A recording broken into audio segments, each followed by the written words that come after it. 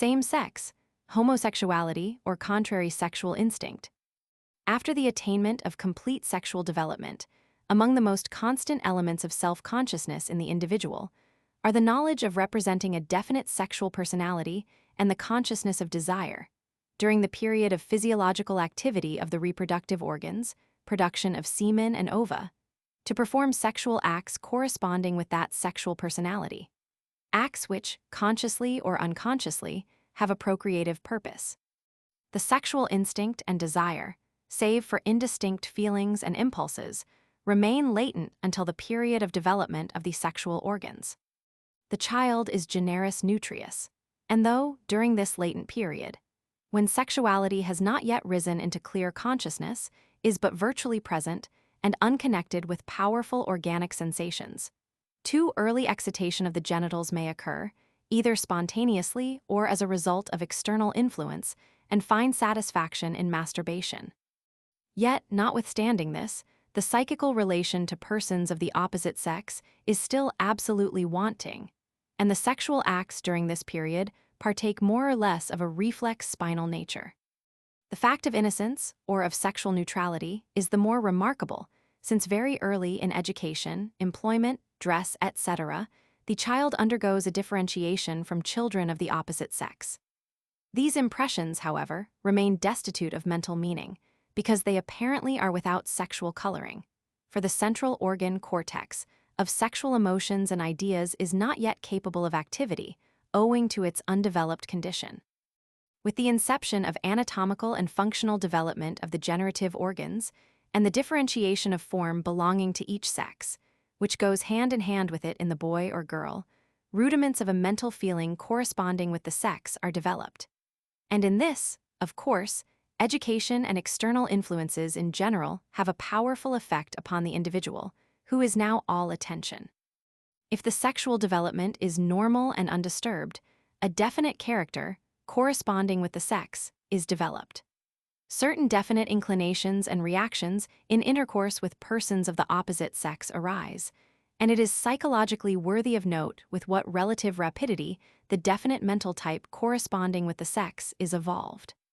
While modesty, for example, during childhood, is essentially but an uncomprehended and incomprehensible exaction of education and imitation, and in the innocence and naivete of the child but imperfectly expressed. In the youth and maiden, it becomes an imperative requirement of self-respect. And, if in any way it is offended, intense vasomotor reaction, blushing, and psychical emotion are induced. If the original constitution is favorable and normal, and factors injurious to the psychosexual development exercise no influence, then a psychosexual personality is developed that is so unchangeable, and corresponds so completely and harmoniously with the sex the individual represents, that subsequent loss of the generative organs, as by castration, or the climacteric or senility, cannot essentially alter it. But this, of course, is not to declare that the castrated man or woman, the youth and the aged man, the maiden and matron, the impotent and the potent man, do not differ essentially from one another mentally. An interesting and important question for what follows is whether the peripheral influences of the generative glands, testes and ovaries, or central cerebral conditions are the determining factors in psychosexual development. The fact that congenital deficiency of the generative glands, or removal of them before puberty, has a great influence on physical and psychosexual development, so that the latter is distorted and assumes a type more closely resembling the opposite sex. Eunuchs, certain viragos, etc., betokens their great importance in this respect. But that the physical processes taking place in the genital organs are only cooperative, and not the exclusive factors in the process of development of the psychosexual character, is shown by the fact that, notwithstanding a normal anatomical and physiological state of these organs, a sexual instinct may be developed which is the exact opposite of that characteristic of the sex to which the individual belongs. In this case, the cause is to be sought only in an anomaly of central conditions, in an abnormal psychosexual constitution. This constitution, as far as its anatomical and functional foundation is concerned, is absolutely unknown. Since, in almost all such cases, the individual subject to the perverse sexual instinct displays a neuropathic predisposition in several directions, and the latter may be brought into relation with hereditary degenerate conditions. This anomaly of psychosexual feeling may be called, clinically, a functional sign of degeneration. This perverse sexuality appears spontaneously, without external cause, with the development of sexual life as an individual manifestation of an abnormal form of the vita sexualis, and then has the force of a congenital phenomenon. Or it develops upon a sexuality the beginning of which was normal, as a result of very definite injurious influences, and thus appears as an acquired anomaly. Upon what this enigmatical phenomenon of acquired homosexual instinct depends is still inexplicable, and only a matter for hypothesis.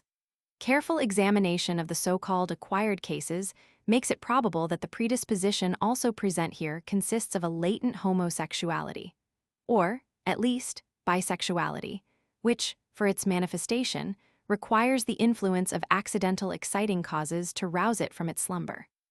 In so-called contrary sexual instinct, there are degrees of the phenomenon which quite correspond with the degrees of predisposition of the individuals. Thus, in the milder cases, there is simple hermaphroditism. In more pronounced cases, only homosexual feeling and instinct, but limited to the vita sexualis. In still more complete cases, the whole psychical personality and even the bodily sensations are transformed to correspond with the sexual perversion. And, in the complete cases, the physical form is correspondingly altered. The following division of the various phenomena of this psychosexual anomaly is made, therefore, in accordance with these clinical facts. A homosexual feeling as an acquired manifestation. The determining condition here is the demonstration of perverse feeling for the same sex, not the proof of sexual acts with the same sex. These two phenomena must not be confounded with each other. Perversity must not be taken for perversion. Perverse sexual acts, not dependent upon perversion, often come under observation. This is especially true with reference to sexual acts between persons of the same sex, particularly pederasty. Here paresthesia sexualis is not necessarily at work, but hyperesthesia, with physical or mental impossibility of natural sexual satisfaction. Thus we find homosexual intercourse in impotent masturbators or debauchees, or photdemia in sensual men and women in imprisonment, on shipboard, in garrisons, bagnios, boarding schools, etc. There is an immediate return to normal sexual intercourse as soon as obstacles to it are removed.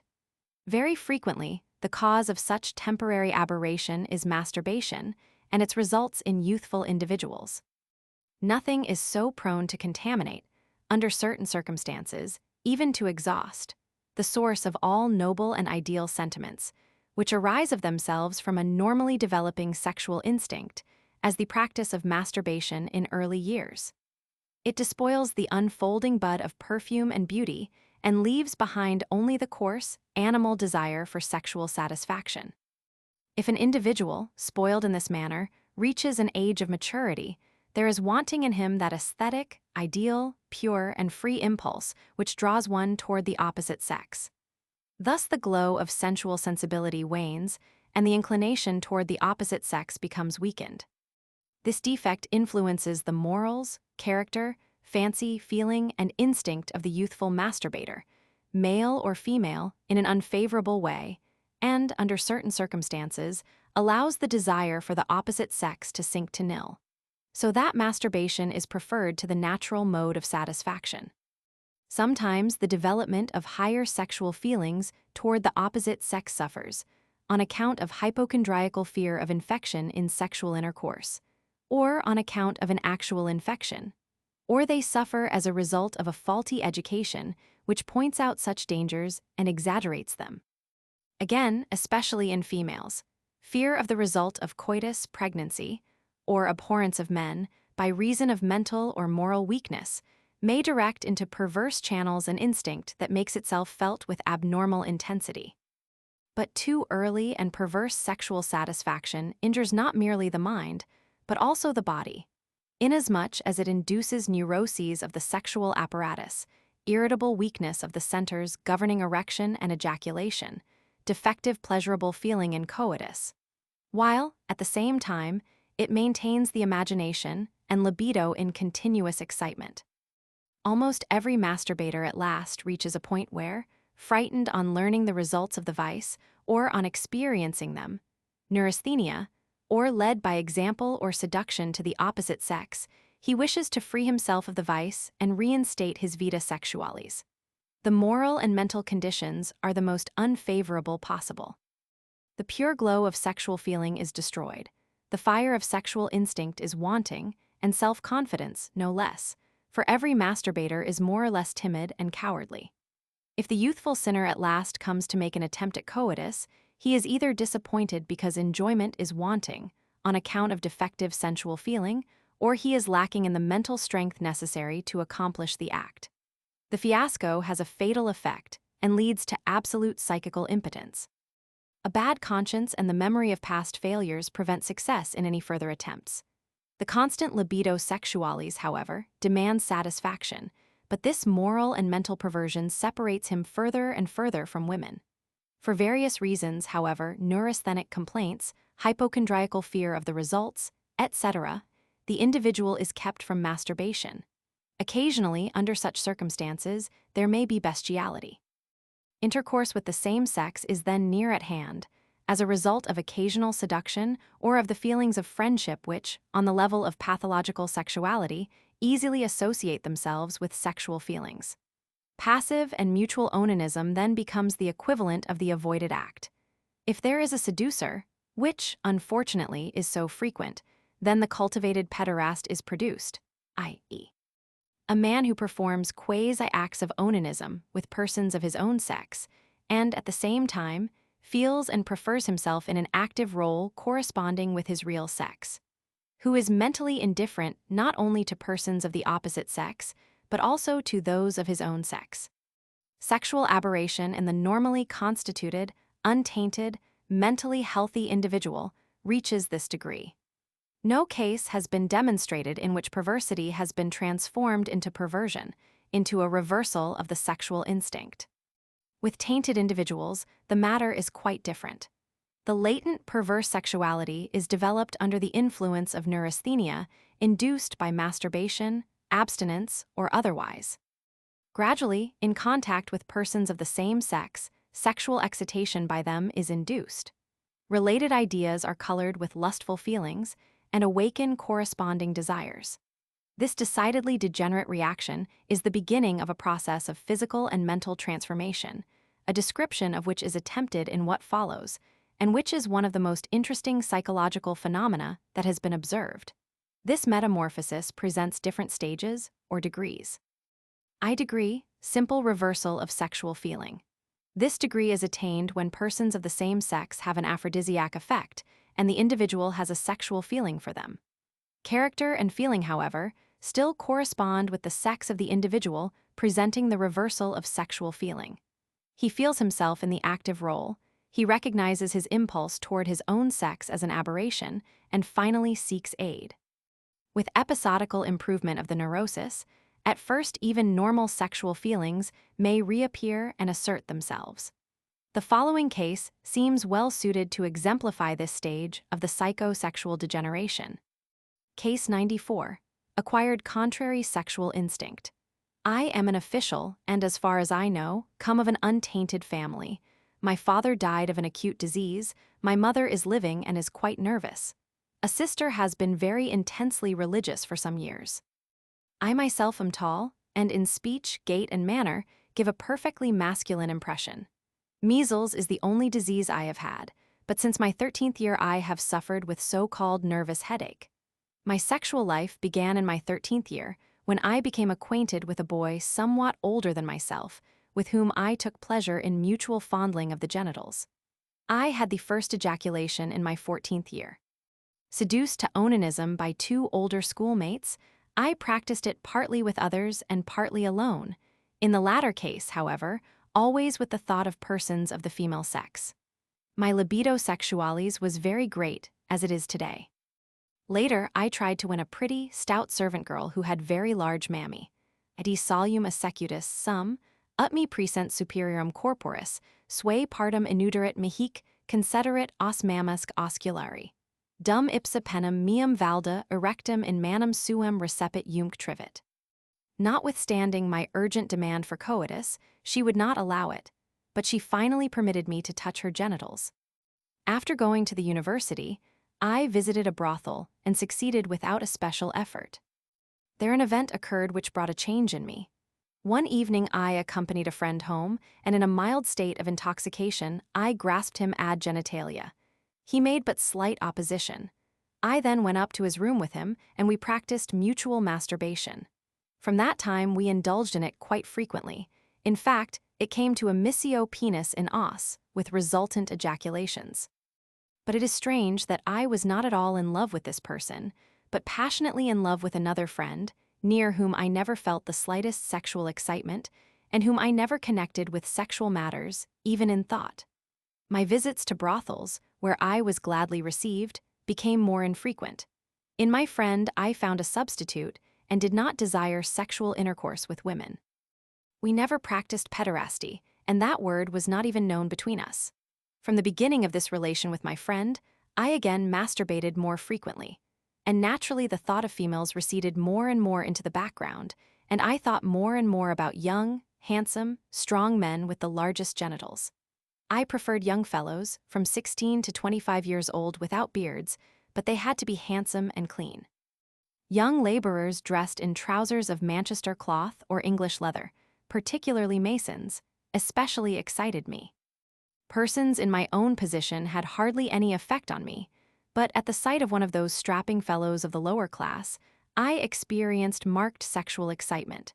It seems to me that the touch of such trousers, the opening of them, and the grasping of the penis, as well as kissing the fellow, would be the greatest delight. My sensibility to female charms is somewhat dulled, yet in sexual intercourse with a woman, particularly when she has well-developed mammy, I am always potent without the help of imagination. I have never attempted to make use of a young laborer, or the like, for the satisfaction of my evil desires, and never shall, but I often feel the longing to do it. I often impress on myself the mental image of such a man, and then masturbate at home.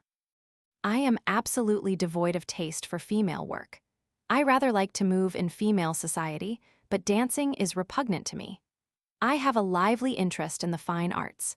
That my sexual sense is partly reversed is, I believe, in part due to greater convenience, which keeps me from entering into a relation with a girl, as the latter is a matter of too much trouble.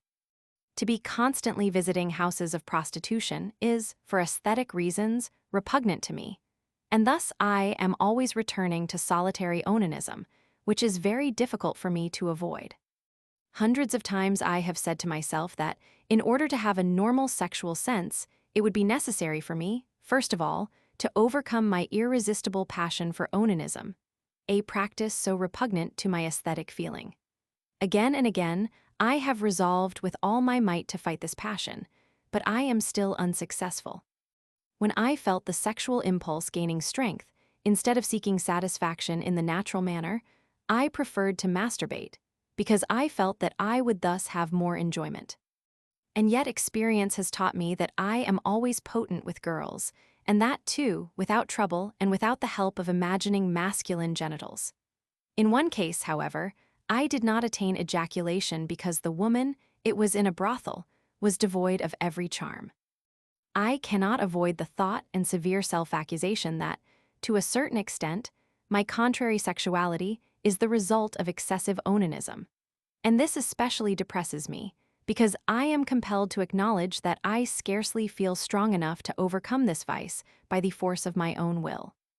As a result of my relations with my fellow student and schoolmate for years, mentioned in this communication, which, however, began while we were at the university, and after we had been friends for 7 years, the impulse to unnatural satisfaction of libido has grown much stronger. I trust you will permit the description of an incident which occupied me for months. In the summer of 1882, I made the acquaintance of a companion 6 years younger than myself, who, with several others, had been introduced to me and my acquaintances. I very soon felt a deep interest in this handsome man, who was unusually well proportioned, slim, and full of health. After a few weeks of association, this feeling became friendship, and at last passionate love, with feelings of the most intense jealousy. I very soon noticed that in this, sexual excitation was also very marked. And notwithstanding my determination, aside from all others, to keep myself in check in relation to this man, whom I respected so highly for his superior character, one night, after free indulgence in beer, as we were enjoying a bottle of champagne in my room and drinking to good, true, and lasting friendship, I yielded to the irresistible impulse to embrace him, etc. When I saw him next day, I was so ashamed that I could not look him in the face. I felt the deepest regret for my action, and accused myself bitterly for having thus sullied this friendship, which was to be and remain so pure and precious. In order to prove to him that I had lost control of myself only momentarily, at the end of the semester, I urged him to make an excursion with me, and after some reluctance, the reason of which was only too clear to me, he consented. Several nights we slept in the same room without any attempt on my part to repeat my action. I wished to talk with him about the event of that night, but I could not bring myself to it. Even when, during the next semester, we were separated, I could not induce myself to write to him on the subject. And when I visited him, in March, at X, it was the same. And yet I felt a great desire to clear up this dark point by an open statement. In October of the same year, I was again in X, and this time found courage to speak without reserve. Indeed, I asked him why he had not resisted me. He answered that, in part, it was because he wished to please me, and, in part, owing to the fact that he was somewhat apathetic as a result of being a little intoxicated. I explained to him my condition, and also gave him Psychopathia Sexualis to read, expressing the hope that by the force of my own will I should become fully and lastingly master of my unnatural impulse. Since this confession, the relation between this friend and me has been the most delightful and happy possible. There are the most friendly feelings on both sides, which are heartfelt and true, and it is to be hoped that they will endure. If I should not improve my abnormal condition, I am determined to put myself under your treatment. The more because, after a careful study of your work, I cannot count myself as belonging to the category of so-called earnings. And two, because I have the firm conviction, or hope at least, that a strong will, assisted and combined with skillful treatment, could transform me into a man of normal feeling. Case 95. Ilma S., age 29, single, merchant's daughter. She comes of a family having bad nervous taint. Father was a drinker and died by suicide, as also did the patient's brother and sister. A sister suffers with convulsive hysteria. Mother's father shot himself while insane. Mother was sickly and died paralyzed after apoplexy. The patient never had any severe illness. She is bright, enthusiastic, and dreamy. Menses at the age of 18 without difficulty, but thereafter they were very irregular. At 14, chlorosis and catalepsy from fright. Later, hysteria gravis and an attack of hysterical insanity. At 18, relations with a young man which were not platonic. This man's love was passionately returned. From statements of the patient, it seems that she was very sensual, and after separation from her lover practiced masturbation. After this, she led a romantic life. In order to earn a living, she put on male clothing and became a tutor. But she gave up her place because her mistress, not knowing her sex, fell in love with her and courted her. Then she became a railway employee. In the company of her companions, in order to conceal her sex, she was compelled to visit brothels with them and hear the most vulgar stories. This became so distasteful to her that she gave up her place, resumed the garments of a female, and again sought to earn her living. She was arrested for a theft, and on account of severe hysteroepilepsy was sent to the hospital. There, inclination and impulse toward the same sex were discovered. The patient became troublesome on account of passionate love for female nurses and patients. Her sexual perversion was considered congenital. With regard to this, the patient made some interesting statements. I am judged incorrectly if it is thought that I feel myself a man toward the female sex. In my whole thought and feeling I am much more a woman. I loved my cousin as only a woman can love a man. The change of my feeling originated in this, that in Pest, dressed as a man, I had an opportunity to observe my cousin. I saw that I had wholly deceived myself in him. That gave me terrible heart pangs. I knew that I could never love another man, that I belonged to those who love but once. Of similar effect was the fact that, in the society of my companions at the railway, I was compelled to hear the most offensive language and visit the most disreputable houses. As a result of the insight into men's motives, gained in this way, I took an unconquerable dislike to them. However, since I am of a very passionate nature and need to have some loving person on whom to depend, and to whom I can wholly surrender myself, I felt myself more and more powerfully drawn toward intelligent women and girls who were in sympathy with me. The contrary sexual instinct of this patient, which was clearly acquired, expressed itself in a stormy and decidedly sensual way, and was further augmented by masturbation, because constant oversight in hospitals made sexual satisfaction with the same sex impossible. Character and occupation remained feminine. There were no manifestations of virginity. According to information lately received by the author, this patient, after 2 years of treatment in an asylum, was entirely freed from her neurosis and sexual perversion, and discharged cured. Case 96. X, aged 19, mother nervous, 2 sisters of mother's father were insane. Patient of nervous temperament, well-endowed mentally, well-developed, normally formed. When he was 12 years old, he was seduced into mutual onanism by an elder brother. After this, the patient continued the vice alone. In the last 3 years, during the act of masturbation, he had had peculiar fancies in the sense of contrary sexual instinct. He fancies himself a female, as, for example, a ballet dancer in the act of coitus with an officer or circus rider. These perverse fancies have accompanied the act of masturbation since the patient became neurasthenic. He understands the harm of masturbation, fights desperately against it, but always gives up to the impulse. If he is able to withstand the impulse for a few days, a normal desire for sexual intercourse with females is awakened. But a certain fear of infection holds these desires in check and always drives him again to masturbation. It is worthy of remark that this unfortunate's lascivious dreams concerned only females. In the course of the last few months, the patient had become very neurasthenic and hypochondriacal. He feared taboos.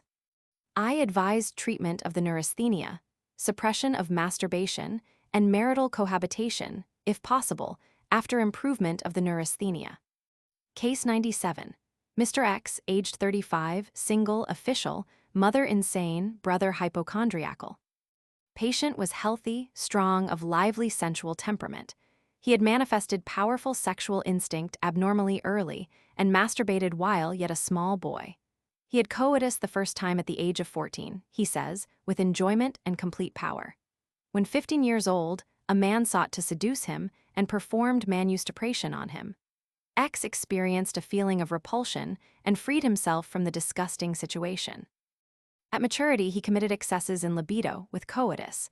In 1880, he became neurasthenic, being afflicted with weakness of erection and ejaculatio precox. He thus became less and less potent and no longer experienced pleasure in the sexual act. At this time of sexual decadence, for a long time, he still had what was previously foreign to him and is still incomprehensible to him, an inclination for sexual intercourse with immature girls of the age of 12 or 13. His libido increased as virility diminished. Gradually, he developed inclination for boys of 13 or 14. He was impelled to approach them. Quodsi iacasio data est ut tanger possit puros qui placura, penis vehementer si erexit tum maxime quum crura purorum tanger poduiset. Ab hinc feminas non cupivit. Non nunquam feminas ad coitum caegit sed erectio debilis, ejaculatio prematura, erat sine alla voluptate. Now only youths interested him. He dreamed about them and had pollutions. After 1882, he now and then had opportunity concumber cum juvenibus. This led to powerful sexual excitement, which he satisfied by masturbation. It was only exceptional for him to venture to touch his bedfellow and indulge in mutual masturbation. He shunned pederasty. For the most part, he was compelled to satisfy his sexual needs by means of solitary masturbation. In the act, he called up the vision of pleasing boys. After sexual intercourse with such boys, he always felt strengthened and refreshed, but morally depressed, because there was consciousness of having performed a perverse, indecent, and punishable act. He found it painful that his disgusting impulse was more powerful than his will. X thinks that his love for his own sex has resulted from great excess in natural sexual intercourse and bemoans his situation. On the occasion of a consultation, in December 1889, he asked whether there were any means to bring him back to a normal sexual condition, since he had no real horror feminae and would very gladly marry. This intelligent patient, free from degenerative signs, presented no abnormal symptoms except those of sexual and spinal neurasthenia of moderate degree. Roman 2. Degree, aberration and defemination. If, in cases of contrary sexual instinct thus developed, no restoration occurs, then deep and lasting transformations of the psychical personality may occur. The process completing itself in this way may be briefly designated aberration. The patient undergoes a deep change of character, particularly in his feelings and inclinations, which become those of a female. After this, he also feels himself to be a woman during the sexual act, has desire only for passive sexual indulgence, and, under certain circumstances, sinks to the level of a prostitute. In this condition of deep and more lasting psychosexual transformation, the individual is like the congenital earning of high grade. The possibility of a restoration of the previous mental and sexual personality seems, in such a case, excluded. The following case is a classical example of this variety of lasting, acquired contrary sexual instinct. Case 98. Aged 30, physician, one day told me the story of his life and malady, asking explanation and advice concerning certain anomalies of his vita sexualis. The following description gives, for the most part verbatim, the details of the autobiography. Only in some portions is it shortened. My parents were healthy. As a child I was sickly, but with good care I thrived and got on well in school. When 11 years old, I was taught to masturbate by my playmates and gave myself up to it passionately. Until I was 15, I learned easily. On account of frequent pollutions, I became less capable, did not get on easily in school, and was uncertain and embarrassed when called on by the teacher. Frightened by my loss of capability and recognizing that the loss of semen was responsible for it, I gave up masturbation. But the pollutions became even more frequent, so that I often had 2 or 3 in a night. In despair, I now consulted one physician after another. None were able to help me. Since I grew weaker and weaker, by reason of the loss of semen, with the impulse to sexual satisfaction growing more and more powerful, I sought houses of prostitution. But I was there unable to find satisfaction, for even though the sight of a naked female pleased me, neither orgasm nor erection occurred, and even manustupration by the pula was not capable of inducing erection. Scarcely would I leave the house, when the impulse would seize me again, and I would have violent erections. I grew ashamed before the girls and ceased to visit such houses. Thus a couple of years passed. My sexual life consisted of pollutions. My inclination toward the opposite sex grew less and less. At 19, I went to the university. The theater had more attractions for me. I wished to become an actor. My parents were not willing. At the capital, I was compelled now and then to visit girls with my comrades. I feared such a situation, because I knew that coitus was impossible for me, and because my friends might discover my impotence. Therefore, I avoided, as far as possible, the danger of becoming the butt of jokes and ridicule. One evening in the opera house, an old gentleman sat near me. He courted me. I laughed heartily at the foolish old man and entered into his joke. Exinipinato genitalia me prehendit, quo facto statum penis mus si erexit. Frightened, I demanded of him what he meant. He said that he was in love with me. Having heard of hermaphrodites in the clinics, I thought I had one before me and became curious to see his genitals. The old man was very willing and went with me to the water closet. Sicuti penem maximum ejus erectum ad spexi, perderitus effugi. This man followed me and made strange proposals which I did not understand and repelled. He did not give me any rest. I learned the secrets of male love for males and felt that my sexuality was excited by it. But I resisted the shameful passion, as I then regarded it, and for the next 3 years, I remained free from it. During this time, I repeatedly attempted coitus with girls in vain. My attempts to free myself of my impotence by means of medical treatment were also vain. Once, when my libido sexualis was troubling me again, I recalled what the old man had told me. that male-loving men were accustomed to meet on the E-promenade. After a hard struggle, and with beating heart, I went there, made the acquaintance of a blonde man, and allowed myself to be seduced. The first step was taken. This kind of sexual love was satisfactory to me. I always preferred to be in the arms of a strong man. The satisfaction consisted of mutual manustupration, occasionally in osculum ad penem ulterius. I was then 23 years old. Sitting together with my comrades on the beds of patients in the clinic during the lectures excited me so intensely that I could scarcely listen to the lectures. In the same year, I entered into a formal love relation with a merchant of 34. We lived as man and wife. X played the man and fell more and more in love. I gave up to him, but now and then I had to play the man.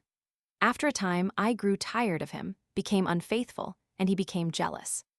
There were terrible scenes, which led to temporary separation and finally to actual rupture. The merchant afterward became insane and died by suicide. I made many acquaintances and loved the most ordinary people.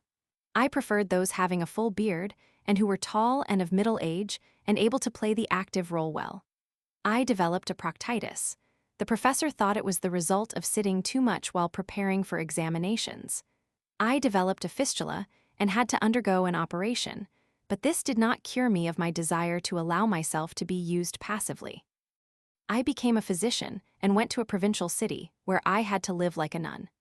I developed a desire to move in ladies' society and was gladly welcomed there because it was found that I was not so one-sided as most men and was interested in toilettes and such feminine things. However, I felt very unhappy and lonesome. Fortunately, in this town, I made the acquaintance of a man, a sister, who felt like me. For some time, I was taken care of by him. When he had to leave, I had an attack of despair, with depression, which was accompanied by thoughts of suicide. When it became impossible for me to longer endure the town, I became a military surgeon in the capital. There I began to live again, and often made 2 or 3 acquaintances in one day. I had never loved boys or young people, only fully developed men. The thought of falling into the hands of the police was frightful. Thus, I have escaped the clutches of the blackmailer.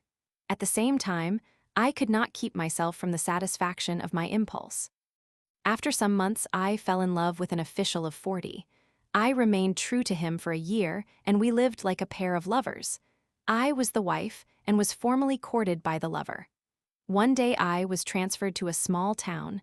We were in despair. The last night was spent in continually kissing and caressing one another. In tea, I was unspeakably unhappy, in spite of some sisters whom I found. I could not forget my lover. In order to satisfy my sexual desire, which cried for satisfaction, I chose soldiers. Money obtained men, but they remained cold, and I had no enjoyment with them. I was successful in being retransferred to the capital. There was a new love relation, but much jealousy, because my lover liked to go into the society of sisters and was proud and coquettish. There was a rupture. I was very unhappy and very glad to be transferred from the capital. I now stayed in C, alone and in despair. 2 infantry privates were brought into service, but with the same unsatisfactory result. When shall I ever find true love again? I am over medium height, well-developed, and look somewhat aged, and therefore, when I wish to make conquests, I use the arts of the toilet. My manner, movements, and face are masculine. Physically, I feel as youthful as a boy of 20. I love the theater, and especially art. My interest in the stage is in the actresses, whose every movement and gesture I notice and criticize. In the society of gentlemen, I am silent and embarrassed, while in the society of those like myself, I am free, witty, and as fawning as a cat if a man is sympathetic.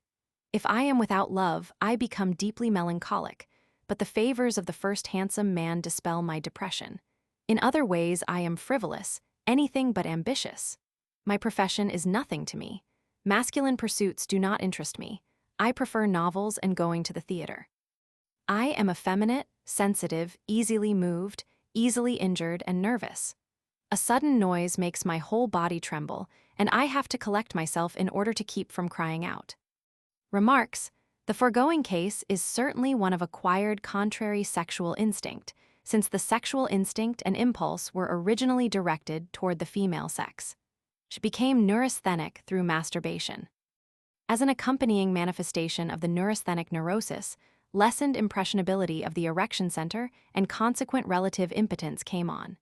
As a result of this, sexual sensibility toward the opposite sex was lessened, with simultaneous persistence of libido sexualis. The acquired contrary sexual instinct must be abnormal, since the first touch by a person of the same sex is an adequate stimulus for the erection center. The perverse sexual feeling became complete. At first, she felt like a man in the sexual act, but more and more, as the change progressed, the feeling and desire of satisfaction changed to the form which, as a rule, characterizes the congenital earning. This everation induces a desire for the passive role and, further, for passive pederasty. It makes a deeper impress on the character. The character becomes feminine, inasmuch as she now prefers to move in the society of actual females, has an increasing desire for feminine occupations, and indeed makes use of the arts of the toilet in order to improve his fading charms and make conquests. The foregoing facts, concerning acquired contrary sexual instinct and effemination, find an interesting confirmation in the following ethnological data. Even Herodotus describes a peculiar disease which frequently affected the Scythians. The disease consisted in this, that men became effeminate in character, put on female garments, did the work of women, and even became effeminate in appearance. As an explanation of this insanity of the Scythians, Herodotus relates the myth that the goddess Venus, angered by the plundering of the temple at Ascalon by the Scythians, had made women of these plunderers and their posterity. Hippocrates, not believing in supernatural diseases, recognized that impotence was here a causative factor, and explained it, though incorrectly, as due to the custom of the Scythians, by attributing it to disease of the jugular veins induced by excessive riding. He thought that these veins were of great importance in the preservation of the sexual powers, and that when they were severed, impotence was induced. Since the Scythians considered their impotence due to divine punishment and incurable, they put on the clothing of females and lived as women among women. It is worthy of note that, according to Klaproth, Rise in den Caucasus, Berlin, 1812, v. p. 285, and Chitomsky, even at the present time impotence is very frequent among the Tartars, as a result of riding unsaddled horses. The same is observed among the Apache and Navajos of the Western continent, who ride excessively, scarcely ever going on foot, and are remarkable for small genitals and mild libido and virility. Sprengel, Lallemande, and Nisten recognize the fact that excessive riding may be injurious to the sexual organs. Hammond reports analogous observations of great interest concerning the Pueblo Indians of New Mexico. These descendants of the Aztecs cultivate so-called mujerados, of which every Pueblo tribe requires one in the religious ceremonies, actual orgies in the spring, in which pederasty plays an important part. In order to cultivate a mujerado, a very powerful man is chosen, and he is made to masturbate excessively and ride constantly. Gradually, such irritable weakness of the genital organs is engendered that, in riding, great loss of semen is induced.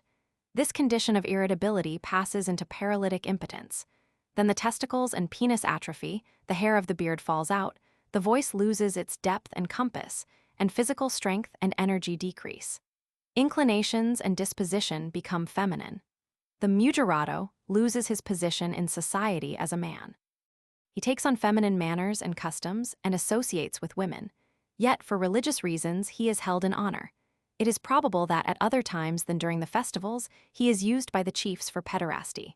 Hammond had an opportunity to examine two mujerados. One had become such 7 years before and was 35 years old at the time. 7 years before, he was entirely masculine and potent. He had noticed gradual atrophy of the testicles and penis. At the same time, he lost libido and the power of erection. He differed in no wise, in dress and manner, from the women among whom Hammond found him. The genital hair was wanting, the penis was shrunken, the scrotum lax and pendulous, and the testicles were very much atrophied and no longer sensitive to pressure. The mujerado had large mammae like a pregnant woman and asserted that he had nursed several children whose mothers had died. A second mujerado, aged 36, after he had been 10 years in the condition, presented the same peculiarities, though with less development of mammae. Like the first, the voice was high and thin, the body was plump. Roman 3, degree, stage of transition to metamorphosis sexualis paranoica. A further degree of development is represented by those cases in which bodily sensation is also transformed in the sense of a transmutatio sexis. In this respect, the following case is unique. Case 99, autobiography. Born in Hungary in 1844, for many years I was the only child of my parents, for the other children died for the most part of general weakness. A brother came late, who is still living. I come of a family in which nervous and mental diseases have been numerous. It is said that I was very pretty as a little child, with blonde locks and transparent skin, very obedient, quiet, and modest, so that I was taken everywhere in the society of ladies without any offense on my part. With a very active imagination, my enemy through life, my talents developed rapidly. I could read and write at the age of 4, my memory reaches back to my 3rd year. I played with everything that fell into my hands, with leaden soldiers or stones or ribbons from a children's store, but a machine for working in wood that was given to me as a present, I did not like. I liked best to be at home with my mother, who was everything to me. I had 2 or 3 friends with whom I got on good-naturedly, but I liked to play with their sisters quite as well, who always treated me like a girl, which at first did not embarrass me. I must have already been on the road to become just like a girl. At least, I can still well remember how it was always said. He is not intended for a boy. At this, I tried to play the boy, imitated my companions in everything, and tried to surpass them in wildness. In this, I succeeded. There was no tree or building too high for me to reach its top. I took great delight in soldiers. I avoided girls more, because I did not wish to play with their playthings, and it always annoyed me that they treated me so much like one of themselves. In the society of mature people, however, I was always modest and also always regarded with favor. Fantastic dreams about wild animals, which once drove me out of bed without waking me, frequently troubled me. I was always very simply, but very elegantly, dressed, and thus developed a taste for beautiful clothing. It seems peculiar to me that from the time of my school days, I had a partiality for ladies' gloves, which I put on secretly as often as I could. Thus, when once my mother was about to give away a pair of gloves, I made great opposition to it and told her, when she asked why I acted so, that I wanted them myself. I was laughed at, and from that time I took good care not to display my preference for female things, yet my delight in them was very great.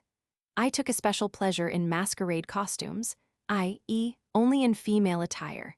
If I saw them, I envied their owners. What seemed to me the prettiest sight was 2 young men beautifully dressed as white ladies with masks on, and yet I would not have shown myself to others as a girl for anything. I was so afraid of being ridiculed. At school, I worked very hard and was always among the first. From childhood, my parents taught me that duty came first, and they always set me an example. It was also a pleasure for me to attend school, for the teachers were kind, and the elder scholars did not plague the younger ones. We left my first home, for my father was compelled on account of his business, which was dear to him, to separate from his family for a year. We moved to Germany. Here there was a stricter, rougher manner, partly in teachers and partly in scholars, and I was again ridiculed on account of my girlishness. My schoolmates went so far as to give a girl, who had exactly my features, my name, and me hers, so that I hated the girl. I later came to be on terms of friendship with her after her marriage. My mother tried to dress me elegantly, but this was repugnant to me because it made me the object of joke. So, finally, I was delighted when I had correct trousers and coats, but with these came a new annoyance. They irritated my genitals, particularly when the cloth was rough, and the touch of tailors while measuring me on account of their tickling, which almost convulsed me, was unendurable, particularly about the genitals. Then I had to practice gymnastics, and I simply could do nothing at all, or only indifferently the things that girls cannot do easily. While bathing, I was troubled by feeling ashamed to undress, but I liked to bathe. Until my 12th year I had a great weakness in my back. I learned to swim late, but ultimately so well that I took long swims. At 13 I had pubic hair and was about 6 feet tall, but my face was feminine until my 18th year, when my beard came in abundance and gave me rest from resemblance to woman. An inguinal hernia that was acquired in my 12th year and cured when I was 20 gave me much trouble, particularly in gymnastics. Besides, from my 12th year on, I had, after sitting long and particularly while working at night, an itching, burning, and twitching, extending from the penis to my back, which the acts of sitting and standing increased, and which was made worse by catching cold. But I had no suspicion whatever that this could be connected with the genitals. Since none of my friends suffered in this way, it seemed strange to me, and it required the greatest patience to endure it, the more owing to the fact that my abdomen troubled me. In sexualibus, I was still perfectly innocent, but now, as at the age of 12 or 13, I had a definite feeling of preferring to be a young lady. A young lady's form was more pleasing to me. Her quiet manner, her deportment, but particularly her attire, attracted me. But I was careful not to allow this to be noticed. And yet, I am sure that I should not have shrunk from the castration knife, could I have thus attained my desire. If I had been asked to say why I preferred female attire, I could have said nothing more than that it attracted me powerfully.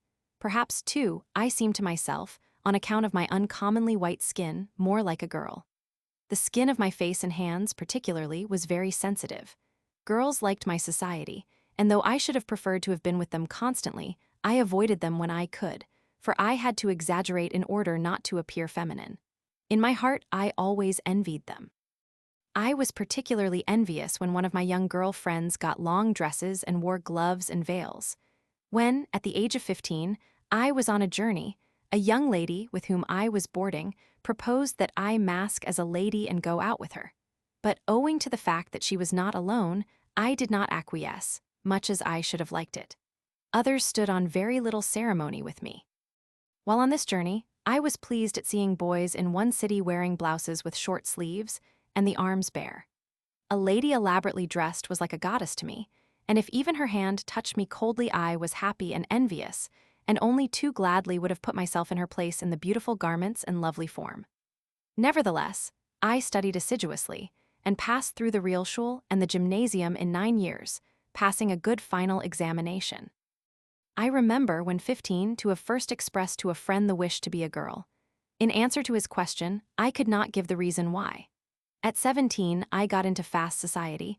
I drank beer, smoked, and tried to joke with waiter girls. The latter liked my society, but they always treated me as if I wore petticoats. I could not take dancing lessons, they repelled me so, but if I could have gone as a mask, it would have been different. My friends loved me dearly. I hated only one who seduced me into onanism.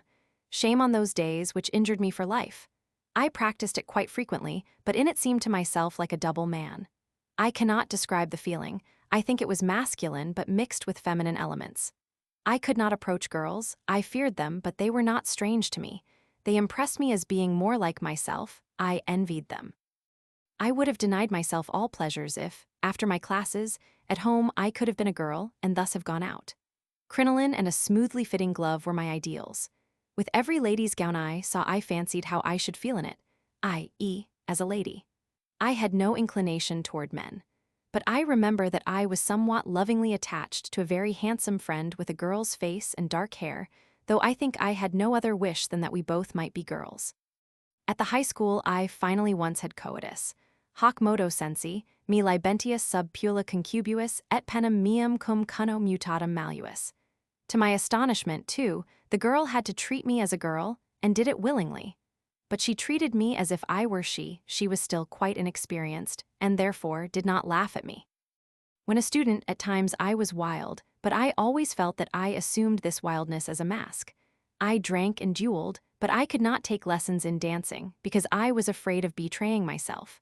My friendships were close, but without other thoughts. It pleased me most to have a friend masked as a lady, or to study the ladies' costumes at a ball. I understood such things perfectly. Gradually, I began to feel like a girl.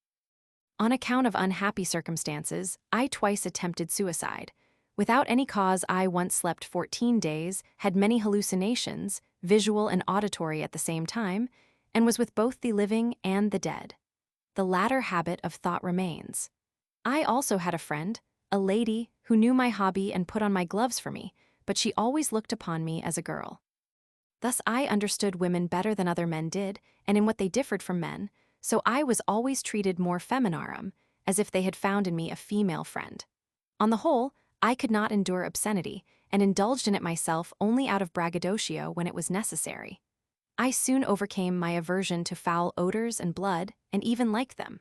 I was wanting in only one respect. I could not understand my own condition. I knew that I had feminine inclinations, but believed that I was a man. Yet I doubt whether, with the exception of the attempts at coitus, which never gave me pleasure, which I ascribe to onanism, I ever admired a woman without wishing I were she, or without asking myself whether I should not like to be the woman or be in her attire. Obstetrics I learned with difficulty.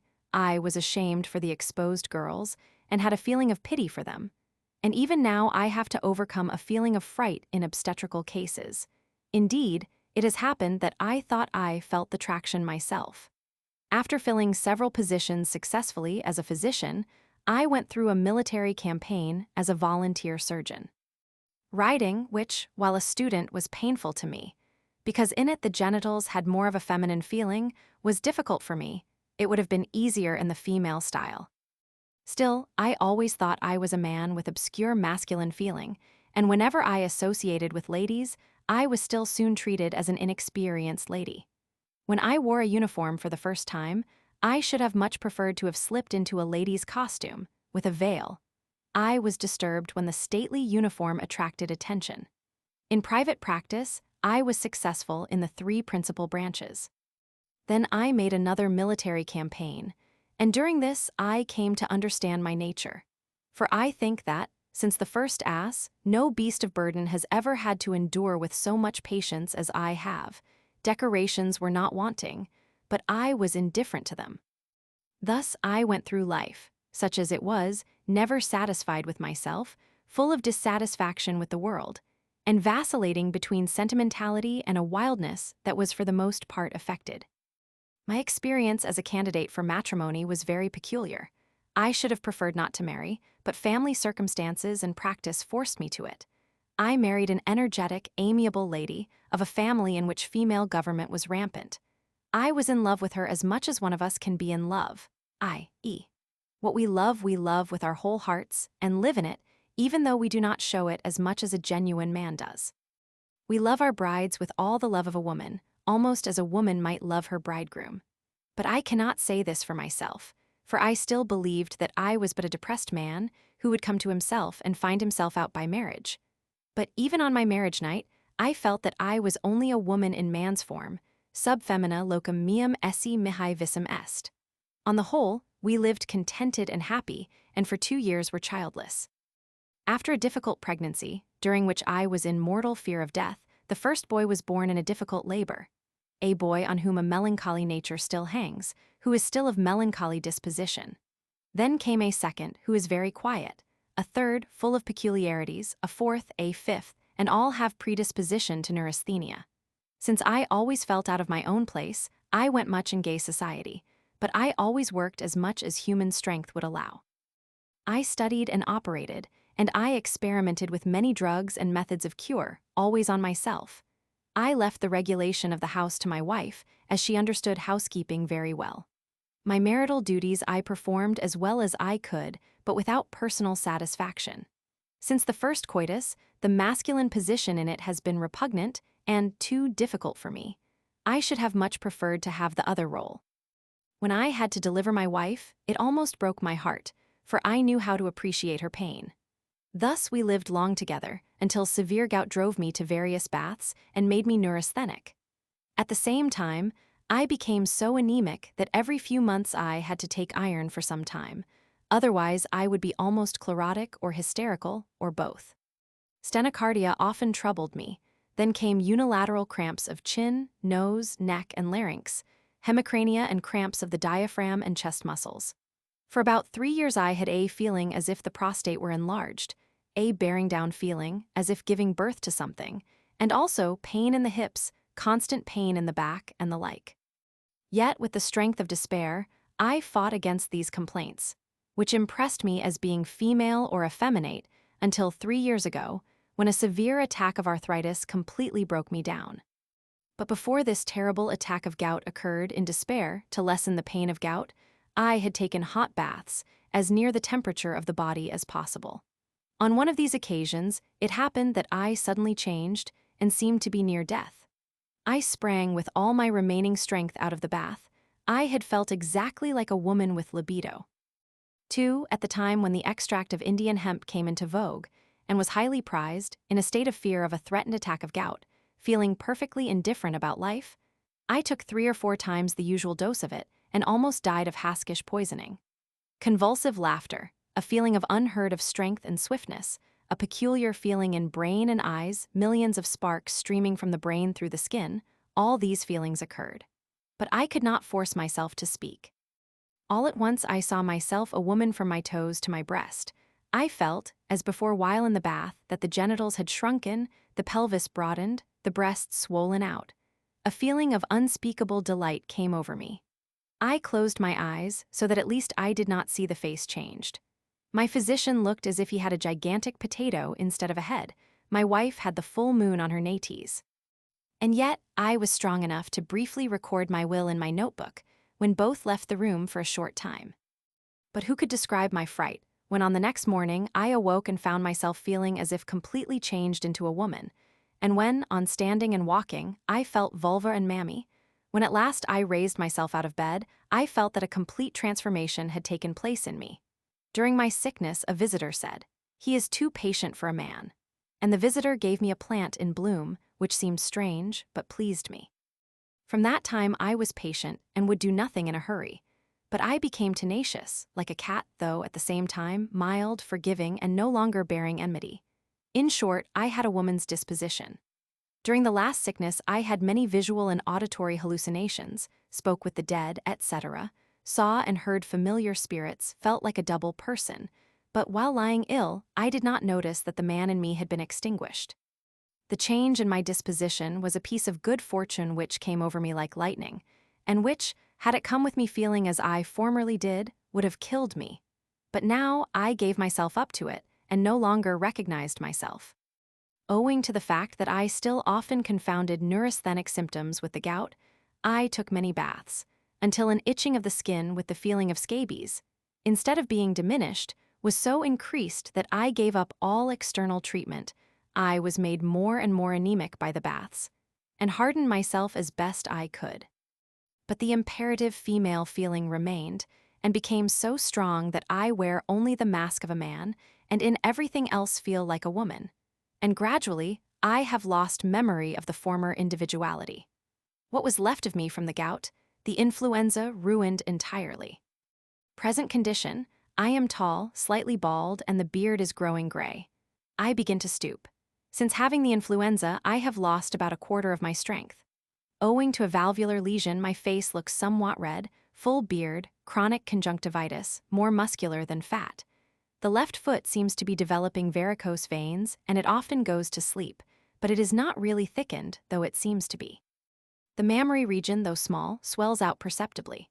The abdomen is feminine in form, the feet are placed like a woman S, and the calves, etc., are feminine, and it is the same with arms and hands. I can wear ladies, hose, and gloves, 7.5 to 7.75 in size. I also wear a corset without annoyance. My weight varies between 168 and 184 pounds, urine without albumin or sugar, but it contains an excess of uric acid. But if there is not too much uric acid in it, it is clear, and almost as clear as water after any excitement. Bowels usually regular, but should they not be, then come all the symptoms of female obstipation.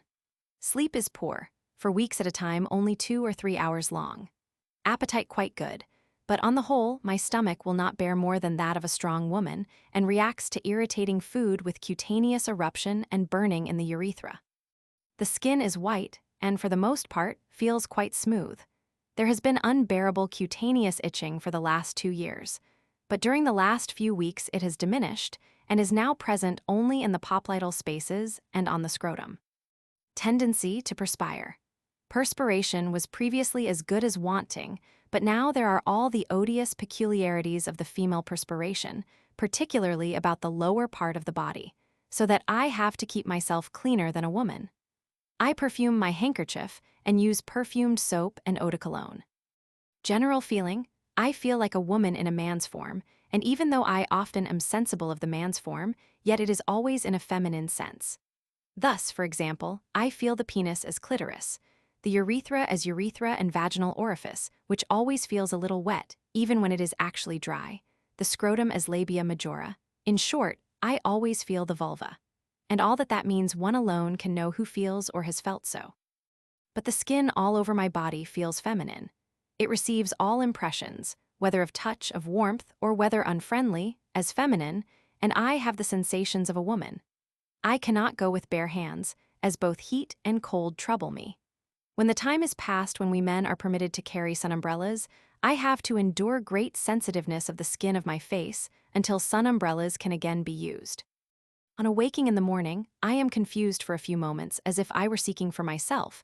Then the imperative feeling of being a woman awakens. I feel the sense of the vulva, that one is there, and always greet the day with a soft or loud sigh, for I have fear again of the play that must be carried on throughout the day. I had to learn everything anew. The knife, apparatus, everything, has felt different for the last 3 years, and with the change of muscular sense, I had to learn everything over again. I have been successful, and only the use of the saw and bone chisel are difficult. It is almost as if my strength were not quite sufficient. On the other hand, I have a keener sense of touch in working with the curette in the soft parts. It is unpleasant that in examining ladies, I often feel their sensations, but this, indeed, does not repel them. The most unpleasant thing I experience is fetal movement. For a long time, several months, I was troubled by reading the thoughts of both sexes, and I still have to fight against it. I can endure it better with women. With men, it is repugnant. 3 years ago, I had not yet consciously seen the world with a woman's eyes. This change in the relation of the eyes to the brain came almost suddenly, with violent headache. I was with a lady whose sexual feeling was reversed, when suddenly I saw her changed in the sense I now feel myself, viz., she is man, and I felt myself a woman in contrast with her, so that I left her with ill-concealed vexation. At that time, she had not yet come to understand her own condition perfectly. Since then, all my sensory impressions are as if they were feminine in form and relation. The cerebral system almost immediately adjusted itself to the vegetative, so that all my ailments were manifested in a feminine way. The sensitiveness of all nerves, particularly that of the auditory and olfactory and trigeminal, increased to a condition of nervousness. If only a window slammed, I was frightened inwardly, for a man dare not tremble at such things. If food is not absolutely fresh, I perceive a cadaverous odor. I could never depend on the trigeminus, for the pain would jump whimsically from one branch of it to another, from a tooth to an eye. But, since my transformation, I bear toothache and migraine more easily and have less feeling of fear with stenocardia. It seems to me a strange fact that I feel myself to be a fearful, weak being, and yet when danger threatens, I am much rather cool and collected. And this is true in dangerous operations. The stomach rebels against the slightest indiscretion in female diet that is committed without thought of the female nature, either by ructus or other symptoms, but particularly against abuse of alcoholics. The indisposition after intoxication that a man who feels like a woman experiences is much worse than any a student could get up. It seems to me almost as if one feeling like a woman were entirely controlled by the vegetative system. Small as my nipples are, they demand room, and I feel them as mammy, just as during the beginning of puberty the nipples swelled and pained. On this account, the white shirt, the waistcoat, and the coat trouble me. I feel as though the pelvis were female, and it is the same with the anus and nates. At first the sense of a female abdomen was troublesome to me, for it cannot bear trousers, and it always possesses or induces the feminine feeling. I also have the imperative feeling of a waist. It is as if I were robbed of my own skin and put in a woman's skin that fitted me perfectly, but which felt everything as if it covered a woman, and whose sensations passed through the man's body and exterminated the masculine element. The testes, even though not atrophied or degenerated, are still no longer testes and often cause me pain, with the feeling that they belong in the abdomen and should be fastened there, and their mobility often bothers me. Every 4 weeks at the time of the full moon, I have the malamen of a woman for 5 days, physically and mentally, only I do not bleed, but I have the feeling of a loss of fluid, a feeling that the genitals and abdomen are internally swollen. A very pleasant period comes when, afterward and later in the interval for a day or two, the physiological desire for procreation comes, which with all power permeates the woman. My whole body is then filled with this sensation, as an immersed piece of sugar is filled with water or as full as a soaked sponge. It is like this. First, a woman longing for love and then for a man, and in fact the desire, as it seems to me, is more a longing to be possessed than a wish for coitus. The intense natural instinct or the feminine concupiscence overcomes the feeling of modesty, so that indirectly coitus is desired. I have never felt coitus in a masculine way more than 3 times in my life, and even if it were so in general, I was always indifferent about it. But during the last 3 years, I have experienced it passively, like a woman, in fact, oftentimes with the feeling of feminine ejaculation, and I always feel that I am impregnated. I am always fatigued as a woman is after it, and often feel ill as a man never does. Sometimes it caused me so great pleasure that there is nothing with which I can compare it. It is the most blissful and powerful feeling in the world. At that moment the woman is simply a vulva that has devoured the whole person.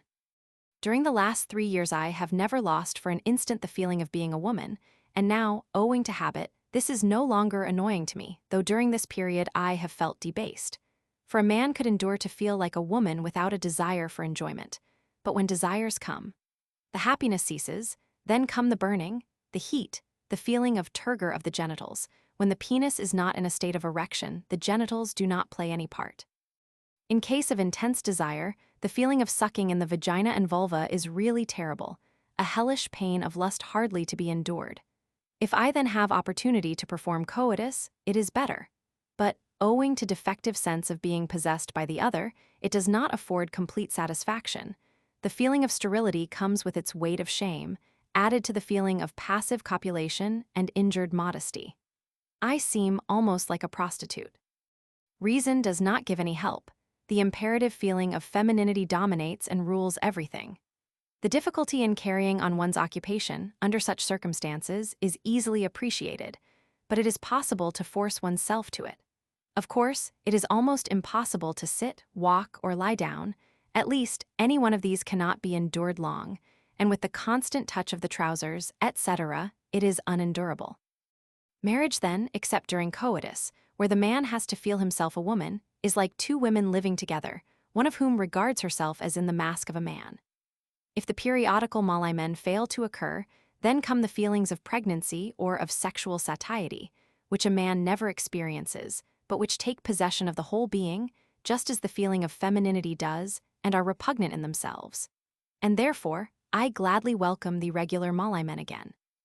When erotic dreams or ideas occur, I see myself in the form I have as a woman and see erected organs presenting. Since the anus feels feminine, it would not be hard to become a passive pederast. Only positive religious command prevents it, as all other deterrent ideas would be overcome. Since such conditions are repugnant, as they would be to anyone, I have a desire to be sexless, or to make myself sexless. If I had been single, I should long ago have taken leave of testes, scrotum, and penis. Of what use is female pleasure, when one does not conceive? What good comes from excitation of female love, when one has only a wife for gratification, even though copulation is felt as though it were with a man? What a terrible feeling of shame is caused by the feminine perspiration. How the feeling for dress and ornament lowers a man, even in his changed form. Even when he can no longer recall the masculine sexual feeling, he would not wish to be forced to feel like a woman. He still knows very well that before he did not constantly feel sexually, that he was merely a human being uninfluenced by sex. Now, suddenly, he has to regard his former individuality as a mask, and constantly feel like a woman, only having a change when, every 4 weeks, he has his periodical sickness, and in the intervals his insatiable female desire. If he could but awake without immediately being forced to feel like a woman. At last he longs for a moment in which he might raise his mask, but that moment does not come. He can only find amelioration of his misery when he can put on some bit of female attire or finery, an undergarment, etc., for he dare not go about as a woman. To be compelled to fulfill all the duties of a calling with the feeling of being a woman costumed as a man, and to see no end of it, is no trifle.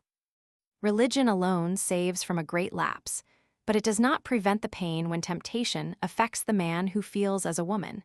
And so, it must be felt and endured. When a respectable man who enjoys an unusual degree of public confidence and possesses authority must go about with his vulva, imaginary though it be. When one, leaving his arduous daily task, is compelled to examine the toilette of the first lady he meets, and criticize her with feminine eyes and read her thoughts in her face. When a journal of fashions possesses an interest equal to that of a scientific work, I felt this as a child. When one must conceal his condition from his wife, whose thoughts, the moment he feels like a woman, he can read in her face, while it becomes perfectly clear to her that he has changed in body and soul, what must all this be? The misery caused by the feminine gentleness that must be overcome. Oftentimes, of course, when I am away alone, it is possible to live for a time more like a woman, for example, to wear female attire, especially at night, to keep gloves on, or to wear a veil or a mask in my room, so that thus there is rest from excessive libido. But when the feminine feeling has once gained an entrance, it imperatively demands recognition. It is often satisfied with a moderate concession, such as the wearing of a bracelet above the cuff, but it imperatively demands some concession. My only happiness is to see myself dressed as a woman without a feeling of shame. Indeed, when my face is veiled or masked, I prefer it so and thus think of myself. Like every one of fashion's fools, I have a taste for the prevailing mode, so greatly am I transformed. To become accustomed to the thought of feeling only like a woman, and only to remember the previous manner of thought to a certain extent in contrast with it, and at the same time, to express one's self as a man, it requires a long time and an infinite amount of persistence. Nevertheless, in spite of everything, it will happen that I betray myself by some expression of feminine feeling, either in sexualibus, when I say that I feel so and so, expressing what a man without the female feeling cannot know, or when I accidentally betray that female attire is my talent. Before women, of course, this does not amount to anything, for a woman is greatly flattered when a man understands something of her matters, but this must not be displayed to my own wife. How frightened I once was when my wife said to a friend that I had great taste in ladies' dress. How a haughty, stylish lady was astonished when, as she was about to make a great error in the education of her little daughter, I described to her in writing and verbally all the feminine feelings. To be sure, I lied to her, saying that my knowledge had been gleaned from letters. But her confidence in me is as great as ever, and the child, who was on the road to insanity, is rational and happy. She had confessed all the feminine inclinations as sins. Now she knows what, as a girl, she must bear and control by will and religion, and she feels that she is human. Both ladies would laugh heartily if they knew that I had only drawn on my own sad experience. I must also add that I now have a finer sense of temperature, and besides, a sense of the elasticity of the skin and tension of the intestines, etc., in patients that was unknown to me before, that in operations and autopsies, poisonous fluids more readily penetrate my uninjured skin. Every autopsy causes me pain, examination of a prostitute, or a woman having a discharge, a cancerous odor, or the like, is actually repugnant to me. In all respects, I am now under the influence of antipathy and sympathy, from the sense of color to my judgment of a person. Women usually see in each other the periodical sexual disposition, and therefore, a lady wears a veil if she is not always accustomed to wear one, and usually she perfumes herself, even though it be only with handkerchief or gloves, for her olfactory sense in relation to her own sex is intense. Odors have an incredible effect on the female organism. Thus, for example, the odors of violets and roses quiet me, while others disgust me, and with Eichling I cannot contain myself for sexual excitement. Contact with a woman seems homogeneous to me. Coitus with my wife seems possible to me because she is somewhat masculine and has a firm skin, and yet it is more an amor lesbicus. Besides, I always feel passive. Often at night, when I cannot sleep for excitement, it is finally accomplished, si femora me distensa habeo, sicut mulier cum viro concumbens, or if I lie on my side. But an arm or the bedclothing must not touch the mammy, or there is no sleep, and there must be no pressure on the abdomen. I sleep best in a chemise and nightrobe and with gloves on, for my hands easily get cold. I am also comfortable in female drawers and petticoats because they do not touch the genitals. I liked female dresses best when crinoline was worn.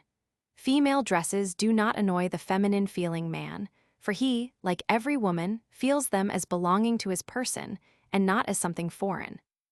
My dearest associate is a lady suffering with neurasthenia, who, since her last confinement, feels like a man, but who, since I explained these feelings to her, coitu abstinet as much as possible, a thing I, as a husband, dare not do. She, by her example, helps me to endure my condition. She has a more perfect memory of the female feelings and has often given me good advice. Were she a man and I a young girl, I should seek to win her. For her I should be glad to endure the fate of a woman. But her present appearance is quite different from what it formerly was. She is a very elegantly dressed gentleman, notwithstanding bosom and hair. She also speaks quickly and concisely, and no longer takes pleasure in the things that please me. She has a kind of melancholy dissatisfaction with the world, but she bears her fate worthily and with resignation, finding her comfort only in religion and the fulfillment of duty. At the time of the menses, she almost dies. She no longer likes female society and conversation, and has no liking for delicacies. A youthful friend felt like a girl from the very first, but he had inclinations toward the male sex. His sister had the opposite condition, and when the uterus demanded its right, and she saw herself as a loving woman, in spite of her masculinity, she cut the matter short and committed suicide by drowning. Since complete effemination, the principal changes I have observed in myself are: 1. The constant feeling of being a woman from top to toe. 2. The constant feeling of having female genitals. 3. The periodicity of the monthly molimen. 4. The regular occurrence of female desire, though not directed to any particular man. 5. The passive female feeling in coitus. 6. After that, the feeling of impregnation. 7. The female feeling in thought of coitus. 8. At the sight of women, the feeling of being of their kind and the feminine interest in them. 9. At the sight of men, the feminine interest in them. 10. At the sight of children, the same feeling. 11. The changed disposition and much greater patience. 12. The final resignation to my fate, for which I have nothing to thank but positive religion. Without it, I should have long ago committed suicide. To be a man, and to be compelled to feel that chaque femme est feude ou elle désire is hardly to be endured. The foregoing autobiography, scientifically so important, was accompanied by the following no less interesting letter. Sir, I must next beg your indulgence for troubling you with my communication. I lost all control and thought of myself only as a monster before which I myself shuddered. Then your work gave me courage again, and I determined to go to the bottom of the matter and examine my past life, let the result be what it might. It seemed a duty of gratitude to you to tell you the result of my recollection and observation, since I had not seen any description by you of an analogous case. And, finally, I also thought it might perhaps interest you to learn, from the pen of a physician, how such a worthless human, or masculine, being thinks and feels under the weight of the imperative idea of being a woman. It is not perfect, but I no longer have the strength to reflect more upon it, and have no desire to go into the matter more deeply. Much is repeated, but I beg you to remember that any mask may be allowed to fall off, particularly when it is not voluntarily worn but enforced. After reading your work, I hope that, if I fulfill my duties as physician, citizen, father, and husband, I may still count myself among human beings who do not deserve merely to be despised. Finally, I wish to lay the result of my recollection and reflection before you, in order to show that one thinking and feeling like a woman can still be a physician.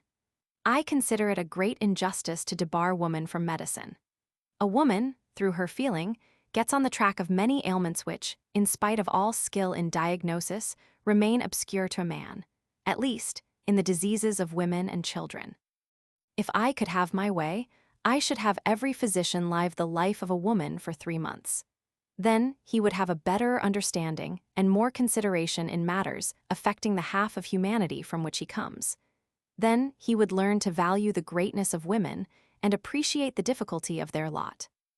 Remarks: the badly tainted patient is originally psychosexually abnormal, in that, in character and in the sexual act, he feels as a female. This abnormal feeling remained purely a psychical anomaly until 3 years ago, when, owing to severe neurasthenia, it received overmastering support in imperative bodily sensations of a transmutatio sexis, which now dominate consciousness. Then, to the patient's horror, he felt bodily like a woman, and, under the impulse of his imperative feminine sensations, he experienced a complete transformation of his former masculine feeling, thought, and will. In fact, of his whole vita sexualis in the sense of everation. At the same time, his ego is able to control these abnormal psychophysical manifestations and prevent descent to paranoia. A remarkable example of imperative feelings and ideas on the basis of neurotic taint, which is of great value for a comprehension of the way in which the psychosexual transformation may be accomplished. Roman 4. Degree, metamorphosis sexualis paranoica. A final possible stage in this disease process is the delusion of a transformation of sex. It arises on the basis of sexual neurasthenia that has developed into neurasthenia universalis, resulting in a mental disease, paranoia. The following cases show the development of the interesting neuropsychological process to its height. Case 100. K, aged 36, single, servant, received at the clinic on February 26, 1889, is a typical case of paranoia persecutoria resulting from neurasthenia sexualis with olfactory hallucinations, sensations, etc. He comes of a predisposed family. Several brothers and sisters were psychopathic. Patient has an hydrocephalic skull, depressed in the region of the right fontanelle, eyes neuropathic. He has always been very sensual, began to masturbate at 19, had coitus at 23, begat 3 illegitimate children. He gave up further sexual intercourse on account of fear of begetting more children and of being unable to provide for them. Abstinence proved very painful to him. He also gave up masturbation and was then troubled with pollutions. A year and a half ago, he became sexually neurasthenic, had diurnal pollutions, became thereafter ill and miserable, and, after a time, generally neurasthenic, finally developing paranoia.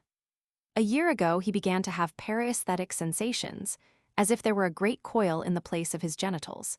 And then he felt that his scrotum and penis were gone, and that his genitals were changed into those of a female. He felt the growth of his breasts, that his hair was that of a woman, and that feminine garments were on his body. He thought himself a woman. The people in the street gave utterance to corresponding remarks. Look at the woman, the old blowhard. In a half-dreamy state, he had the feeling as if he played the part of a woman in coitus with a man. During it, he had the most lively feelings of pleasure. During his stay at the clinic, a remission of the paranoia occurred, and, at the same time, a marked improvement of the neurasthenia. Then the feelings and ideas due to a developing metamorphosis sexualis disappeared. A more advanced case of everation, on the way to a transformatio sexis paranoica, is the following. Case 101. France Saint, aged 33, schoolteacher, single, probably of tainted family, always neuropathic, emotional, timid, intolerant of alcohol, began to masturbate at 18.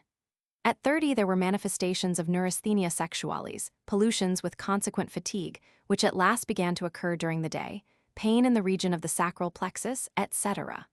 Gradually, spinal irritation, pressure in the head, and cerebral neurasthenia were added. Since the beginning of 1885, the patient had given up coitus, in which he no longer experienced pleasurable feeling. He masturbated frequently. In 1888, he began to have delusions of suspicion. He noticed that he was avoided and that he had unpleasant odors about him, olfactory hallucinations. In this way, he explained the altered attitude of people and their sneezing, coughing, etc. He smelled corpses and foul urine. He recognized the cause of his bad smells in inward pollutions. He recognized these in a feeling he had as if a fluid flowed up from the symphysis toward the breast. Patient soon left the clinic.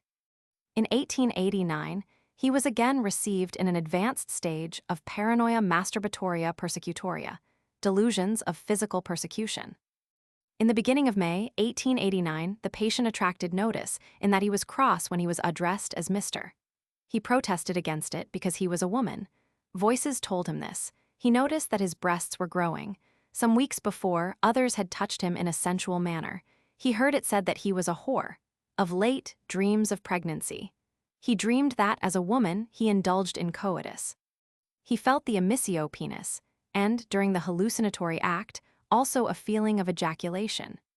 Head straight, facial form long and narrow, parietal eminences prominent, genitals normally developed. The following case, observed in the asylum at Alano, is a pertinent example of lasting delusional alteration of sexual consciousness. Case 102, Metamorphosis Sexualis Paranoica. N, age 23, single pianist, was received in the asylum at Alano in the last part of October 1865. He came of a family in which there was said to be no hereditary taint, but it was tuberculous. Father and brother died of pulmonary tuberculosis. Patient as a child was weakly and dull, though especially talented in music. He was always of abnormal character, silent, retiring, unsocial, and sullen. He practiced masturbation after 15. After a few years, neurasthenic symptoms, palpitation of the heart, lassitude, occasional pressure in the head, etc., and also hypochondriacal symptoms were manifested. During the last year, he had worked with great difficulty. For about 6 months, neurasthenia had increased. He complained of palpitation of the heart, pressure in the head, and sleeplessness, was very irritable, and seemed to be sexually excited. He declared that he must marry for his health. He fell in love with an artist, but almost at the same time, September 1865, he fell ill with paranoia persecutoria, ideas of enemies, derision in the street, poison in food. Obstacles were placed on the bridges to keep him from going to his inamorata. On account of increasing excitement and conflicts with those about him that he considered inimical to him, he was taken to the asylum. At first, he presented the picture of a typical paranoia persecutoria with symptoms of sexual and later general neurasthenia, though the delusions of persecution did not rest upon this neurotic foundation. It was only occasionally that the patient heard such sentences as this: "Now the semen will be drawn out of him. Now the bladder will be cut out." In the course of the years 1866–68, the delusions of persecution became less and less apparent, and were for the most part replaced by erotic ideas. The somatic and mental basis was a lasting and powerful excitation of the sexual sphere. The patient fell in love with every woman he saw, heard voices which told him to approach her, and begged to be allowed to marry, declaring that, if he was not given a wife, he would waste away. With continuance of masturbation, in 1869, signs of future effemination made themselves manifest. He would, if he should get a wife, love her only platonically. The patient grows more and more peculiar, lives in a circle of erotic ideas, sees prostitution practiced in the asylum, and now and then hears voices which impute immoral conduct with women to him. For this reason, he avoids the society of women, and only associates with them for the sake of music when 2 witnesses are with him. In the course of the year 1872, the neurasthenic condition became markedly increased. Now paranoia persecutoria again comes into the foreground and takes on a clinical coloring from the neurotic basis. Olfactory hallucinations occur. Magnetic influences are at work on him, false interpretation of sensations due to spinal asthenia. With continued and intense sexual excitement and excess in masturbation, the process of effemination constantly progresses. Only episodically is he a man and inclined toward a woman, complaining that the shameless prostitution of the men in the house makes it impossible for a lady to come to him. He is dying of magnetically poisoned air and unsatisfied love. Without love, he cannot live. He is poisoned by lewd poison that affects his sexual desire. The lady that he loves is sunk in the lowest vice. The prostitutes in the house have fortune chains, that is, chains in which, without moving, a man can indulge in lustful pleasure. He is ready now to satisfy himself with prostitutes. He is possessed of a wonderful ray of thought that emanates from his eyes, which is worth 20 millions. His compositions are worth 500,000 francs. With these indications of delusions of grandeur, there are also those of persecution. The food is poisoned by venereal excrement. He tastes and smells poison, hears infamous accusations, and asks for instruments to close his ears. From August 1872, however, the signs of effemination become more and more frequent. He acts somewhat affected, declaring that he can no longer live among men that drink and smoke. He thinks and feels like a woman. He must thenceforth be treated like a woman and transferred to a female ward. He asks for confections and delicate desserts. Occasionally, on account of tenesmus and cystospasm, he asks to be transferred to a lying-in hospital and treated as a woman very ill in pregnancy. The abnormal magnetism of masculine attendants has an unfavorable effect on him. At times, he still feels himself to be a man, but in a way which indicates his abnormally altered sexual feeling. He pleads only for satisfaction by means of masturbation or for marriage without coitus. Marriage is a sensual institution. The girl that he would take for a wife must be a masturbator. About the end of December 1872, his personality became completely feminine. From that time, he remained a woman. He had always been a woman, but in his babyhood, a French Quaker, an artist, had put masculine genitals on him, and by rubbing and distorting his thorax had prevented the development of his breasts. After this, he demanded to be transferred to the female department, protection from men that wished to violate him, and asked for female clothing. Eventually, he also desired to be given employment in a toy shop, with crocheting and embroidery work to do, or a place in a dressmaking establishment with female work. From the time of the transformatio sexis, the patient begins a new reckoning of time. He conceives his previous personality in memory as that of a cousin. He always speaks of himself in the third person and calls himself the Countess V, the dearest friend of the Empress Eugenie, asks for perfumes, corsets, etc. He takes the other men of the ward for girls, tries to raise a head of hair, and demands oriental hair remover, in order that no one may doubt his gender. He takes delight in praising onanism, for she had been an onanist from 15 and had never desired any other kind of sexual satisfaction. Occasionally, neurasthenic symptoms, olfactory hallucinations, and persecutory delusions are observed. All the events up to the time of December 1872 belong to the personality of the cousin. The patient's delusion that he is the Countess V can no longer be corrected. She proves her identity by the fact that the nurse has examined her and finds her to be a lady. The Countess will not marry because she hates men. Since he is not provided with female clothing and shoes, he spends the greatest part of the day in bed, acts like an invalid lady of position, affectedly and modestly, and asks for bonbons and the like. His hair is done, up in a knot as well as it allows, and the beard is pulled out. Breasts are made out of biscuits. In 1874, caries began in the left knee joint, to which pulmonary tuberculosis was soon added. Death on December 2, 1874. Skull normal, frontal lobes atrophic, brain anemic. Microscopical Dr. Schul, in the superior layer of the frontal lobe, ganglion cells somewhat shrunken, in the adventitia of the vessels, numerous fat corpuscles glia unchanged, isolated pigment particles and colloid bodies. The lower layers of the cortex normal. Genitals very large, testicles small, lax, and show no change macroscopically on section. The delusion of sexual transformation, displayed, in its conditions and phases of development, in the foregoing case, is a manifestation remarkably infrequent in the pathology of the human mind. Besides the foregoing cases, personally observed, I have seen such a case, as an episodical phenomenon, in a lady having contrary sexuality, case 92 of the 6th edition of this work. One in a girl affected with original paranoia, and another in a lady suffering with original paranoia. Save for a case briefly reported by Arndt in his textbook, p. 172, and one quite superficially described by Seria, Recherches Clinique, p. 33, and the 2 cases known to Esquirol, I cannot recall any cases of delusion of sexual transformation in literature. Arndt's case may be briefly given here, though, like Esquirol's cases, it gives nothing concerning the genesis of the delusion. Case 103. A middle-aged woman in the asylum at Greifswald thought she was a man and acted out her belief. She cut her hair short and parted it on one side in the military fashion. A sharply cut profile, a nose somewhat large, and a certain heaviness of all the features gave the face something characteristic, and, in combination with the short hair combed smoothly over the ears, gave the whole head a decidedly masculine appearance. She was tall and lean, her voice low and rough, the larynx angularly prominent, her attitude erect, her gait, like all her movements, heavy but not awkward. She looked like a man in female dress. Asked how she had come to think she was a man, she would almost always cry excitedly, "Just look at me, don't I look like a man? I feel like a man, too. I have always felt so, but I only gradually came to understand it clearly. The man who should be my husband is not a real man.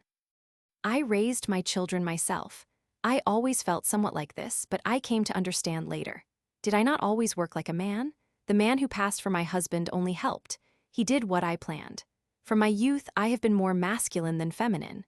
I have always had more liking for the garden and farm than for work in the house and kitchen. But I never understood the reason. Now I know I am a man, and I shall bear myself like one. It is a shame to make me always wear women's clothes. Case 104. X, age 26, tall and of handsome appearance. Since his earliest youth, he has loved to wear female attire. As he grew up, he managed it so that, when he was a participant in theatricals, he always had a female part. After an attack of mental excitement, he imagined that he was actually a woman and tried to convince others of it. He liked to undress himself and dress his hair and put on female clothing. In this state, he wished to go out on the street. In other respects, he was perfectly reasonable. He would spend the whole day arranging his hair and looking at himself in the glass, costuming himself in a nightdress as much like a woman as possible. In walking, he imitated women. One day, when Esquirol acted as if about to lift up his dress, he flew into a passion and upbraided him for his want of modesty, Esquirol. Case 105. Mrs. X, widow. Owing to the death of her husband and loss of fortune, she had been greatly troubled in mind. She became disturbed mentally and was admitted to the Salpêtrière after attempting suicide. Mrs. X, lean, thin, constantly maniacal. She believes herself a man and flies angry if she is addressed as madam. Once, when male clothing was placed at her disposal, she was beside herself with joy. She died, in 1802, of a consumptive malady, and she expressed her delusion of being a man until shortly before her death, Esquirol. I have already mentioned the interesting relations existing between the facts of delusional transformation of sex and the so-called insanity of the Scythians. Marandon, Annals médico-psychologiques, 1877, p. 161, like others, has erroneously presumed that with the ancient Scythians there was an actual delusion, and that the condition was not merely that of aberration. According to the law of empirical actuality, the delusion, so infrequent today, must also have been very infrequent in ancient times. Since it can only be conceived as arising on the basis of a paranoia, there can be no thought of its endemic occurrence. It can only be regarded as a superstitious manifestation of aberration, the result of anger of the goddess, as is also evident from the statements of Hippocrates. The facts of the so-called Scythian insanity, as well as the facts lately learned about the Pueblo Indians, are also noteworthy anthropologically, in that atrophy of the testes and genitals in general, an approximation to the female type, physically and mentally, were observed. This is the more remarkable, since, in men who have lost their procreative organs, such a reversal of instinct is quite as unusual as in women, mutatis mutandis, after the natural or artificial climacteric. Be homosexual feeling as an abnormal congenital manifestation. The essential feature of this strange manifestation of the sexual life is the want of sexual sensibility for the opposite sex, even to the extent of horror, while sexual inclination and impulse toward the same sex are present. At the same time, the genitals are normally developed, the sexual glands perform their functions properly, and the sexual type is completely differentiated. Feeling, thought, will, and the whole character, in cases of the complete development of the anomaly, correspond with the peculiar sexual instinct, but not with the sex which the individual represents anatomically and physiologically. This abnormal mode of feeling may not infrequently be recognized in the manner, dress, and calling of the individuals, who may go so far as to yield to an impulse to don the distinctive clothing corresponding with the sexual role in which they feel themselves to be. Anthropologically and clinically, this abnormal manifestation presents various degrees of development. One traces of heterosexual, with predominating homosexual, instinct, psychosexual hermaphroditism. 2. There exists inclination only toward the same sex, homosexuality. 3. The entire mental existence is altered to correspond with the abnormal sexual instinct, effemination, and virginity. 4. The form of the body approaches that which corresponds to the abnormal sexual instinct. However, actual transitions to hermaphrodites never occur, but, on the contrary, completely differentiated genitals, so that, just as in all pathological perversions of the sexual life, the cause must be sought in the brain, androgyny, and gynandry. The first definite communications concerning this enigmatical phenomenon of nature are made by Casper, Über Nachzucht und Paderasti, Casper's Vierteljahrschrift, 1852. Who, it is true, classes it with pederasty, but makes the pertinent remark that this anomaly is, in most cases, congenital and, at the same time, to be regarded as a mental hermaphroditism. There exists here an actual disgust of sexual contact with women, while the imagination is filled with beautiful young men and with statues and pictures of them. It did not escape Casper that in such cases emissio penis in anum, pederasty, is not the rule, but that, by means of other sexual acts, mutual onanism, sexual satisfaction is sought and obtained. In his clinical novels, 1863, p. 33, Casper gives the interesting confession of a man showing this perversion of the sexual instinct, and does not hesitate to assert that, aside from vicious imagination and vice, as a result of overindulgence in normal sexual intercourse, there are numerous cases in which pederasty has its origin in a remarkable, obscure impulse, which is congenital and inexplicable. About the middle of the 60s, a certain assessor, Ulrichs, himself subject to this perverse instinct, came out and declared in numerous articles that the sexual mental life was not connected with the bodily sex, that there were male individuals that felt like women toward men, anima mulibris in corpore virili inclusa. He called these people earnings, and demanded nothing less than the legal and social recognition of this sexual love of the earnings as congenital and, therefore, as right, and the permission of marriage among them. Ulrichs failed, however, to prove that this certainly congenital and paradoxical sexual feeling was physiological and not pathological. Griesinger, Archive F. Psychiatry, p. 651, threw the first ray of light on these facts, anthropologically and clinically, by pointing out the marked hereditary taint of the individual in a case which came under his own observation. We have Westphal, Archive F. Psychiatry, Roman 2, p. 73, to thank for the first systematic consideration of the manifestation in question, which he defined as congenital reversal of the sexual feeling, with consciousness of the abnormality of the manifestation, and designated with the name, since generally accepted, of contrary sexual instinct. At the same time, he began a series of cases, which, up to this time, has reached 93, those reported in this monograph not being included. Westphal leaves it undecided as to whether contrary sexual feeling is a symptom of a neuropathic or of a psychopathic condition, or whether it may occur as an isolated manifestation. He holds fast to the opinion that the condition is congenital. From the cases published up to 1877, I have designated this peculiar sexual feeling as a functional sign of degeneration, and as a partial manifestation of a neuropsychopathic state, in most cases hereditary, a supposition which has found renewed confirmation in a consideration of additional cases. The following peculiarities may be given as the signs of this neuropsychopathic taint. 1. The sexual life of individuals thus organized manifests itself, as a rule, abnormally early and thereafter with abnormal power.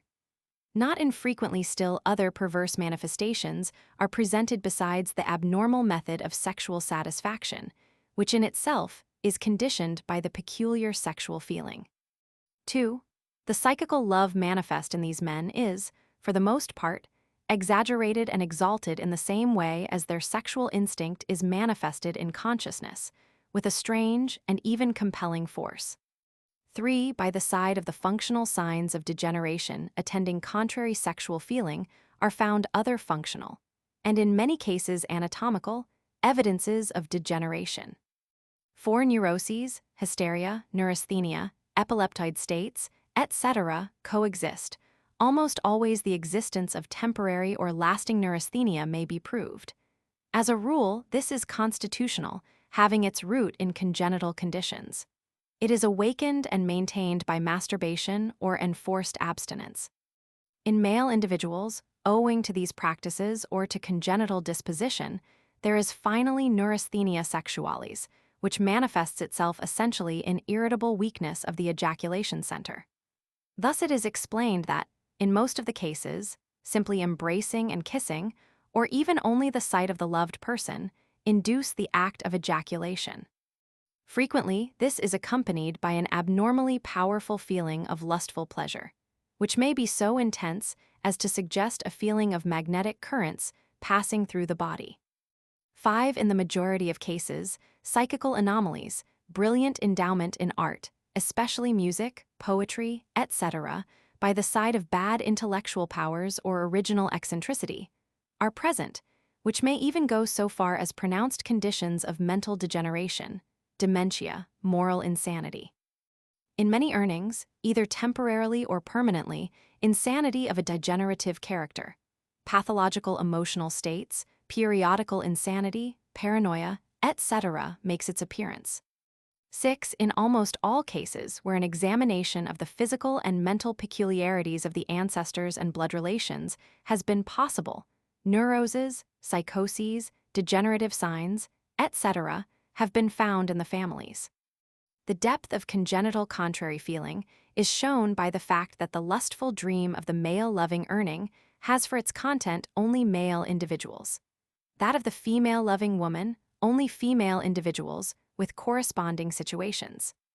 The observation of Westphal, that the consciousness of one congenitally defective in sexual desires toward the opposite sex is painfully affected by the impulse toward the same sex, is true in only a number of cases. Indeed, in many instances, the consciousness of the abnormality of the condition is wanting.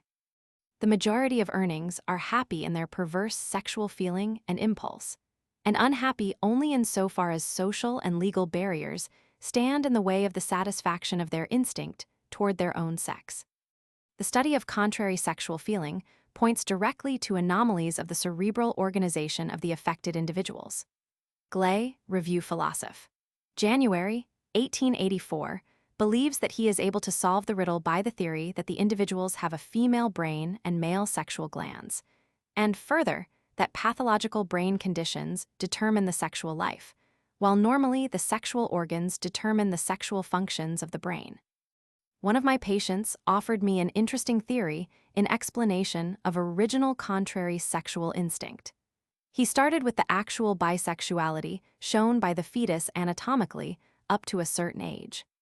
While normally the organs which attain complete development exclusively condition and determine the sexual type, and the influence of the opposite organs, which remain rudimentary, is nil, it is conceivable that, under the influence of a factor inimical to the normal development of the brain, hereditary taint, etc., these rudimentary organs likewise exercise an influence which, under certain circumstances, may be even greater than that of the fully developed organs which determine the external sexual type.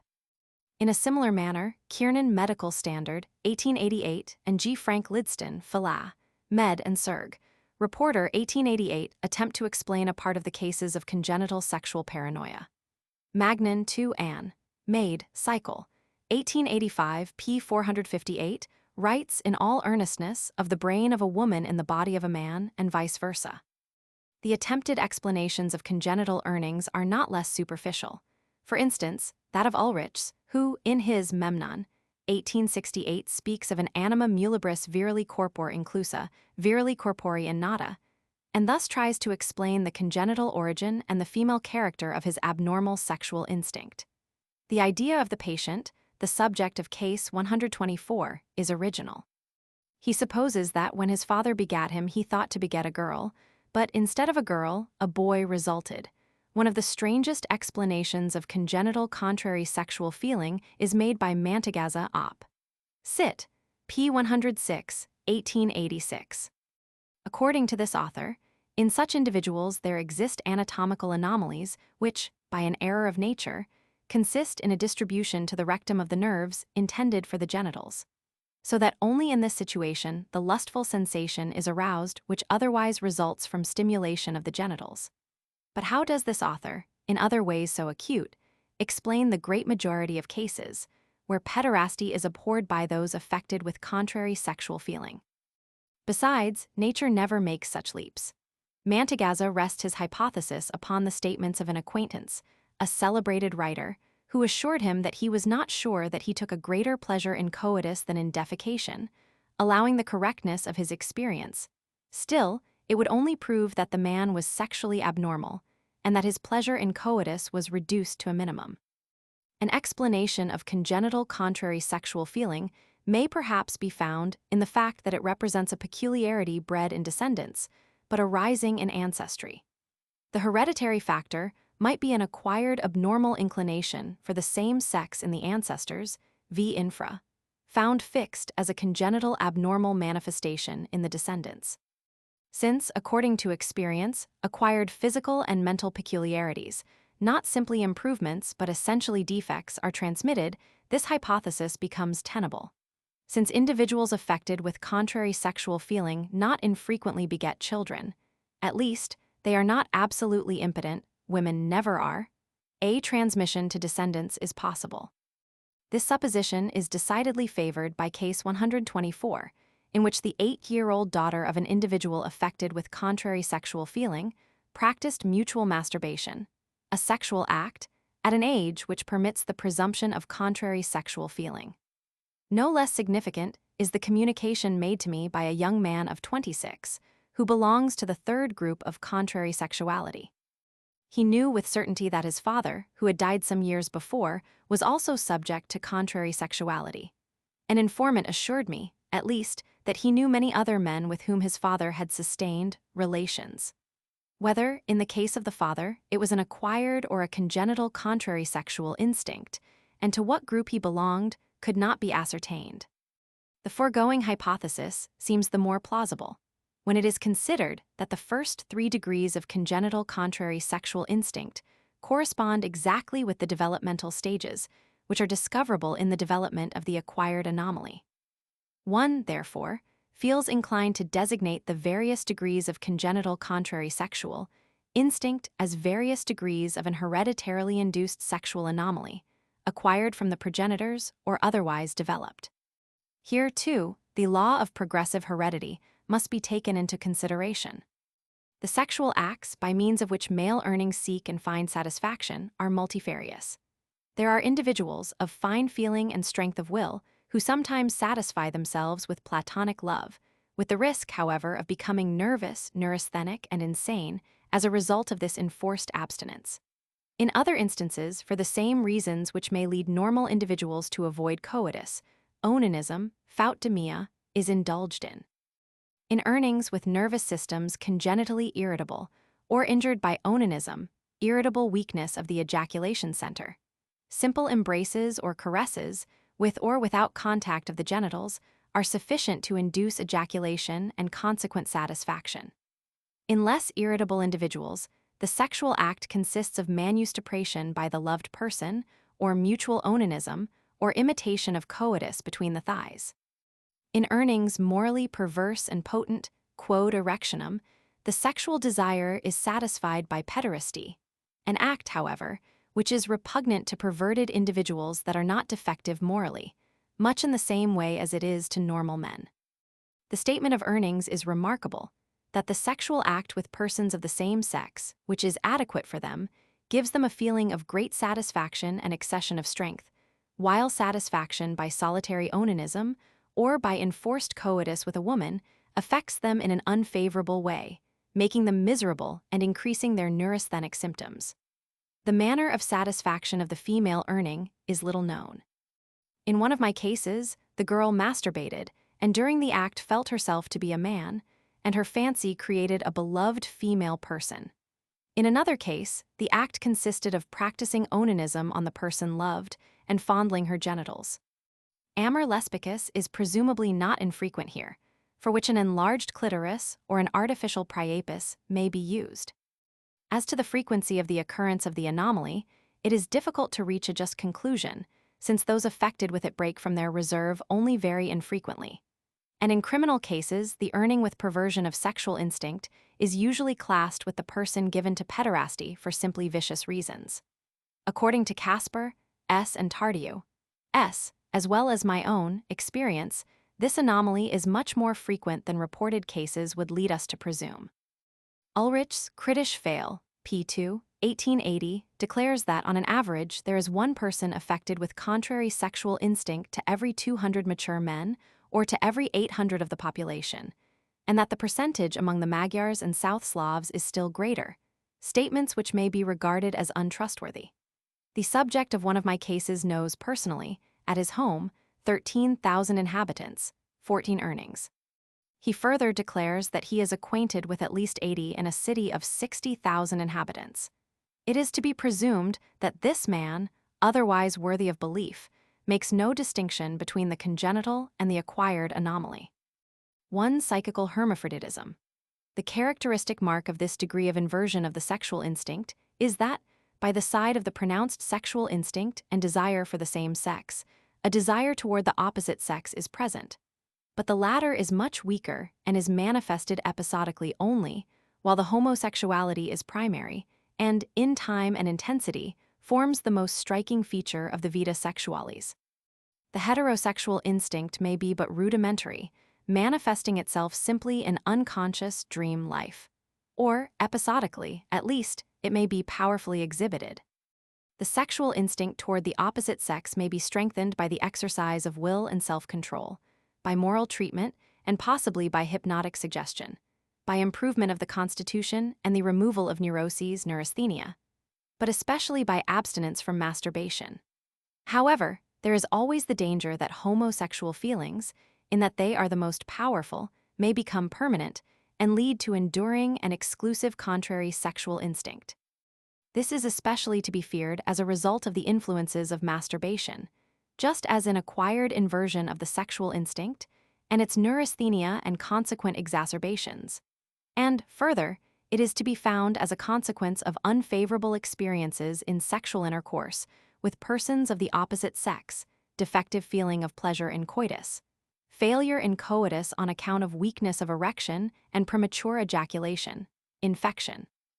On the other hand, it is possible that aesthetic and ethical sympathy with persons of the opposite sex may favor the development of heterosexual desires. Thus it happens that the individual, according to the predominance of favorable or unfavorable influences, experiences now heterosexual, now homosexual feeling.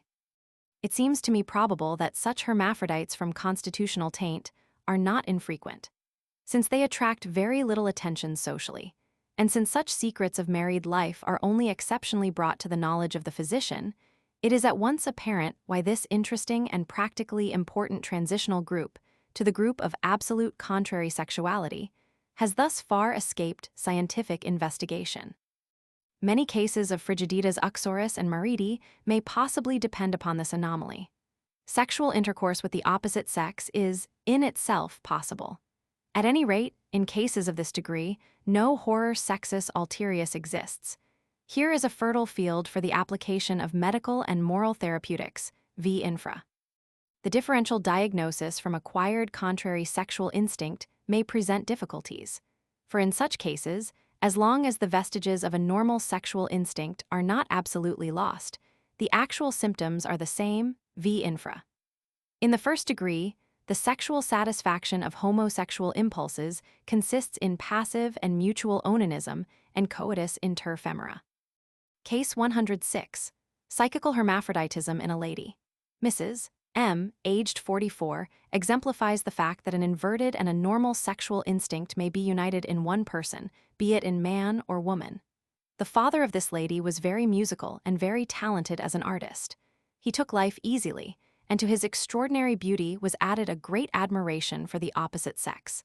After several apoplectic attacks, he died demented in an asylum. Father's brother was neuropsychopathic, and when a child was a somnambulist, and all his life he was afflicted with hyperesthesia sexualis. Thus, although married and the father of married sons, he tried to seduce his niece, Mrs. M., with whom he was wildly in love when she was 18 years old. Father's father was very eccentric and a distinguished actor. He first studied theology, but as a result of partiality for the dramatic muse, he became an actor and singer. He committed excesses in Bacco et Venner, was a spendthrift and luxurious. He died at 49 of apoplexia cerebri. Mother's father and mother died of tuberculosis of the lungs. Mrs. M. was one of 11 children, of whom 6 are still living. 2 brothers who resembled the mother physically died at 16 and 20 of tuberculosis. A brother suffers with laryngeal phthisis. 4 living sisters and Mrs. M resemble the father physically, and the eldest is unmarried, very nervous, and shy of people. 2 younger sisters are married, healthy, and have healthy children. The other is unmarried and suffers with nervous complaints. Mrs. M has 4 children, several of whom are delicate and neuropathic. The patient can tell nothing of importance concerning her childhood. She learned easily and was aesthetically and poetically inclined. She was considered a little high-strung and too much given to novel reading and sentimentality. Her constitution was neuropathic, and she was extremely sensitive to changes of temperature, sometimes having annoying cutis anserina as a result of slight drafts. It is remarkable that one day, when she was about 10 years old, she thought that her mother no longer loved her, and she put matches in her coffee to make herself really sick, that she might thus excite her mother's love for her. Puberty began, without difficulty, at the age of 11. Thereafter the menses were regular. Before the time of puberty, sexuality manifested itself, and, according to the opinion of the patient, its promptings have been abnormally intense all her life. The first feelings and impulses were decidedly inverted. She conceived a passionate but platonic love for a young lady. She wrote verses and sonnets to her, and was perfectly happy if she could admire the entrancing charms of her goddess in the bath, or steal a glimpse of her neck, shoulders, and breast while she was dressing. The wild impulse to touch these physical charms was always overcome. While a young girl, she had actually been in love with Madonnas of Raphael and Guido Reni. In all kinds of weather she would run after pretty girls and ladies for hours at a time, admiring their beauty, losing no opportunity to please them, offering them bouquets, etc. The patient asserted that, until the age of 19, she was absolutely without a suspicion of a difference of sex, because she had been educated as in a cloister by a very prudish aunt who was an old maid. As a result of this great ignorance, the patient became the victim of a man who was passionately in love with her and who had coitus with her by means of stratagem. She became the wife of this man, bore 1 child, and lived an eccentric sexual life with him. She felt perfectly satisfied with married intercourse. After a few years, she became a widow. Since then, women have again been the object of her love, primarily, as the patient thinks, from fear of the results of sexual intercourse with a man. At 27, second marriage, without love, to a physical husband. Patient was 3 times confined and fulfilled her maternal duties. Her physical health failed, and in the later years of this married life she had an increasing aversion for her husband, partly due to a sense of his disease, though at the same time there was constantly present an intense desire for sexual indulgence. 3 years after the death of her second husband, the patient discovered the fact that her 9-year-old daughter, by her first husband, was given to masturbation, and that she was failing in physical health. The patient read of this vice and could not overcome the impulse to indulge in the practice, becoming, in consequence, an onanist. She is unable to bring herself to give the details of this period of her life. She says that she was frightfully excited sexually and had to send her daughters from home to save them from terrible consequences, but the 2 boys she was able to keep at home. Patient became neurasthenic ex-masturbation, spinal irritation, feeling of pressure in head, weariness, lack of mental control, and at times had dysthymia and painful tedium vitae. Her sexual feeling would be directed at one time to women, at another to men.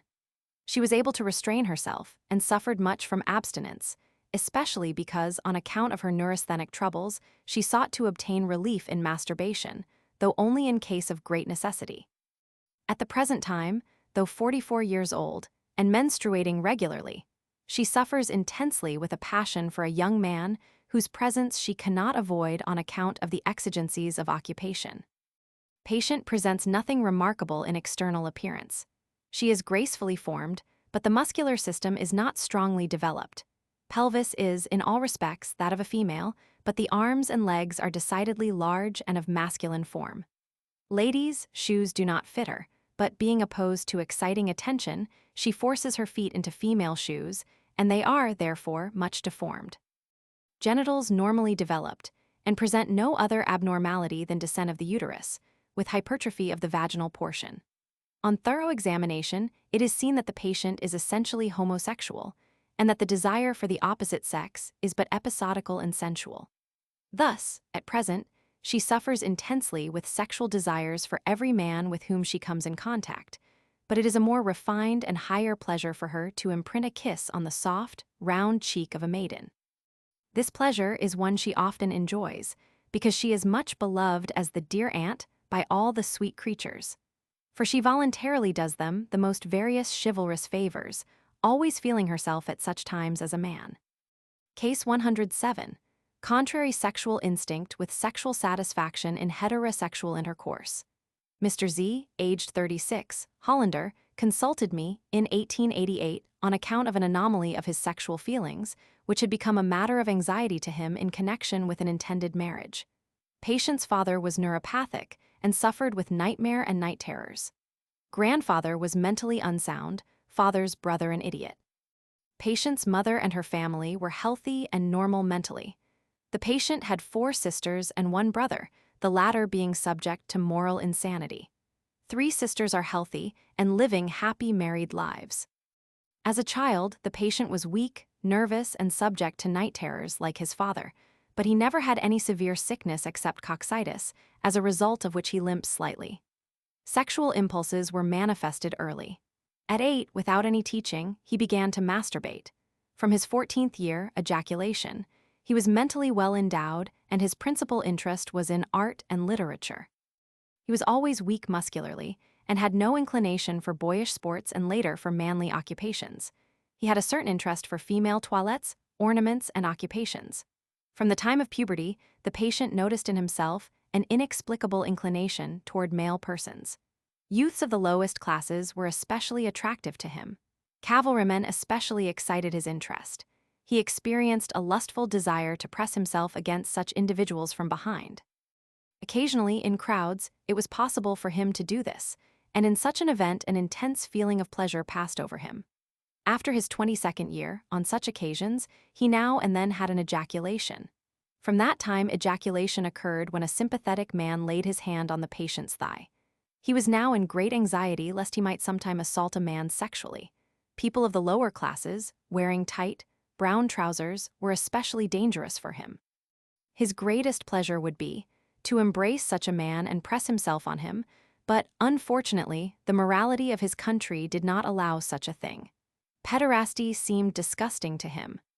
It gave him great pleasure to gain a sight of the genitals of males. He was always compelled to look at the genitals of every man he met. In circuses, theaters, etc., only male performers interested him. Patient has never noticed any inclination for women. He does not avoid them, even dances with them on occasion, but he never feels the slightest sensual excitation under such circumstances. At the age of 28, the patient was neurasthenic, as a result of his excessive masturbation. Then frequent pollutions in sleep occurred, which weakened him very much. It was only occasionally that he dreamed of men when he had pollutions, and never of women. A lascivious dream picture, pederasty, had occurred but once. He dreamed of dying scenes, of being attacked by dogs, etc. After these, as before, he suffered with great libido sexualis. Often there came up before him such lascivious thoughts as gloating over the death of animals in the slaughterhouse, or allowing himself to be whipped by boys. But he always overcame such desires, and also the impulse to dress in a military uniform. In order to cure himself of masturbation, and to thoroughly satisfy his libido, he determined to frequent brothels. He first attempted sexual intercourse with a woman when 21, after overindulgence in wine. The beauty of the female form and female nudity in general made no impression on him. However, he was able to enjoy the act of coitus, and thereafter he visited brothels regularly for purposes of health. From this time, he took great pleasure in hearing men tell stories of their sexual relations with the opposite sex. Ideas of flagellation would also come to him while in a brothel, but the retention of such fancies was not essential for the performance of coitus. He considered sexual intercourse with prostitutes only a remedy against the desire for masturbation and men, a kind of safety valve to prevent compromising himself with some man. The patient now wishes to marry, but fears not only that he could have no love for a decent woman, but also that he might be impotent for intercourse with one. Hence his thought and need of medical advice. The patient is very intelligent and is, in all respects, of masculine appearance. In dress and manner, he presents nothing that would attract attention. Gait, voice, and skeleton, the pelvis especially, masculine in character. Genitals of normal development. The normal growth of hair for a male is abundant. The patient's relatives and friends have not the slightest suspicion of his sexual anomalies. In his inverted sexual fancies, he has never felt himself in the role of a woman toward a man. For some years, he has been entirely free from neurasthenic troubles. The question as to whether he considered himself a subject of congenital inversion of sexual instinct he could not answer. It seems probable that there was a congenital weak inclination for the opposite sex, with a greater one for the same sex, which, as a result of early masturbation in consequence of the homosexual instinct, was still more weakened, but not reduced to nil. With the cessation of masturbation, the feeling for women became in a measure more natural, but only in a coarsely sensual way. Since the patient explained that, for reasons of family and business, it was necessary for him to marry, it was impossible to avoid this delicate question. Fortunately, the patient limited his inquiries to the question as to his virility as a husband, and it was necessary to reply that he was virile, and that he would probably be so in conjugal intercourse with the wife of his choice, at least, if she were to be in mental sympathy with him. Besides, that he could at all times improve his power by exercising his imagination in the right direction. The main thing was to strengthen the sexual inclination for the opposite sex, which was defective, but not absolutely wanting. This could be done by avoiding and opposing all homosexual feelings and impulses, possibly with the help of the artificial inhibitory influences of hypnotic suggestion, removal of homosexual desires by suggestion, by the excitation and exercise of normal sexual desires and impulses, by complete abstinence from masturbation, and eradication of the remnants of the neurasthenic condition of the nervous system by means of hydrotherapy and possibly general faradization. I am indebted to a physician, aged 30, for the following autobiography, which in another respect is noteworthy. Case 108, Mental Hermaphroditism, Abortive Contrary Sexual Instinct. In my ancestry, I am somewhat predisposed hereditarily. My grandfather on my father's side was a high liver and a speculator. My father was a man of character, but for more than 30 years he has suffered with folie circulaire, without, however, being much hindered by it in business. My mother, like her father before her, suffers with stenocardiac attacks. My mother's father and brother are said to have been sexually hyperesthetic. My only sister, about 9 years older than myself, was twice subject to attacks of eclampsia, and during puberty was religiously exalted and probably also sexually hyperesthetic. During many years, she had to suffer with a severe hysterical neurosis, but she is now completely well. As an only son and born late, I was the apple of my mother's eye, and I have her indefatigable care to thank that I survived childhood, after having passed through all the possible diseases of children: hydrocephalus, measles, croup, smallpox, and, at 13, chronic intestinal catarrh that lasted a year. My mother, being herself very religious, raised me, without spoiling me in a religious way, and implanted in me as the guiding moral principle an unyielding devotion to duty, which was further carried to an extreme in me by a teacher whom I still call a friend. Owing to my delicate health, my childhood in greater part was spent in bed, and I was thus given to quiet occupations, especially reading, and thus as a boy I came to be, if not blasé, premature at least. As early as 8 or 9, the parts of books that excited me most were those where injuries or operations that had to be endured by beautiful girls or ladies were described. Thus I was thrown into great excitement by a story in which was pictured a maiden that had run a thorn into her foot, with a boy taking it out for her. Indeed, every time that I looked upon this picture, which was in no wise lascivious, I had an erection.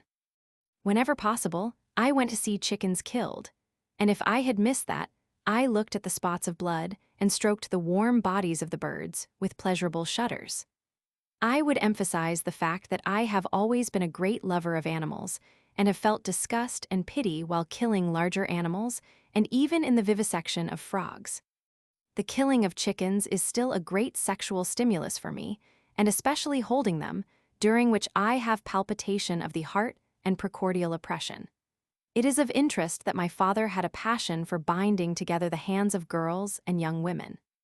I think that another of my sexual abnormalities is attributable to this strain of cruelty. As I shall clearly describe later, one of my favorite games was that of an improvised doll theater, where I prescribed the parts of my companions.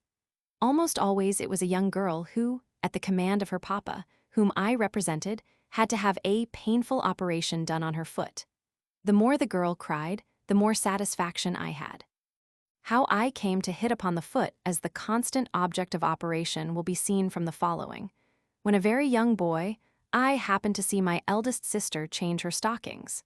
When she hastily hid her feet, my attention was attracted, and immediately the sight of her bare feet to the ankles came to be the ideal of my longing. Naturally, this made my sister very careful, and thus there was occasioned a constant quarrel, which, on my part, was kept up with all the wiles of cunning and flattery, and with even explosions of anger, until my 17th year. In other respects, my sister was very indifferent. Indeed, her kiss is repugnant to me. Faute de mia, I made use of the feet of servants. Masculine feet had no effect on me. My greatest desire would have been to cut the nails, or, sit venia verbo, the corns, on the beautiful foot of a woman. My lustful dreams were concerned with these things. Indeed, I applied myself to the study of medicine really in the expectation of gaining an opportunity to satisfy my desires or cure them. Thank God, I attained the latter. After undertaking the first dissection of the lower extremity of a female, this unhappy desire was removed from me. I was unhappy because I was always deeply ashamed of this impulse. I think I may spare further details concerning it, since this peculiar enthusiasm, which even inspired me to write verses, has been sufficiently described by others. Now, concerning the last phase of my sexual errors. I was about 13 and had just begun to mature, when a schoolmate who happened to be our guest teased me one night by kicking me with his bare feet under the covers. I seized his foot and immediately became greatly excited and had a pollution after it, the first that I had. The boy was peculiarly girlish in form and was also mentally effeminate. 2. Another comrade who had very small and delicate hands and feet, whom I once saw in a bath, caused unusual excitement in me. I thought it a great piece of good fortune to be in bed with either of these, though any nearer sexual intercourse than embracing them never came into my mind. Moreover, I always thrust such thoughts aside with aversion. Some years later, when about 16 or 18, I made the acquaintance of 2 other boys that awakened my sexual feeling. When I played with either of these, I immediately had an erection. Both were very energetic and lively, but delicately formed and childlike. At the occurrence of puberty, I lost interest in both of them, though a warm friendship was preserved. I should never have allowed myself to have indulged in vicious practices with them.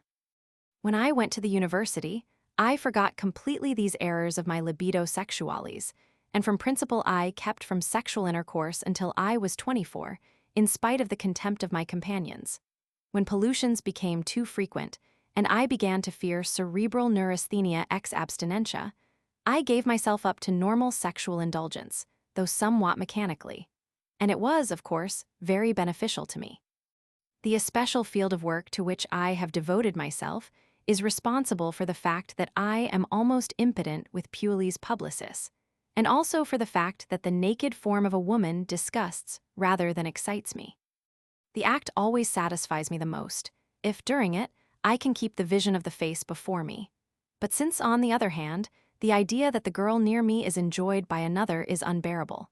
For years I have found it absolutely necessary for my mental comfort, in spite of the pecuniary sacrifice, to keep a mistress, and, indeed, a virgin. Otherwise, the most terrible jealousy made me absolutely incapable of work. I must also mention that, at 13, I fell in love platonically for the first time, and since then I have often pined in chaste love. What distinguishes my case from all others is the fact that I have never once masturbated in my life. Some weeks ago, in sleep, I was frightened by a dream of a naked boy from which I awoke with an erection. In conclusion, I venture to undertake the difficult task of describing my present condition: medium height, gracefully formed. Skull dolichocephalic with prominence in the occipital region. Circumference 59 centimeters, frontal prominence marked, glance somewhat neuropathic, pupils medium, teeth very defective, musculature strong and tense, abundant hair blonde. Varicocele on the left side, frenulum too short which hindered me in coitus. I severed it myself 3 years ago. Since then ejaculation is retarded and pleasurable feeling much diminished, temperament choleric. Quick of comprehension, good at drawing conclusions, energetic, for one hereditarily predisposed, very persevering. I learn languages easily and have a good ear for music, but otherwise I have no talent for the arts. I am always ambitious to do my duty, but I am constantly troubled with tedium vitae and only kept from attempts at suicide by my religion and the thought of my mother. Otherwise, I am a typical candidate for suicide. I am ambitious, jealous, have a fear of paralysis, left-handed. I am filled with socialistic ideas. I like adventures and I am courageous. I have decided never to marry. Case 109. Psychical hermaphroditism. Autobiography. I was born in 1868. The families of both my parents are healthy. At any rate, mental disease has never occurred in them. My father was a merchant. He is now 65 years old, and for years has been nervous and especially inclined to be melancholic. Before his marriage, my father is said to have lived fast. My mother is healthy, though not very strong. There are 2 other healthy children. I was very early developed sexually, and in my 14th year was so much troubled by pollutions that I was frightened. Under what circumstances they occurred, particularly the nature of the dreams that were connected with them, I am no longer able to state. The fact is that for years I have only felt myself drawn toward men sexually, and with every effort and a terrible struggle, I am still unable to overcome this unnatural impulse that is so repugnant to me. It is said that I had many severe illnesses in my childhood, and that my life was often despaired of. To this was probably due the fact that I was spoiled and made very delicate. I was always much in the house, preferred to play with dolls rather than with soldiers, and I liked to play quietly in the house better than to play noisily in the streets. I entered the gymnasium at the age of 10. Though I was lazy, I was among the best scholars, for I learned very easily and was the favorite of my teacher. From my earliest childhood, 7th year, I took pleasure in little girls.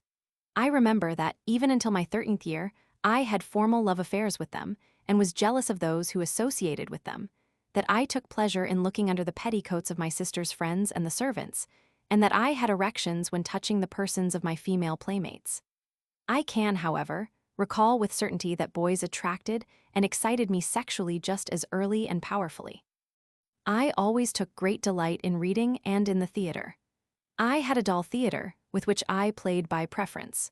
I knew whole pieces by heart and copied the actors I saw, taking especially the female parts, in which I was delighted to put on female attire. As my sexual life became more pronounced, my inclination for boys won the upper hand. I fell completely in love with my companions and had lustful feeling if one of them who pleased me touched my body. I became very shy and refused to take gymnastic and swimming lessons. I thought I was different from my comrades and did not like to undress before them. I liked to look at the pens of my companions and easily had erections. I masturbated but once, and that in my youth. When a friend told me that one could have pleasure without women, I likewise tried it, but I found no pleasure in it. At that time also, a book fell in my hands which warned against the effects of onanism. After that one trial, I never did it again. In my 14th or 15th year, I made the acquaintance of 2 younger boys who excited me sexually to the highest degree. I was especially in love with one of them. I became sexually excited in his presence and was restless when I did not have him near me. I was jealous of those who associated with him and embarrassed in his presence. He had no suspicion of my condition. I felt very unhappy and often wept gladly, feeling then relieved. Yet I could not understand this feeling and always felt its irregularity. I was also especially unhappy because my ability to work disappeared all at once. I, who before had learned with ease, suddenly had difficulty. My thoughts were never on the subject. Only by straining every nerve could I get anything through my head. I always had to study aloud in order to keep my attention on the matter in hand. My memory, which was previously excellent, often left me in the lurch. Nevertheless, I continued to be a good scholar, and I still pass for a talented man, but I have terrible difficulty in learning anything. I exerted all my energy to free myself from this sad condition. Daily I went swimming. I practiced turning, rode much, and practiced fencing, in all of which I enjoyed myself very much.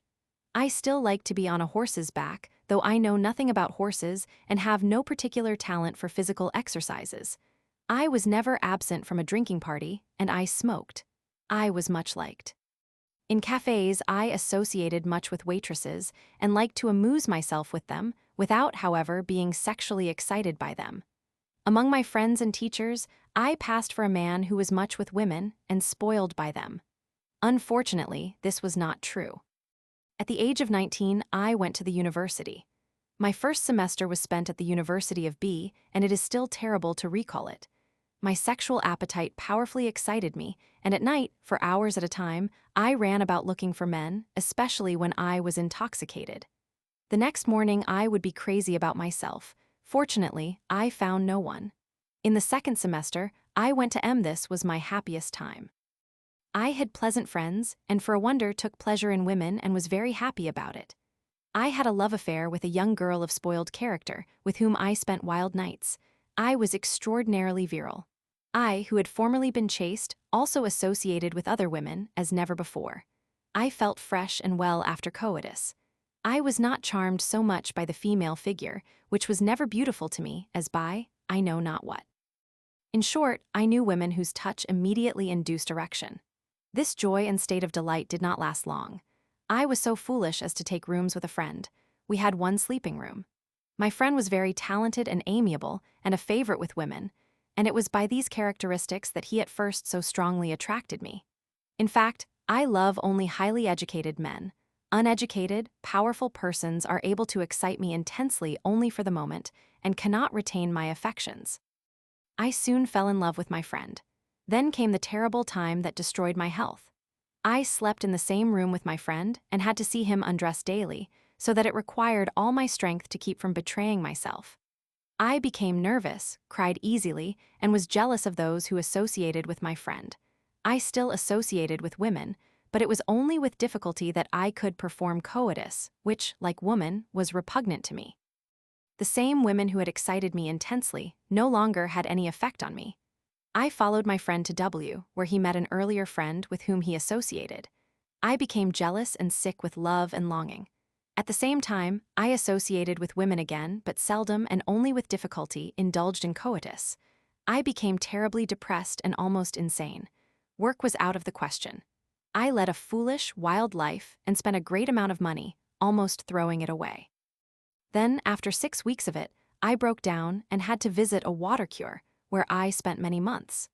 There I came to myself again and soon became much liked, for I can be very gay and I take great pleasure in the society of educated ladies. In conversation, I prefer married women to younger girls. I am also very gay in the society of gentlemen at the beer table and bowling alley. At this sanitarium, I met a man of 29 who was apparently constituted like myself.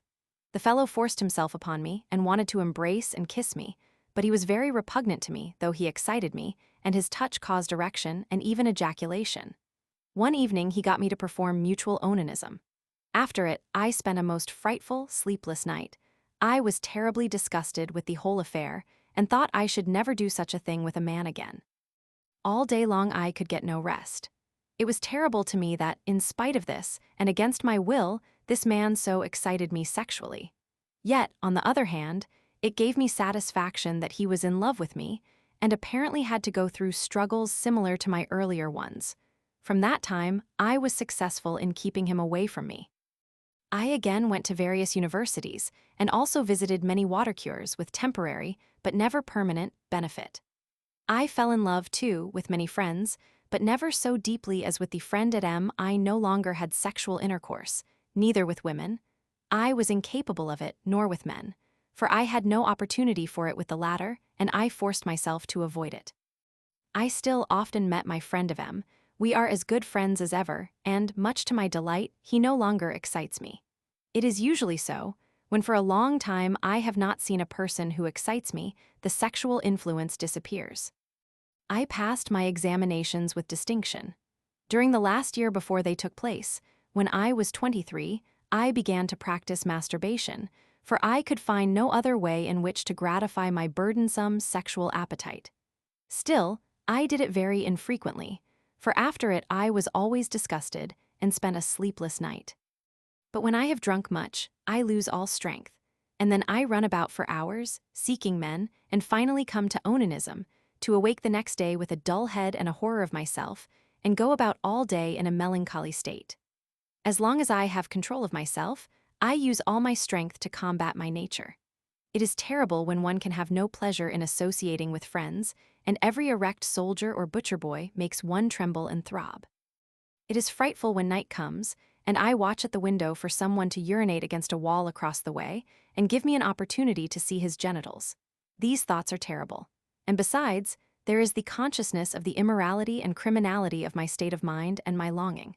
I have a repugnance for myself that I cannot describe. I consider my condition abnormal. I cannot think that it is congenital, but I believe that the impulse was bred in me by faulty education. My suffering makes me reckless and egotistical. It takes away all kindness of disposition and makes me careless about my family. I am moody and often almost insane. Often I am so depressed that I know not what to do and then am easily moved to tears. And yet, I have a horror of sexual intercourse with men. One evening when I came from a drinking party, drunk and excited and in a half-conscious state, and full of desire was wandering about, I met a young man who got me to perform mutual masturbation. Though he excited me, after the act one was beside myself. Today, when I go by the place, I am overcome with horror. And lately, when riding by it without any cause, I fell from my gentle horse, that I know so well, I was so overcome by the memory of my unworthy deed. I love family life and children and social intercourse, and with my position in society, I am suited to have a family. But I must give up all that, and yet I cannot abandon hope of cure. And so I vacillate between hopeful gaiety and frightful hopelessness, and neglect business and family. Indeed, I do not ask that I may marry and found a family. I wish only to overcome the terrible inclination for the male sex, only to associate quietly with my friends, and to learn to respect myself again. No one has any suspicion of my condition. I pass rather for a great roué, a reputation I try to maintain. I often try to have relations with girls for which I often have opportunity. I have known many who loved me and who would have sacrificed their honor for me, but I have no love to offer them and nothing sexual to give. And yet I can love a man. I am excited only by young men, i.e., aged from 17 to 25 without full beards and preferably with no beards at all. I can love only those that are educated, respectable, and amiable. I am, in short, very proud and quick. I am also enthusiastic and easily led by persons who please me. These I try to imitate, but I am very sensitive with them and easily hurt. I put much value on appearances, love beautiful furniture and dress, and assume a distinguished manner and elegant address. I am unhappy in that my neurasthenic condition keeps me from doing and learning what I should like. Last fall I made the patient's acquaintance. He is destitute of degenerative signs and of perfectly masculine appearance, even though he is delicately formed and slender. Genitals perfectly normal, appearance distinguished with nothing striking. He is much troubled about his sexual perversion and wishes to be freed from it at any price. In spite of the greatest effort on the part of both physician and patient, only a slight degree of hypnosis, insufficient for suggestive treatment, could be induced. Case 110. Psychical hermaphroditism, mouth fetishism. I am 31 years old and an official in a manufactory. My parents are healthy and have nothing abnormal about them. My paternal grandfather is said to have had brain disease. My maternal grandmother died melancholic. A cousin of my mother was given to drink. Several other blood relations are abnormal mentally. I was 4 years old when my sexual appetite awoke. A man between 20 and 30 years old, who played with us children and took us in his arms, excited in me the desire to embrace and kiss him passionately. This desire for sensual kissing on the mouth is characteristic of me, and it still forms the chief charm of my sexual gratification. I experienced a similar excitation in about my 9th year. A man who was ugly and dirty and had a red beard likewise excited in me this desire for him. Here was manifested, for the first time, a characteristic peculiar to me, which is still present, i.e., the peculiar stimulus which coarseness, the filthiness of a person in dress and conduct, is to my senses at times. While in the gymnasium, from my 11th to my 15th year, I was affected with a passion for a comrade. In this case, it was also my greatest pleasure to embrace him and kiss him on the mouth. I was often seized with a desire for him as intense as that I now have for persons I love. I think, however, that I first had erections in my 13th year. During these years, as I have said, I had only the desire to embrace and kiss. Cupiditas videndi vel tangendi alirum genitalia mihi plain dirat. I was a perfectly innocent, naive boy, and until my 15th year, did not know the meaning of an erection. Indeed, I never once ventured to kiss the beloved person, for I felt that it would be doing something strange. I felt no desire to masturbate, and also had the good fortune not to be seduced to it by older comrades. I have never yet masturbated. I feel a certain repugnance for it. In my 14th and 15th years I was seized with a passion for several young persons, some of whom still attract me. Thus I was very much in love with a boy with whom I had never spoken. It was even a delight to meet him on the street. That my passions were of a sensual nature is shown by the fact that, when I pressed and caressed the hands of those I loved, I had powerful erections. But it has always been my greatest pleasure amplexity et os osculari. I desired nothing else. I did not know that what I experienced was sexual love. I only said to myself that it was impossible that I alone felt such stimuli. Until my 15th year, a woman had never excited me, but one evening, when I was alone with our servant girl in a room, I experienced the same desire that I had for many boys. At first I played with her, and when I found that she liked to be kissed, I covered her with kisses. I felt such sensual pleasure in it as I now seldom experience. Mouth to mouth, we kissed each other, and after about 10 minutes ejaculation occurred. Thus I gratified myself 2 or 3 times a week. I soon began a similar relation with our cook and with other servant girls. Ejaculation always took place after kissing for about 10 minutes. In the meantime, I had taken dancing lessons. There I was first charmed by a nice girl, but this love soon disappeared, and I fell in love with another girl, with whom I never became acquainted, but at the sight of whom I felt an attraction like that of boys, and unlike the purely brutal passion I felt for other girls. At this time, my impulse for girls was at its acme. I was pleased by about an equal number of girls and boys. As mentioned above, I gratified my sensuality by kissing the servant girl and inducing ejaculation. Thus, I spent the time from my 16th to my 18th year. The departure of the servant deprived me of opportunity. Then came 2 or 3 years during which I had to give up sexual pleasure. In general, girls pleased me less, and, too, now that I had grown older, I was ashamed to surrender myself to the servant girls. It was not possible for me to obtain a mistress, for, notwithstanding my years, I was carefully watched by my parents and associated but little with young men, and thus had but little independence. With the diminution in the desire for women, the attractiveness of youths increased. Since I had had, since my 16th year, frequent pollutions at night with dreams, in part of women and in part of men, which weakened and depressed me exceedingly, I desired to make an end of them by means of normal coitus. But scruples and the belief that prostitutes would have no effect on me kept me from the brothel until my 21st year. For 2 or 3 years I went through a daily struggle. If there had been male houses of prostitution, no scruples would have hindered me. Finally, I visited a brothel. I could not even induce erection, for one reason because the girl, though she was unusually fresh and pretty for a prostitute, did not affect me, but really because she would not kiss me on the mouth. I was very much depressed and thought I was impotent. 3 weeks afterward, I visited another prostitute, and she immediately induced erection by her kiss. She was erect and had thick lips and was much more sensual than the first one. After only 3 minutes of simple kissing, mouth-to-mouth ejaculation was induced, of course, ante portam. Thus it was only after I had visited prostitutes about 7 times that I was successful in coitus. At one time, I would have no erection at all, because the girl made no impression on me. Again, I would ejaculate prematurely. The first times I was reluctant penem introducere, and 2, even after I was successful in normal coitus, I found no pleasure in it. Sensual satisfaction comes with kissing on the mouth. For me this is the principal thing, coitus serving only as something secondary to embracing. Coitus, no matter how much the woman might charm me, would be an indifferent matter without kissing. Indeed, erection disappears or does not occur at all when the woman will not kiss on the mouth. Yet, I cannot kiss every woman but only such as have faces pleasing to me. A prostitute, the sight of whom is repugnant to me, with any amount of kissing, which then only disgusts me, cannot excite me. Thus, during the last 4 years, I have visited brothels about every 10 days or 2 weeks. Only seldom does coitus fail, for I have learned my peculiarities, and in the choice of a prostitute know immediately whether she will excite me or have no effect. Of late, however, it has again happened that I thought the woman would stimulate me, and yet no erection occurred.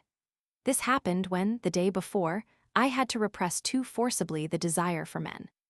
At first, when I went to brothels, the sensual pleasure was very slight. Only a very few times did I have true lustful feeling, as in kissing previously. Now, on the contrary, for the most part one experienced sensual pleasure. The lower houses have a particular charm for me, for of late the coarseness of the women, the dark entrance, the yellow light of the lamps, and all the surroundings have a peculiar charm for me. Probably because my sensuality is unconsciously excited by meeting soldiers who frequent such places and who at the same time lend a certain charm to the women. If I but find a woman whose face attracts me, I can have intense lustful pleasure.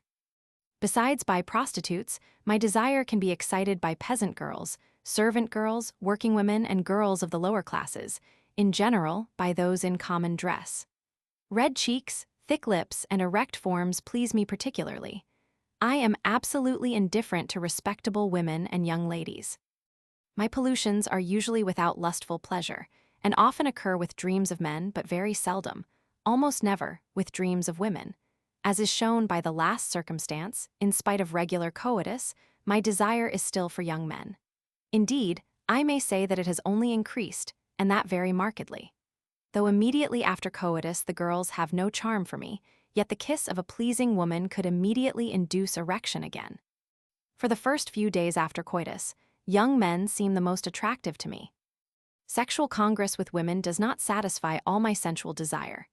I have days when I frequently have erections with an intense desire for young men, then come quieter days with moments of complete indifference for women and latent desire for men.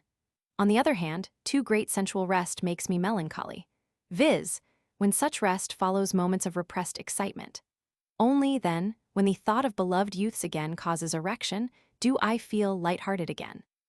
Then the rest changes to intense nervousness, I feel depressed, and sometimes have headache after repressed erection. This nervousness often increases to ungovernable restlessness, which I then seek to overcome by coitus. Last year an essential change took place in my sexual life, when I dared to enjoy male love for the first time. In spite of pleasurable coitus with women, more correctly, pleasurable kissing with resultant ejaculation, my desire for young men gave me no peace. I determined to go to a brothel much frequented by soldiers, and, in extremity, to buy a soldier for myself. I had the good luck to meet immediately one like myself, who, notwithstanding his much lower station, in character and behavior was not unworthy of me. What I experienced, and still experience, with this young man is something different from what I feel with women. The sensual pleasure is not greater than with prostitutes, whose kisses and embraces excite me extraordinarily, but I can experience lustful pleasure with him at any time, and for him I have a feeling that is wanting for women. Unfortunately, I have been able to embrace and kiss him only about 8 times. Though we have been separated many months, he having been sent to a garrison in Hungary, we have not forgotten each other and keep up a regular correspondence. In order to possess him, I dared to go to a brothel and there embrace him, being in danger of being betrayed. Early in our acquaintance, there came a time when I heard nothing more of him, for he did not think he could trust me. During these weeks, I endured anxiety and pain that brought me into a state of depression and anxious restlessness, such as I had never before experienced. Scarcely to have found a lover, and then to be compelled to lose him, seemed the greatest misfortune to me. When, thanks to my efforts, we met again, my joy was unbounded. Indeed, I was so excited that, in his embrace again for the first time, in spite of my sensual lust, I could not induce ejaculation. Usus sexualis in osculis et amplexionibus solis constitit, pene meo ludir I lispet, while the touch on it of a woman's hand is unendurable to me, and I never allow it. It is also to be noted that, in the company of my lover, I immediately have an erection. The pressure of his hand or even his look is sufficient.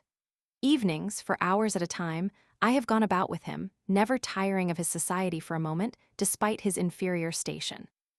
With him I feel happy, and the sexual satisfaction is merely the crowning of our love. Although I had finally found the man like myself, whom I had so long sought, and I could at last enjoy male love, yet I have not become insensitive to women, and I visit brothels when I am too sorely troubled by desire. I had hoped to be able to spend this winter in the city where my lover is. But this is, unfortunately, impossible, and I am now forced to be separated from him for an indefinite period. Nevertheless, we shall try to see each other, if only for a short time and only once or twice a year. At least, I hope that in the future we may again be together for a longer time.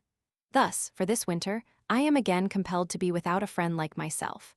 I had, indeed, resolved, on account of the danger of discovery, never to try to find another earning, but this is impossible. Sexual intercourse with women does not satisfy me, and my desire for young men constantly increases. I am often afraid of myself, afraid that, in asking all prostitutes, as I do, whether they know others like me, I might be discovered.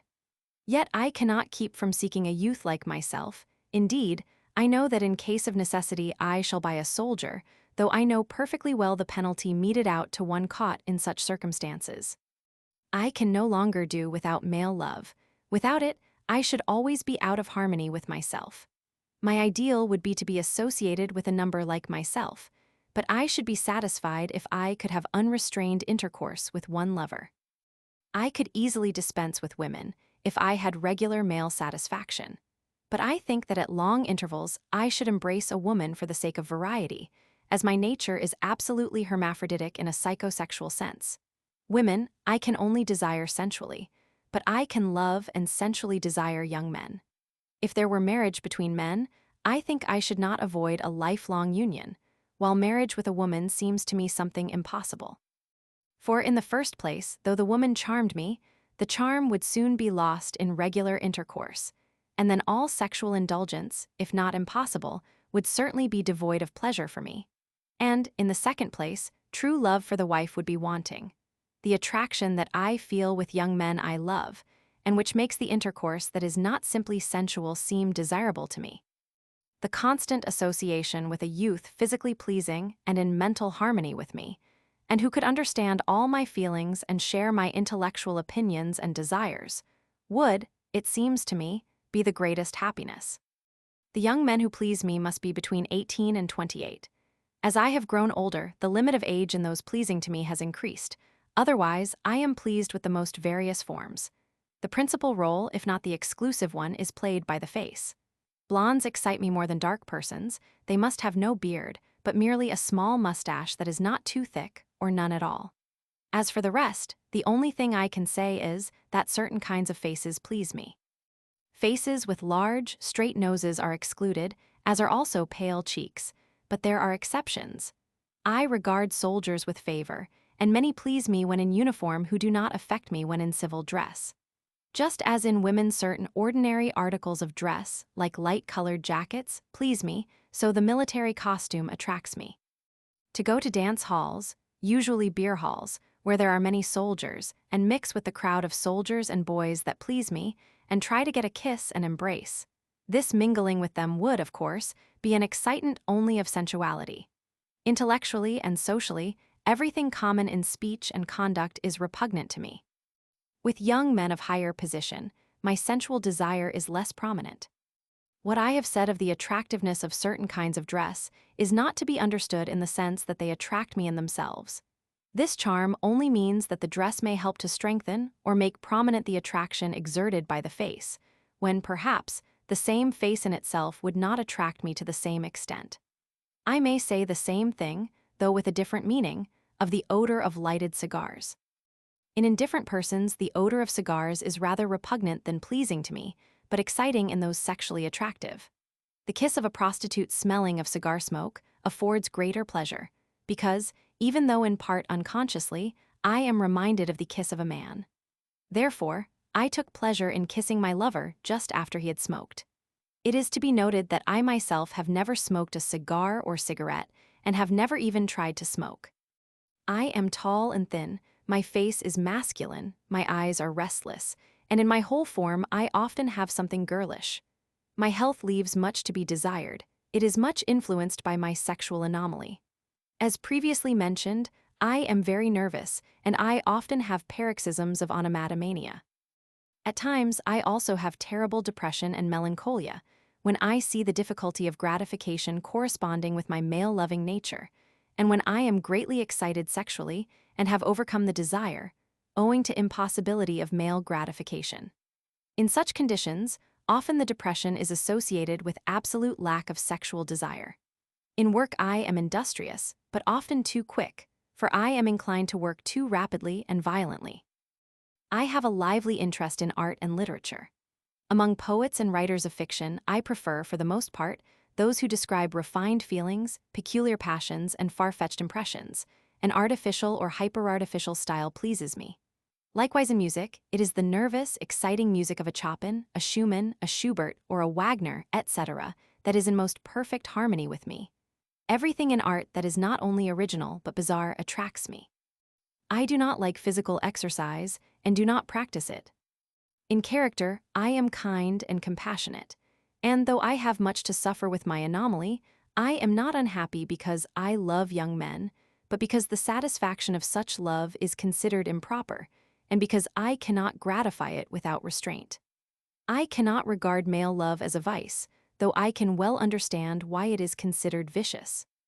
But since this love is regarded as criminal, in gratifying it I am in harmony with myself, but not with our age of the world, and therefore I must necessarily be somewhat depressed. The more, since I have a frank character that hates a lie. The pain of having always to hide it all in myself has induced me to confess my anomaly to a few friends, of whose silence and appreciation I am confident. Nevertheless, my situation often seems sad. On account of the difficulty of gratification and the general abhorrence of male love, I am often a little proud that I have such anomalous feelings. Of course, I shall never marry. This does not seem any misfortune, even though I love family life and have thus far lived only with my parents. I live in the hope that later I shall have a lover. I must have one. Without one, the future seems dark and barren, and all the ambitions usually cherished, honor, position, etc., seem empty and unattractive. If I should not have this hope fulfilled, I know I shall be unable to long devote myself to my business with pleasure, and I shall soon be in a condition to sacrifice everything to obtain male love. I no longer have any moral scruples on account of my anomalous inclination. I have, in fact, never been troubled because I felt attracted to boys. I am much more inclined to judge morality and immorality in accordance with my feelings than in accordance with fixed principles. For I have always been given to skepticism and have never yet studied out a fixed belief for myself. As yet, only what injures others seems to me to be evil and immoral, and that I would not have inflicted on myself. And, in this direction, I may say that I try to infringe on the rights of others as little as possible, and that I am capable of great indignation at injustice inflicted on another. But why love of men should be something immoral, I cannot understand. Purposeless activity of the sexual instinct, if the immoral is to be seen in all that is useless and unnatural, is also found in intercourse with prostitutes, and even in marriage where means to prevent conception are used. And it seems to me that the sexual intercourse of men must be placed on the same level with all sexual congress that has not procreation as an end. But that only sexual gratification that has this purpose is moral seems to me to be questionable. Certainly, sexual satisfaction that is not directed to procreation is not contrary to nature, and, whether it has not other purposes unknown to us, is uncertain. And, even if it were purposeless, it would not necessarily be despicable. It is not certain that the measure of a moral act is its usefulness. I am very certain that present prejudice will disappear, and that when once such individuals experience male love, the right of unrestricted love will be acknowledged. For the possibility of such recognition one need but recall the Greeks and their friendships, which were nothing but sexual love. And one has only to think that, despite such unnatural vice, practiced by their greatest men in intellectual and aesthetic matters, the Greeks are still regarded as an unattainable example and held up for imitation. I have already thought of having my anomaly cured by hypnotism. If it were to be of any use, which I doubt, yet I should certainly desire to be assured of a lasting love for women. For even though I cannot satisfy myself with men, yet I prefer to feel this capability of inordinate lust and love, even ungratified, to being absolutely without feeling. Thus I still have the hope that I shall find opportunity to satisfy the love I desire, the love that would make me happy.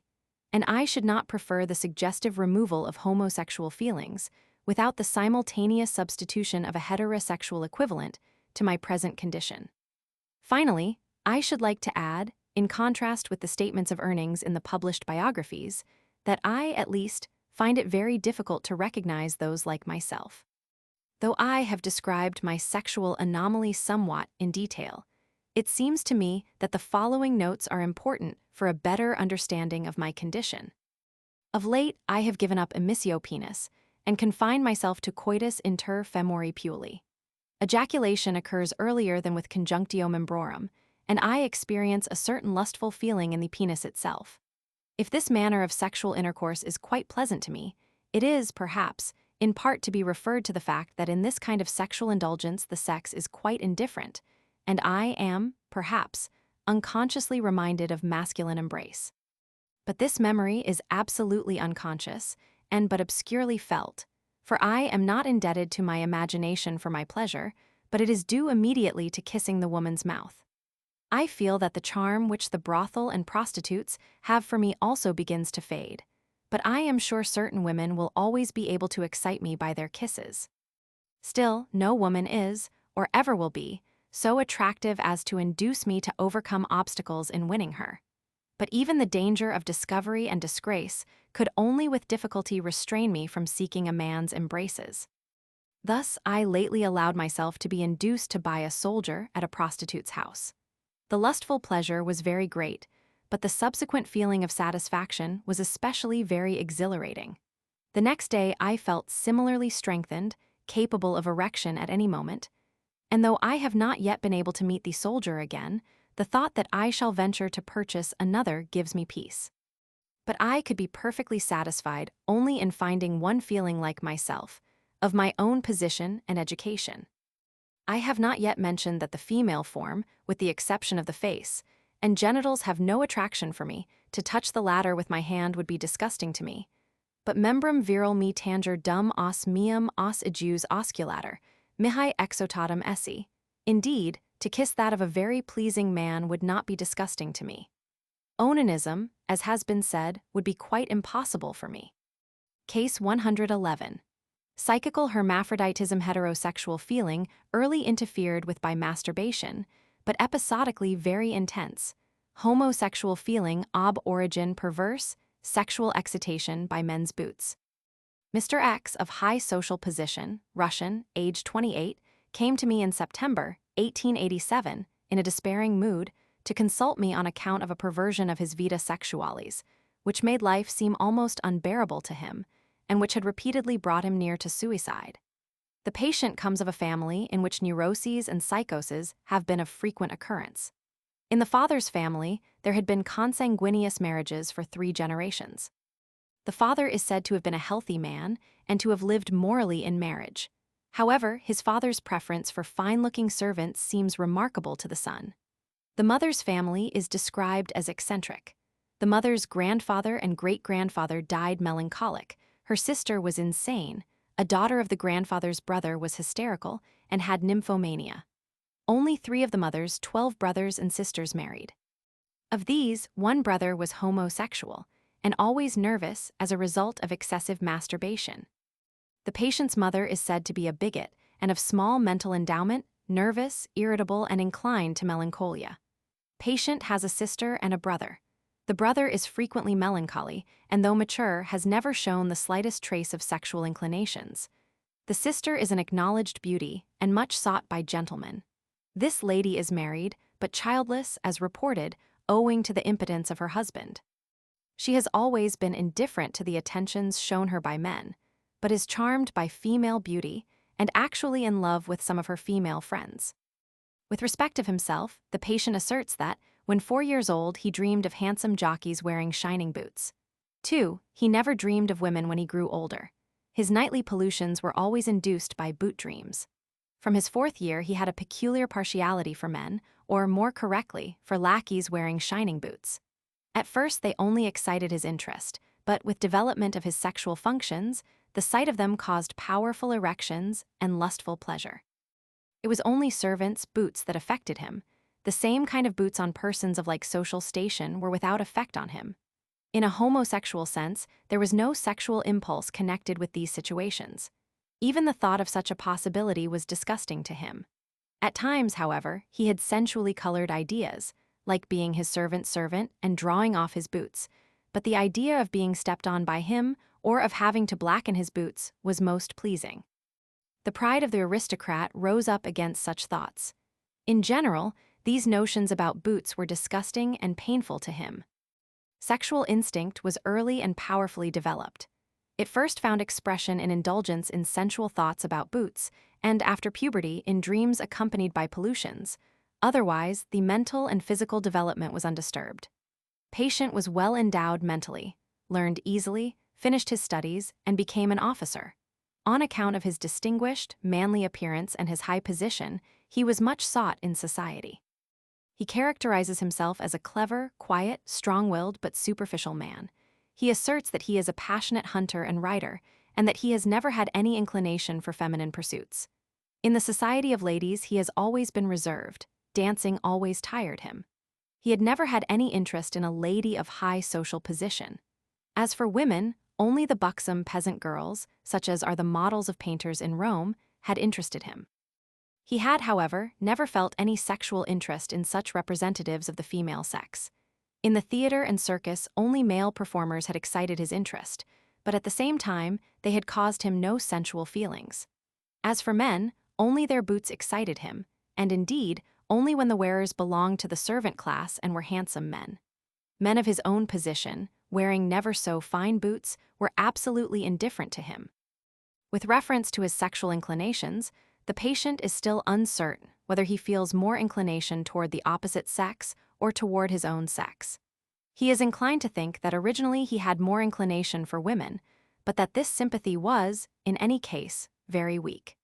He states with certainty that the sight of a naked man made no impression on him, and that the sight of male genitals was even repugnant to him. In the case of women, this was not exactly the case, but he was not excited sexually even by the most beautiful feminine form. When a young officer, he was now and then compelled to accompany his comrades to brothels. He was the more easily persuaded to this, since he hoped by this means to be rid of his vile partiality for boots, but he was impotent unless he brought the thought of boots to his aid. Under such circumstances, the act of cohabitation was normally performed, but without pleasurable feeling. Patient felt no impulse to intercourse with women, always requiring some external cause, i.e., persuasion. Left to himself, his vita sexualis consisted in reveling in ideas about boots and in corresponding dreams with pollutions.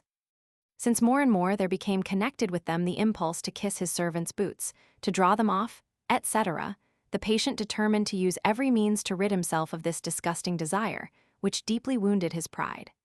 At that time, being in his 20th year and in Paris, he recalled a very beautiful peasant girl who lived in his distant home. He hoped, with her assistance, to free himself of his perverse sexual inclination. He went directly home and tried to win the girl's favor. It seems that the patient was not naturally homosexual.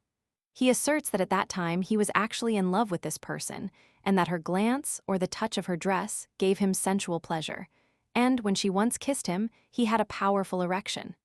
After about a year and a half, the patient succeeded in gaining his desires with this person. He was potent, but ejaculated tardily, 10 to 20 minutes, and never had a pleasurable feeling in the act. After about a year and a half of sexual intercourse with this girl, his love for her grew cold, because he did not find her so fine and pure as he wished.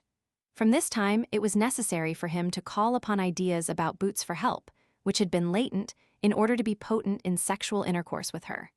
In proportion as his power failed, these ideas arose spontaneously. Thereafter he had coitus with other women.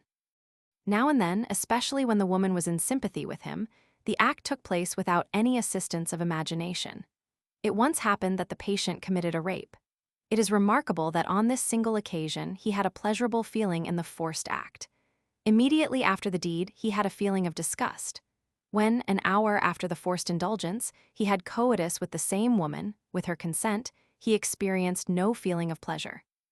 With decrease of virility, i.e., when it was preserved only in connection with ideas about boots, libido for the opposite sex decreased. The patient's slight libido and weak inclination for women are evidenced by the fact that, while he still sustained sexual relations with the peasant girl, he began to masturbate. He learned the vice from Rousseau's Confessions, the book accidentally falling into his hands. The boot fancies immediately linked themselves with corresponding impulses. He then had violent erections, masturbated, and ejaculation afforded him a lively feeling of pleasure, which was denied to him in coitus. And at first he felt himself fresher and brighter as a result of the masturbation.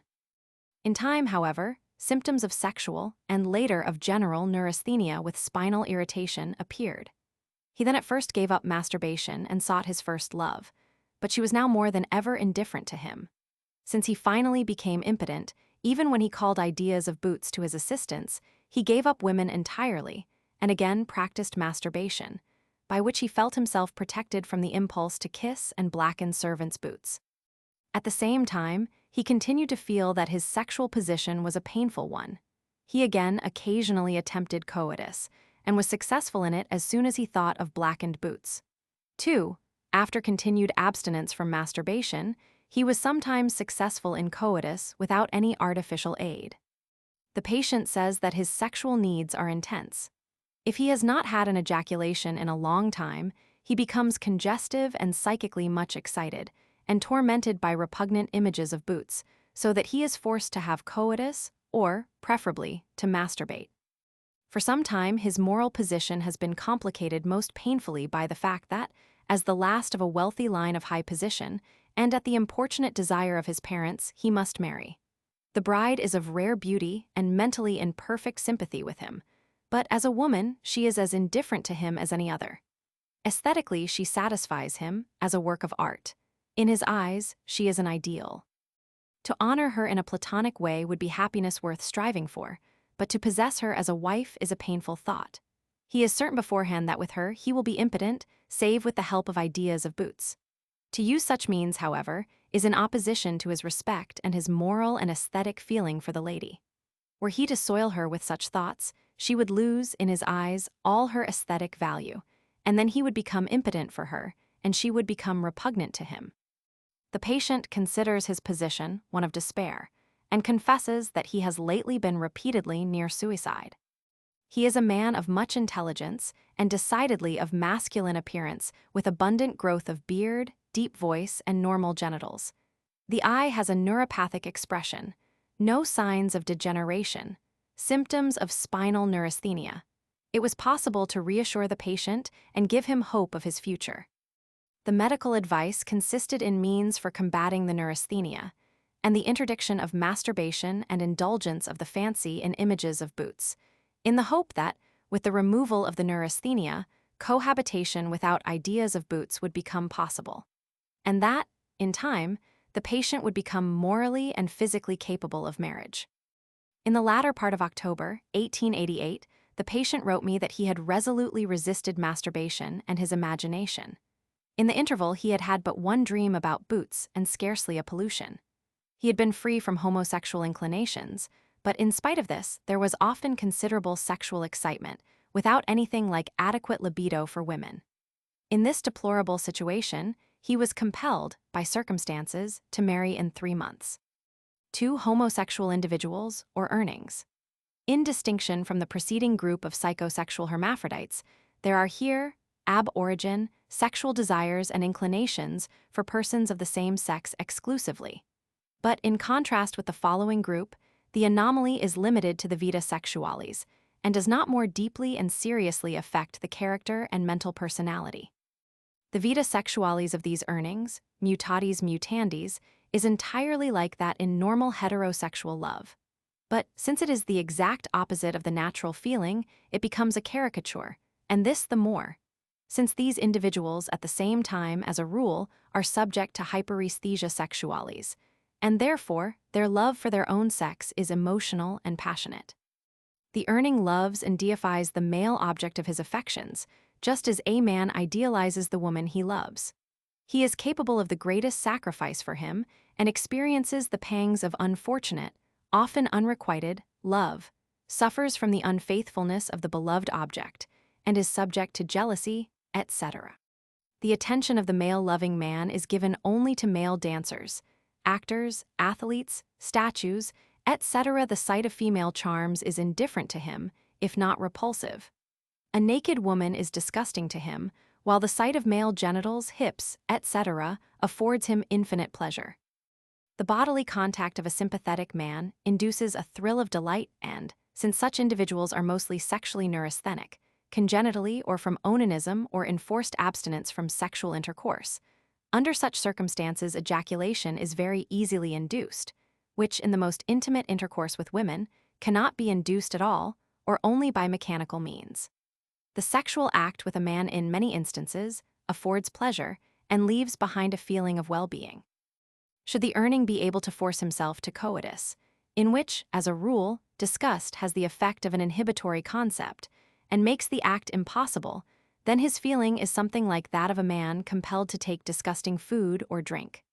However, experience teaches that not infrequently earnings falling in this group marry, either out of ethical or social considerations. Such unfortunates are relatively potent in that in marital intercourse they incite their imagination, and, instead of thinking of their wives, they call up the image of some loved male person. But for them coitus is a great sacrifice and no pleasure, and it makes them, for days after, nervous and miserable. If such earnings, by means of powerful excitation of their imagination, or under the influence of alcoholic drinks, or by erections induced by an overfilled bladder, etc., are enabled to overcome the inhibitory feelings and ideas, then they are still entirely impotent. While simply the touch of a man may induce powerful erection and even ejaculation. Dancing with a woman is unpleasant to an earning, but to dance with a man, especially one with an attractive form, seems to him the greatest of pleasures. The male earning, in so far as he possesses higher culture, is not opposed to non-sexual intercourse with women, when by mind and refinement they make conversation pleasant. It is only of woman in her sexual role that he has a horror. The homosexual woman offers the same manifestations, mutatis mutandis. In this degree of sexual degeneration, character and occupation correspond with the sex which the individual represents. The sexual perversion remains isolated, but an anomaly of the mental being of the individual which deeply affects the social existence.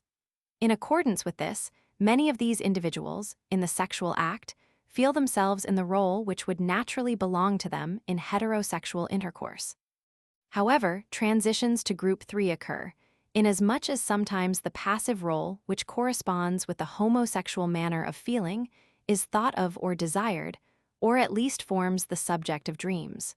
Moreover, inclinations for occupations and tendencies of taste are manifested, which do not correspond with the sex of the individual. In many cases, one gets the impression that such symptoms are artificial, the result of educational influences.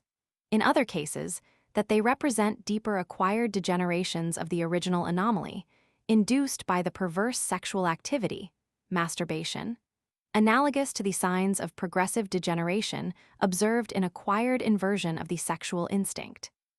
With regard to the manner of sexual satisfaction, it must be stated that with many male earnings, simple embraces are sufficient to induce ejaculation, since they are subject to irritable weakness of the sexual apparatus. In case of sexual hyperesthesia, and where there is paresthesia of the moral sense, great pleasure is afforded by intercourse with persons of the lowest condition. On the same basis, desires to commit pederasty, active, of course, and other similar acts occur, though it is but seldom and apparently only in cases of moral defect, and by reason of libidonymia in individuals especially passionate, that pederasty is indulged in. The sensual desire of mature earnings, in contradistinction from old and decrepit debauchees, who prefer boys and indulge in pederasty by preference, seems never to be directed to immature males. only for want of better material, and in case of violent passion, does the earning become dangerous to boys. The manner of sexual satisfaction in female earnings may be mutual and passive masturbation. To them, coitus is quite as disgusting, wearisome, and inadequate as it is to the male earning. Case 112. The following is an extract from a very circumstantial autobiography, which a physician affected with contrary sexual instinct has put at my disposal. I am now 40 years old, of healthy family, and have always been healthy and considered a model of physical and mental strength and energy. I am of powerful build, but have only a moderate beard, and, with the exception of hair in the axilla and on the mons veneris, my body is hairless. The penis, even soon after birth unusually large, measures, in statu erectionis, 24 centimeters long by 11 centimeters in circumference. I am a skillful rider, athlete, and swimmer, and have passed through 2 great campaigns as a military surgeon. I never experienced any taste for female attire and vocation. Up to the time of puberty, I was shy toward the female sex, and I am yet shy with new acquaintances. I have always had a distaste for dancing. In my 8th year, an inclination for my own sex made its appearance. I next experienced pleasure in regarding my brother's genitals. I induced my brother to indulge with me in mutual fondling of the genitals, as a result of which I had an erection. Later, in bathing with the school children, the boys excited a lively interest in me, the girls, none at all. I had so little interest in them that, as late as my 15th year, I believed that they also had a penis. In company with boys like myself, I took pleasure in mutual manustupration. At 11.5 years I was given a strict tutor, and thereafter could steal to my friends but seldom. I learned very easily, but could not get along with my teacher. And when one day he made it too hard for me, I became furious and struck at him with a knife, and would have gladly stabbed him if he had not fallen into my arms.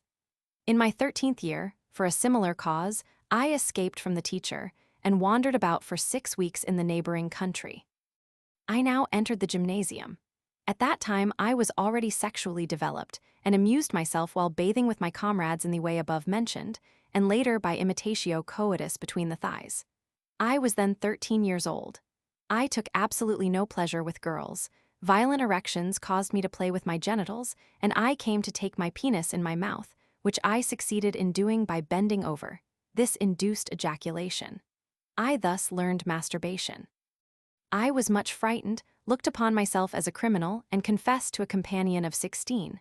He encouraged and quieted me and entered into a love bond with me. We were happy and satisfied ourselves by mutual onanism. At the same time, I masturbated.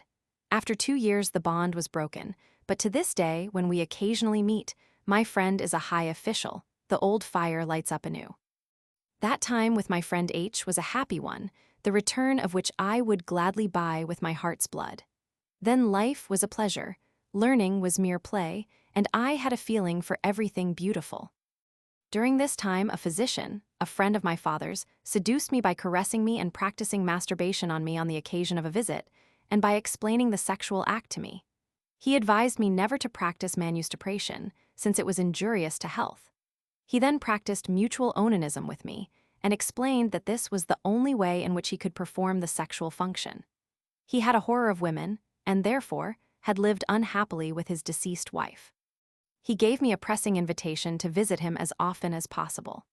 The physician was a pompous man, and the father of 2 sons, aged 14 and 15, respectively, with whom in the following year I entered into love relations similar to those I had with my friend H.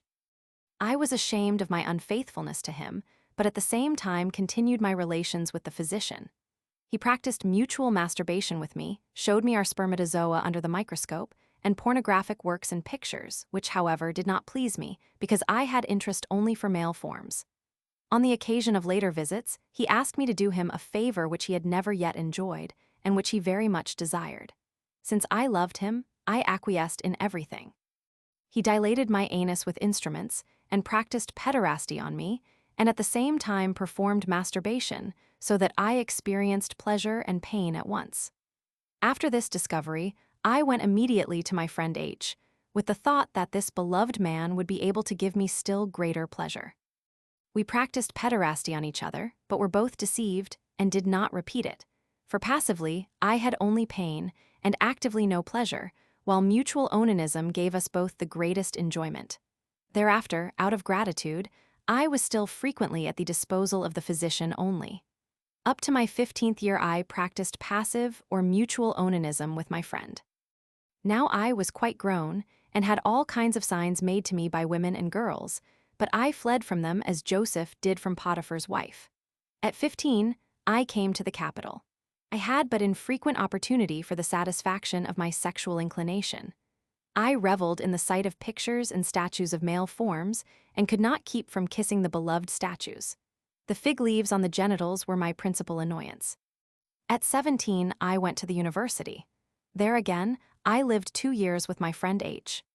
When I was in my 18th year, while in a state of mild intoxication, I was set on to have coitus with a woman. I forced myself to it, but immediately afterward I fled the house, overcome with disgust. Just as after the first active manustupration, I had a feeling as if I had committed a crime. On the occasion of another attempt, while in a sober condition, in spite of every effort of a beautiful naked girl, I could not get an erection, though the mere sight of a boy or the touch of a man's hand on my thigh would always throw my penis into violent erection. A short time before, my friend H. had had a similar experience. In vain, we racked our brains to discover the reason for it. Now I let women alone, and found enjoyment with friends in passive and mutual onanism, among others with both the sons of the physician, who had used them for pederasty after my departure. When 19 years old, I made the acquaintance of 2 genuine earnings. A, aged 56, of effeminate appearance, beardless, of small endowment mentally, possessing a powerful sexual desire that had been manifested abnormally early, had indulged in earnings, love since his 6th year. Once a month he visited the capital. I had to sleep with him. He was insatiable in mutual onanism, and made me take part in active and passive pederasty, which was an unpleasant part of the bargain for me. B, a merchant, aged 36, of masculine appearance, was as passionate as I was. He knew how to make his manipulations on me such a stimulus that I had to serve him passively in pederasty. He was the only one with whom I ever had any pleasure in passive pederasty. He confessed to me that when he but knew that I was near, he had the most painful erections, and that when I could not serve him, he was compelled to satisfy himself by masturbation. While pursuing these love affairs, I was clinical assistant in hospital and was considered ambitious and skillful in my work. I naturally sought throughout literature for an explanation of my sexual peculiarity. I found it in part as a crime deserving punishment, while for myself, I could only recognize in it the natural satisfaction of my sexual desire. I was aware that this was congenital with me. But feeling myself in opposition to the whole world, often near insanity and suicide, I again sought to satisfy my powerful sexual desire with women. The result was always the same, either want of sufficient erection, or, when it became possible, to force myself to the act, disgust, and horror of its repetition. As a military surgeon, I suffered terribly from the sight and touch of thousands of naked male forms. Fortunately, I formed a love bond with a lieutenant affected similarly, and passed again a time of happiness. For love of him, I consented to pederasty, for which he longed. We loved each other until he lost his life at Sedan. From that time, I never gave myself to active or passive pederasty, although I had many love affairs and was a person much sought. At 23, I went to the country as a physician and was sought and esteemed. I satisfied myself with boys over 14. I interested myself in political affairs and made an enemy of the clergyman, and being betrayed by one of my lovers was denounced and compelled to flee. The legal investigation, fortunately, did me no harm. I was able to return, but I was greatly shaken, and I went to the war 1870 as a soldier in the hope of meeting my death. I returned, however, with many distinctions, much matured, and I found still more pleasure in earnest work in my profession. I hoped that the extinction of my excessive sexual desire was near at hand, exhausted by the great hardships of the campaign.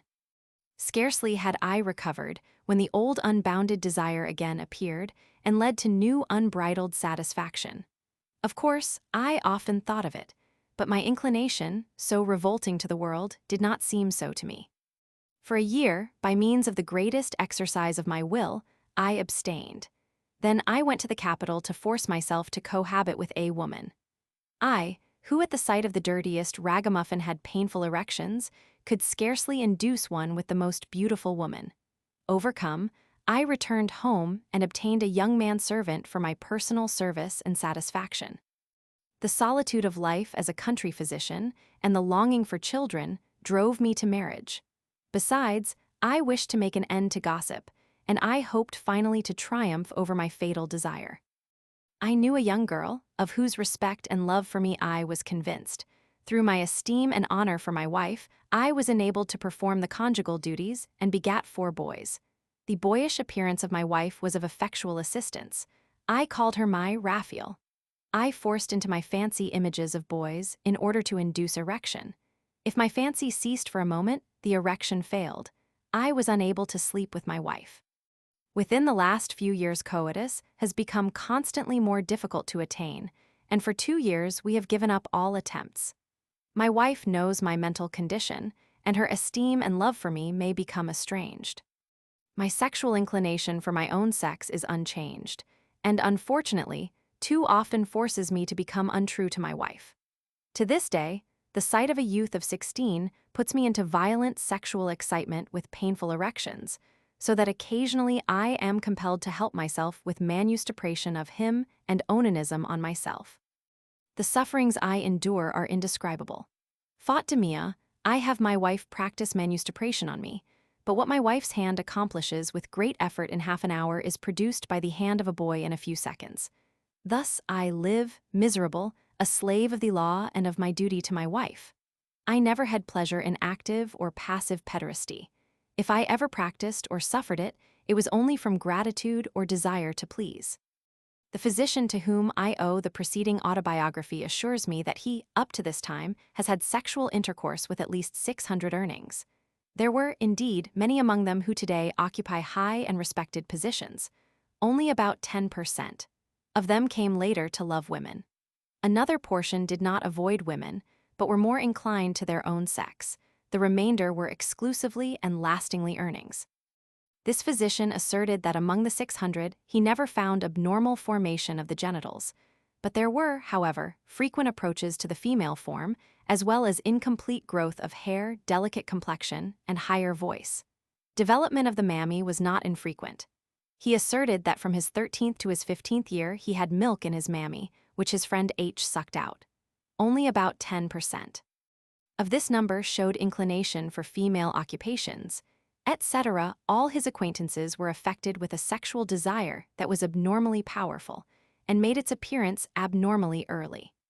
The vast majority felt themselves as the man in their relations with the other, and satisfied themselves by mutual onanism, or by manustupration on the person of the lover, or by masturbation at his hands. The majority were inclined to active pederasty, but very frequently the law and aesthetic feeling were reasons for the non-performance of the act. Those feeling themselves toward the others as women were few, and the inclination to passive pederasty was very infrequent.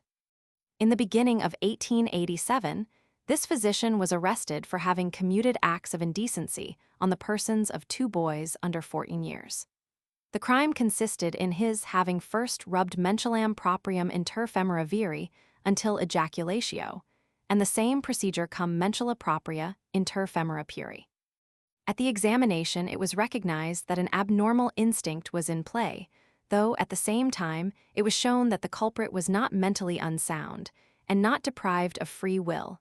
At least, he had not acted in obedience to an uncontrollable impulse.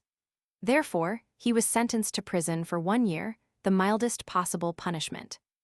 Case 113.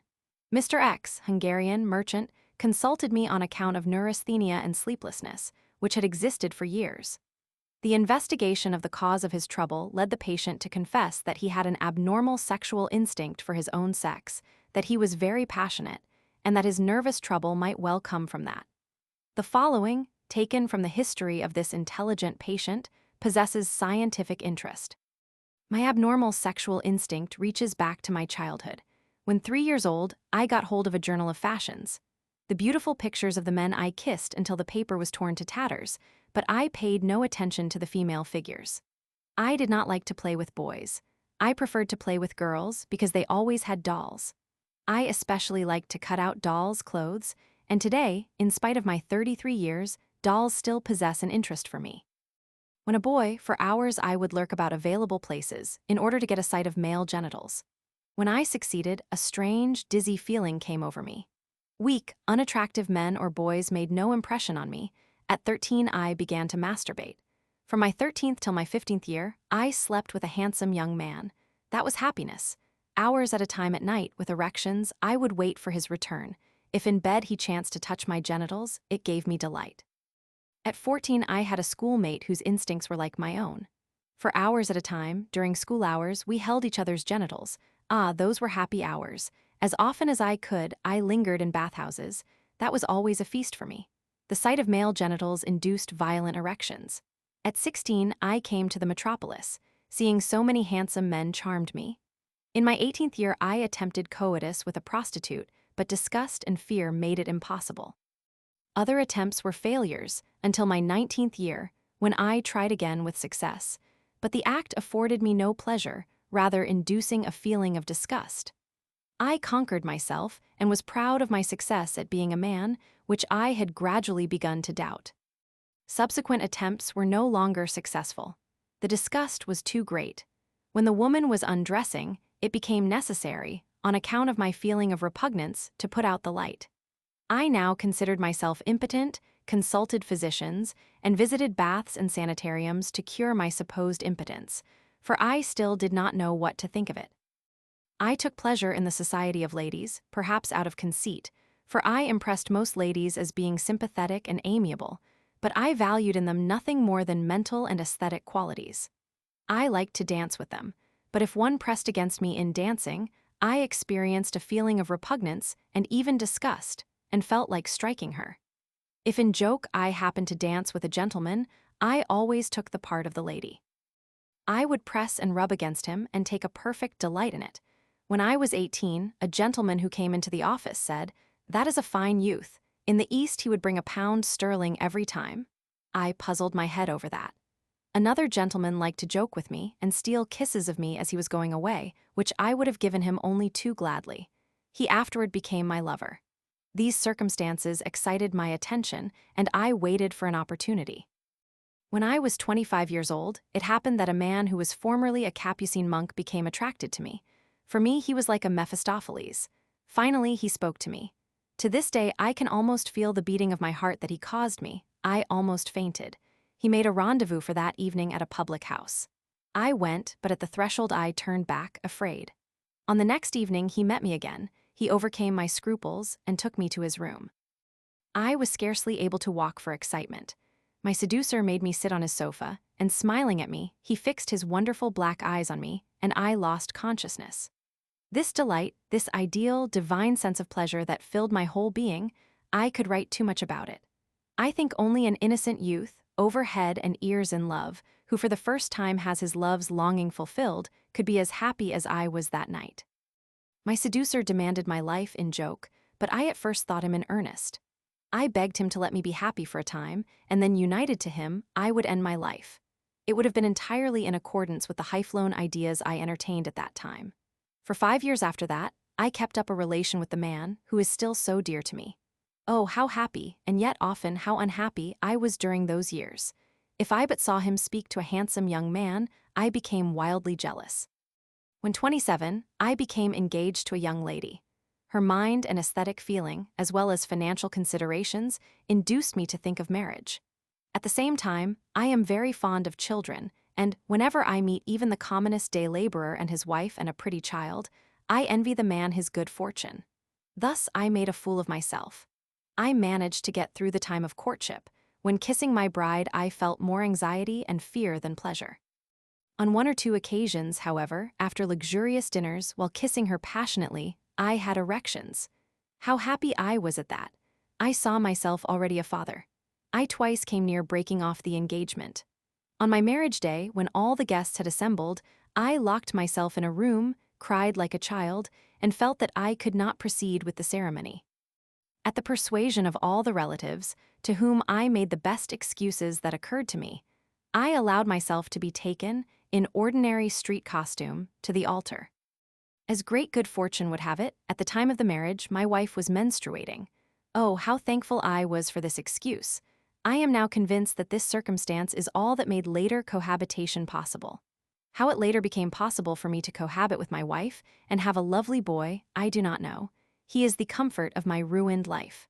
I can only thank God for the happiness of having a child. I was a cheat, so to speak, in the marriage bed. My wife, whom I respect for her high qualities of character, has no suspicion of my condition, but she often complains of my coldness. With her goodness of heart and simplicity, it was possible for me to make her think that the conjugal duty should be performed but once a month. Since she is in nowise sensual, and I can find excuse in my nervousness, I am successful in keeping up the swindle. Cohabitation is the greatest sacrifice for me. By taking considerable wine, and by making use of the erections which occur in the morning, as the result of an overfilled bladder, it is possible for me to perform coitus once a month. But it affords me no pleasurable feeling, and I am worried and experience an increase of my nervous difficulties all day long after it. The consciousness of having fulfilled my duty toward my wife, whom in all other respects I love, affords me moral consolation and satisfaction. With a man, it is otherwise. With him I can perform the act several times in a night, always taking the sexual role of a man. In this, I experience the greatest pleasure, the purest happiness. I feel myself refreshed and invigorated by it. Of late, my desire for men has somewhat decreased. In fact, I have courage even to avoid a handsome young man that approaches me. Will it last? I fear not. I am absolutely unable to do without male love. If I am compelled to forgo it, I become depressed, feel weary and miserable, and have pain and pressure in my head. I have always regarded my pitiable peculiarity as something congenital, and I would feel happy if I had only not married. I pity my good wife. Often the fear seizes me that I cannot endure it with her longer. Then thoughts about divorce, suicide, and flight to America come to me. No one seeing the patient to whom I owe this communication would suspect his condition. His outward appearance is, in all respects, masculine. He has a well-developed, full beard, strong and deep voice, and normal genitals. The cranium is normally formed, signs of degeneration are absolutely wanting, and only an exquisitely nervous eye makes one suspect a neuropathic condition. The vegetative organs perform their functions normally. The patient presents the usual symptoms of a neurasthenia, which may, in all essentials, be ascribed to sexual excesses with persons of his own sex, in a man abnormally passionate, and to the injurious influences of forced, though infrequent, coitus with the wife where horror feminae exists. The patient declares that he comes from healthy parents and that he knows of no neuroses or mental disease in his ancestry. His elder brother was married 3 years. There was a separation because the husband never had sexual intercourse with his wife. He married a second time. The second wife also complained of neglect on the part of the husband, but she had 4 children, concerning whose legitimacy no doubt was ever raised. A sister is hysteropathic. The patient says that, when a young man, he suffered with momentary attacks of dizziness, during which it seemed to him as if he were about to die.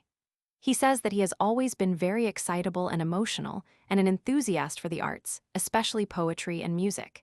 He himself designates his character as enigmatical, abnormal, nervous, restless, extravagant, and undecided. He is often exalted without real reason, and then again depressed, even to thoughts of suicide. He may pass through quick and sudden changes, religious and frivolous, optimistic and cynical, cowardly and brave, credulous, amiable and suspicious, inclined to do others harm and sorrowful to tears over the misfortunes of others, and with this generous to excess and then again miserly a la Harpagon. The patient is certainly a tainted individual. He seems to be very well endowed intellectually, and, as he says, to have learned easily and been among the first at school. The marriage of this man was not happy, notwithstanding the fact that it was but very infrequently that he performed the inadequate and injurious sexual act with his wife, and that he sought and found a substitute in male lovers. He remained neurasthenic. His disease, at times, presents marked exacerbations, even manifesting itself in despairing depression about his matrimonial, sexual, and mental condition, which even extends to violent tedium vitae. His wife became hysteropathic and anemic, and the patient attributed this to sexual abstinence. Try as he would to force himself, of late years he has not been able to perform coitus, erection failing completely, while in intercourse with male lovers he is very potent. The son of these unfortunate parents, who is now over 9 years old, develops well. The patient adds that formerly, in coitus with his wife, he was potent only when he thought of a beloved man. From the author's Leib, Der Psychiatrie. Case 114. Autobiography. The writer of this is a congenital Urning. If I have not consorted with other Urnings, nevertheless, I am fully informed of my condition, for it has been my lot to see almost all literature on the subject. A short time ago, your work, Psychopathia Sexualis, was sent to me. I saw in it that you were working and studying without prejudice in the interest of science and humanity. If I cannot tell you much that is new, yet I will speak of a few things which I trust you will receive as one more stone to be used by you in your work, which, I am confident, will, in your hands, aid in saving us. When you presume that there is often an hereditary tainted condition, perhaps you are right.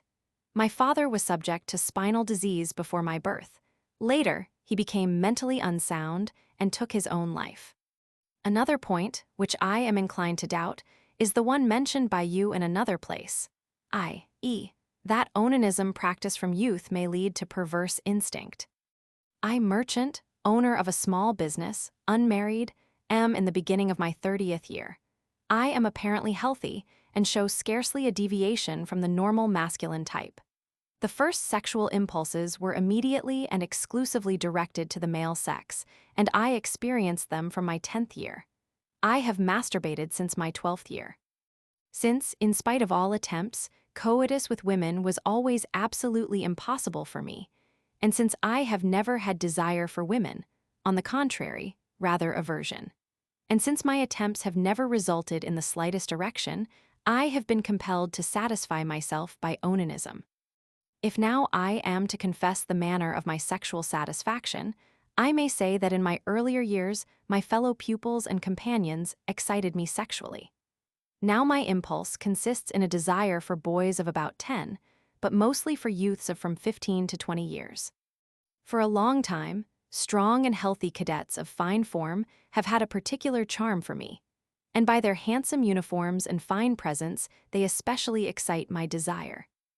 I have no opportunity to approach them, or even to enter into distant social intercourse with them.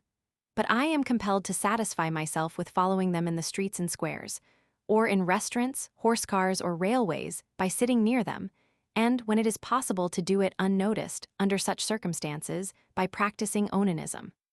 My most ardent wish has often been to become the friend, servant, or slave of such a young man. I have never even dreamed of direct pederasty. My desire has always been bodily contact, embrace, manustupration of my genitals by my lover, and, on my part, a kiss on his genitals or podex. I often have the desire, however, to represent Sacher-Masoch in his Venus in Furs. There a man makes himself the voluntary slave of a woman and feels an intense thrill of lustful pleasure if he is only chastised and humiliated by her. But I naturally feel that I could, under no circumstances, become the slave of a woman, but only of a man, more correctly, of a young man. One, however, for whom I should have such an infinite love that I could give myself up entirely to his mercy or cruelty. The lustful images that float before my mind in masturbation are those of this or that young man that I have just seen. As a sad and incomplete substitute, I practice this onanism constantly. I pass into a lustful dream in this way, and I say all here, because I wish to write only the truth and the whole truth. I choose a young man that pleases me by his form, and in imagination give myself up to involuntary obedience to him. I imagine that he wishes to humiliate me, and that he commands me, for example, to kiss his feet, or compels me to smell his socks. For want of the desired actuality, I take my own socks, smell of them, take them into my mouth, rub them over my genitals, and immediately erection and ejaculation, with sensual pleasure, take place. Yes, I am so dominated by this mental imagery that I imagine that the young man is my confessor, and, in order to humiliate me, orders me to eat of his excrement. Here again, in want of actuality, I eat of my own excrement, but only in small quantity. Then, with an imperfect feeling of disgust and violent palpitation of the heart, erection and ejaculation take place. However, I come to this vile, feverish imagery and the performance of these acts, only when it has not been possible for me for a long time to satisfy myself by onanism in the immediate vicinity of a young man. This is for me more natural, because I then have more pleasure and experience a more perfect physical and mental benefit, even though my ideal of actual and direct satisfaction in mutual understanding were never to be accorded me. I almost believe that the above-mentioned disgusting imagery is only the evil result of constant want of normal satisfaction, i.e., of my normal satisfaction as an earning, and that with a regular satisfaction, body to body, the imagery that becomes almost insane would be less intense and certainly would not go to such extravagance. Or it is the ultimate result of an attempt at abstinence, for these idiotic, sensual images only come after a long period of it. I believe, indeed, that, under other social conditions, I should be capable of great and noble love and self-sacrifice. My thoughts are in no way exclusively carnal or diseased. How often, at the sight of a handsome young man, a deep feeling of impatience seizes me, and I breathe at once the sweet words of Heine. Du bist wie ein Blum, so hold, so skan, so rein, etc. And once, when I was compelled to part with a young man who had honored and valued me as his friend and protector, though my love had remained unknown to him, those fine verses by Scheffel kept passing through my mind, especially the last, mutatis mutandis. Grau wie der Himmel, steht vor mir die Welt doch wend, is sich zum guten oder Bosen, du, lieber Freund, in truen Denk ich dein behut dich Gott. Is war zu skonjuessen, behut dich Gott, is hat nicht sollen sein. I have never independently revealed my love to a young man, and have never spoiled or injured one morally, but I have, now and then, made the way easy for many. Under such circumstances, nothing is too much trouble, and I obtain victims as only I can. When I have an opportunity to have such a beloved friend about me, to educate, protect, and help, if my recognized love find a natural unsexual return, then all my disgusting mental imagery grows less and less intense. Then my love becomes almost platonic and ennobled, to sink again into the mire when this worthy satisfaction is removed. As for the rest, and without overestimating myself, I may say that I am not one of the worst of men. Brighter mentally than the average man, I take interest in all that moves humanity. I am amiable and easily moved to pity, and am incapable of doing any animal, much less a man, an injury, but on the contrary, do good wherever I can. When I have nothing to reproach myself with in my own conscience, and must, at the same time, set myself in opposition to the judgment of the world, I suffer very much. Indeed, I have done no one harm, and I consider my love in its noblest activity to be quite as holy as that of a normal man. But, with the unhappy lot which impatience and ignorance cast upon us, I suffer even to the extent of tedium vitae. No pen, no tongue can describe all the misery, all the unhappy situations, the constant fear of having this peculiarity recognized, and of being cast from society. The one thought that, as soon as recognized, one's existence would be lost, and he would be cast away from all, is as terrible as any thought can be. Then all the good that one had ever done would be forgot. Then, in the pride of his great morality, every normal man would be moved to scorn, even though he himself had been never so frivolous in his own love. Then what does our misery amount to? We may, cursing man, end our unhappy lives. Truly, I often long for the quiet of an asylum. My life may end when it will, the quicker the better. I am ready. To refer to one more point, I also believe, like the others that have written to you, that our nervousness is first acquired as a result of our unhappy, unspeakably miserable life among our fellow creatures. And still another, you write at the conclusion of your work concerning the repeal of the legal enactments concerned. Indeed, humanity would not be destroyed if they were repealed.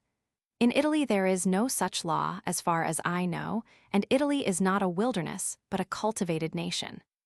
As for myself, compelled as I am to undermine my life by onanism, the law could not touch me, for I have never sinned against it in a letter. But, at the same time, I suffer under the accursed scorn to which we are subjected. How can the ideas of society be changed, so long as there is a law which strengthens it in its immorality? The law must, of course, correspond with public opinion, but it should not be in harmony with the erroneous opinion of ignorance, but only in accord with the ideas of the best and most scientific thinkers, not with the wish and prejudice of the vulgar. True-thinking minds cannot much longer be satisfied with the old idea. Pardon me, Professor, if I close without a signature. Do not try to find me. I could tell you nothing more. I give you these lines in the interest of future sufferers. Publish from them, in the interest of science, truth, and justice, what seems to you to be necessary. Case 115. On a summer evening at twilight, XY, a physician of a city in North Germany, was detected by a watchman while committing a misdemeanor with a countryman in a field. He was practicing masturbation on him, and then mentionam alias in os suum emissit. X escaped legal prosecution by flight. The authorities dismissed the complaint because there had been no publicity, and because emissio membri in annum had not taken place. Among X's effects was found an extensive correspondence of a perverse sexual character, which showed that he had had perverse intercourse for years with all classes of people. X came of a neurotic family. His paternal grandfather died by suicide while insane. His father was a weak, peculiar man. One brother masturbated at the age of 2.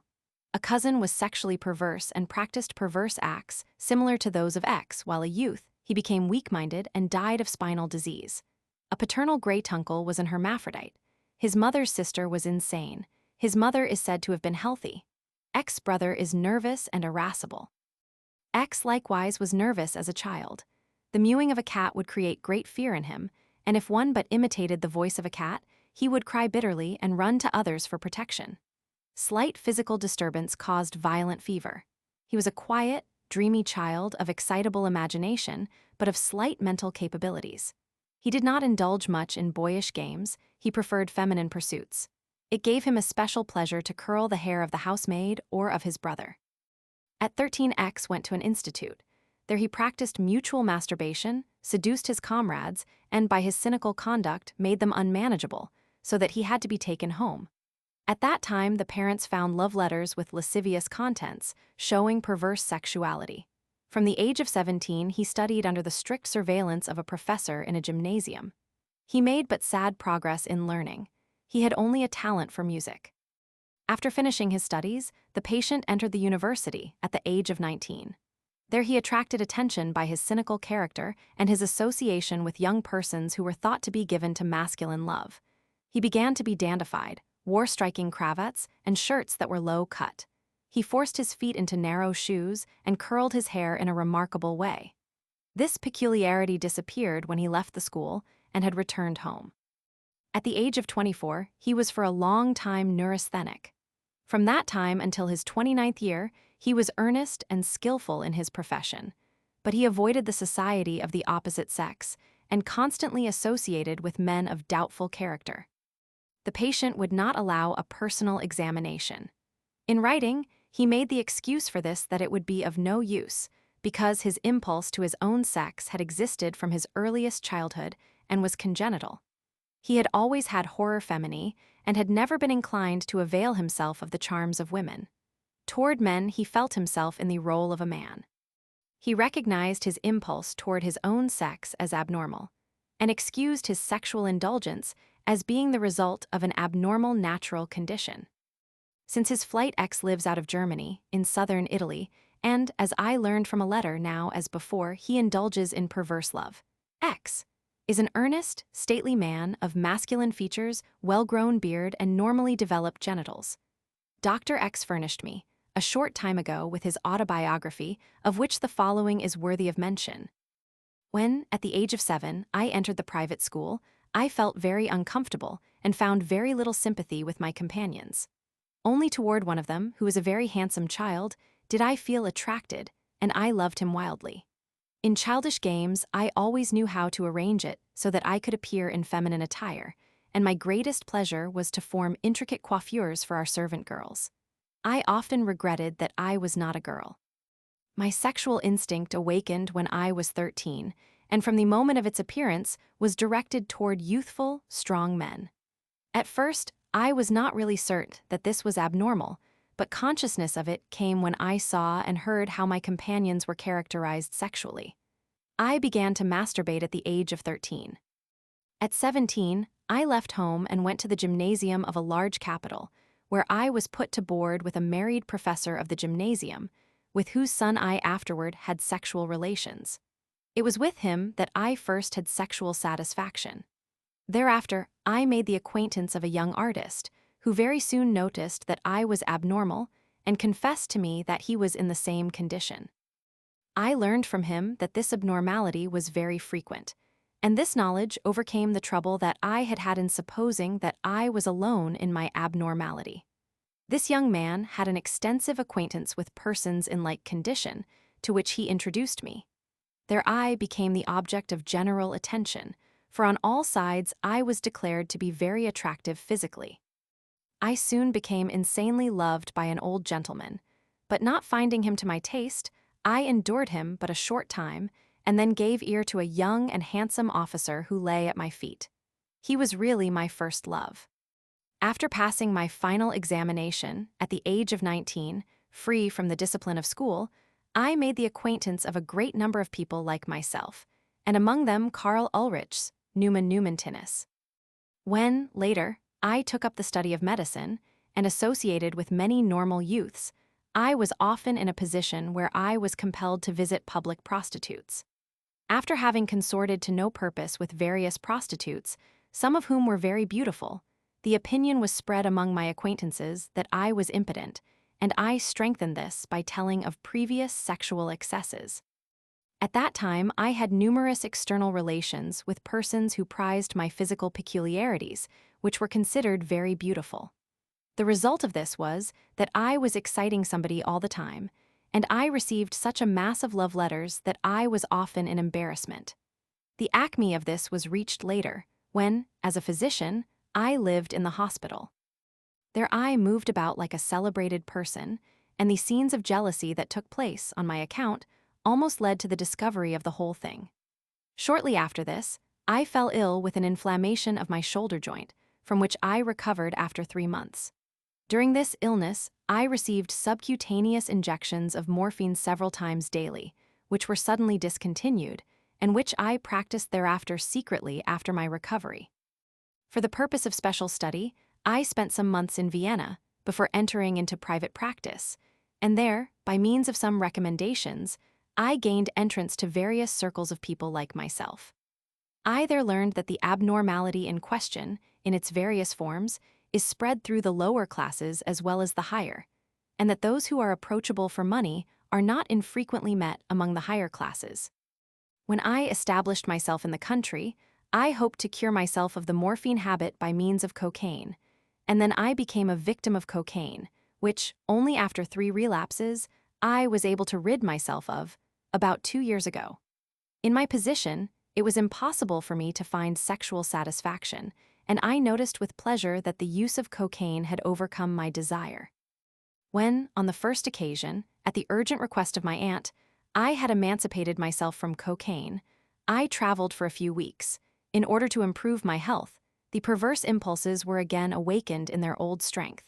And one evening, while out in the fields by the city amusing myself with a man, I noticed that I had been detected by the authorities and advertised, but that the act of which I was accused was not punishable, in accordance with the opinion expressed by the highest court of the German kingdom. I had, therefore, to be careful, for already the announcement of the crime had been heralded on all sides.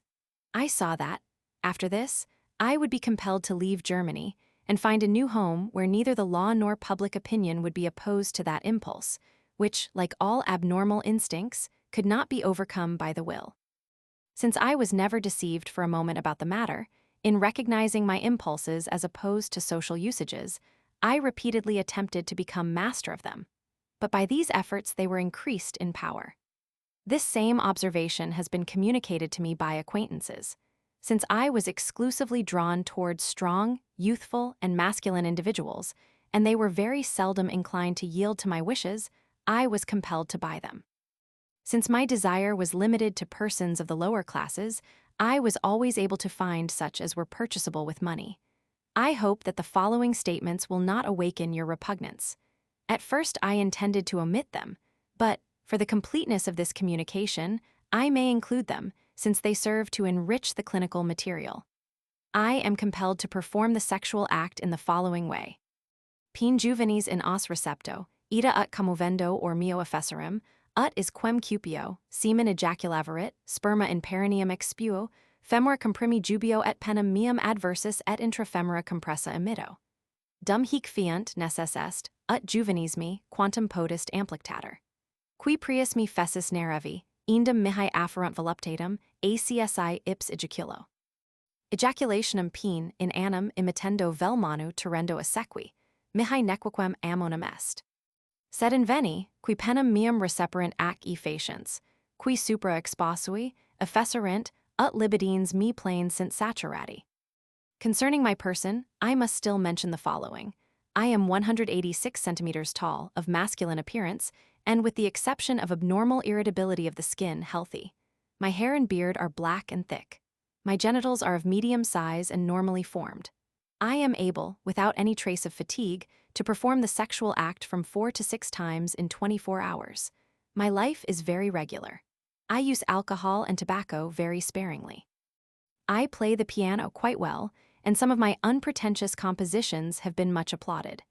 I have lately finished a novel, which, as my first work, has been very favorably criticized by my friends.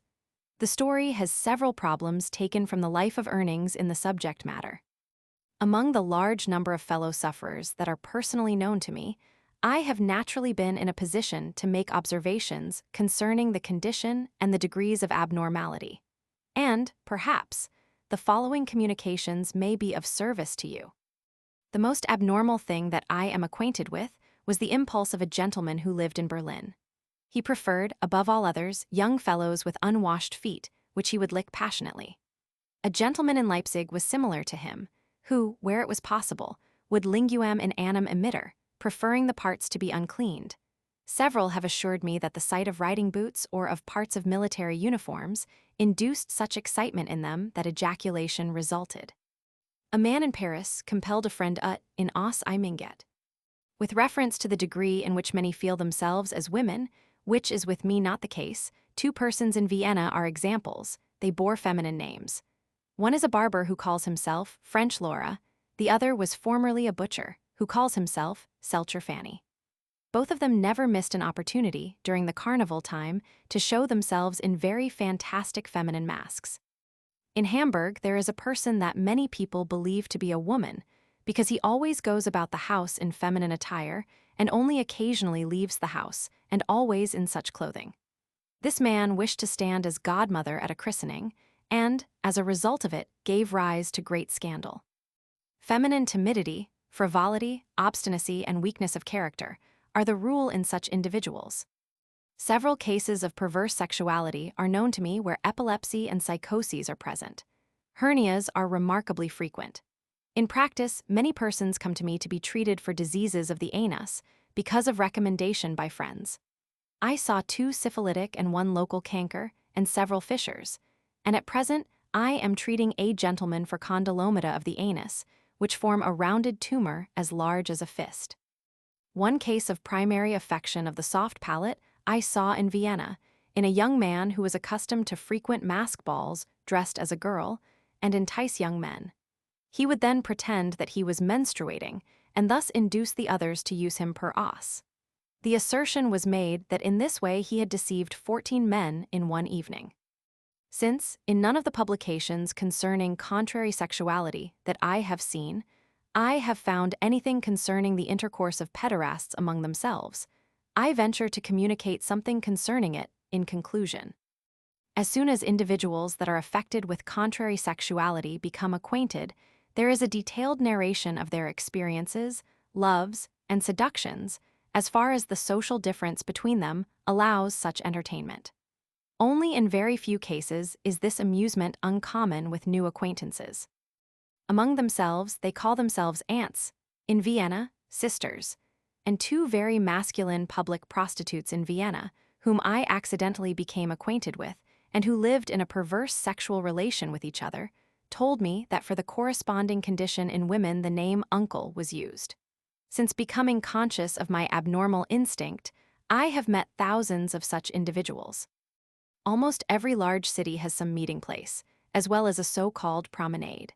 In smaller cities, there are relatively few ants, though in a small town of 2,300 inhabitants I found 8, and in one of 7,018 of whom I was absolutely sure, to say nothing of those whom I suspected.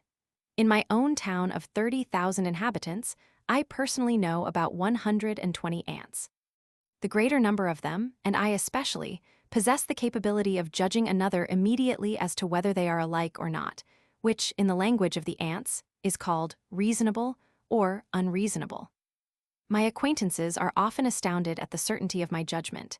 Individuals that are apparently absolutely masculine I recognize as ants at the first sight. On the other hand, I am able to behave myself in such a masculine way that, in circles to which I have been introduced by acquaintances, there is a doubt as to my genuineness. When I am in the mood, I can act exactly like a girl.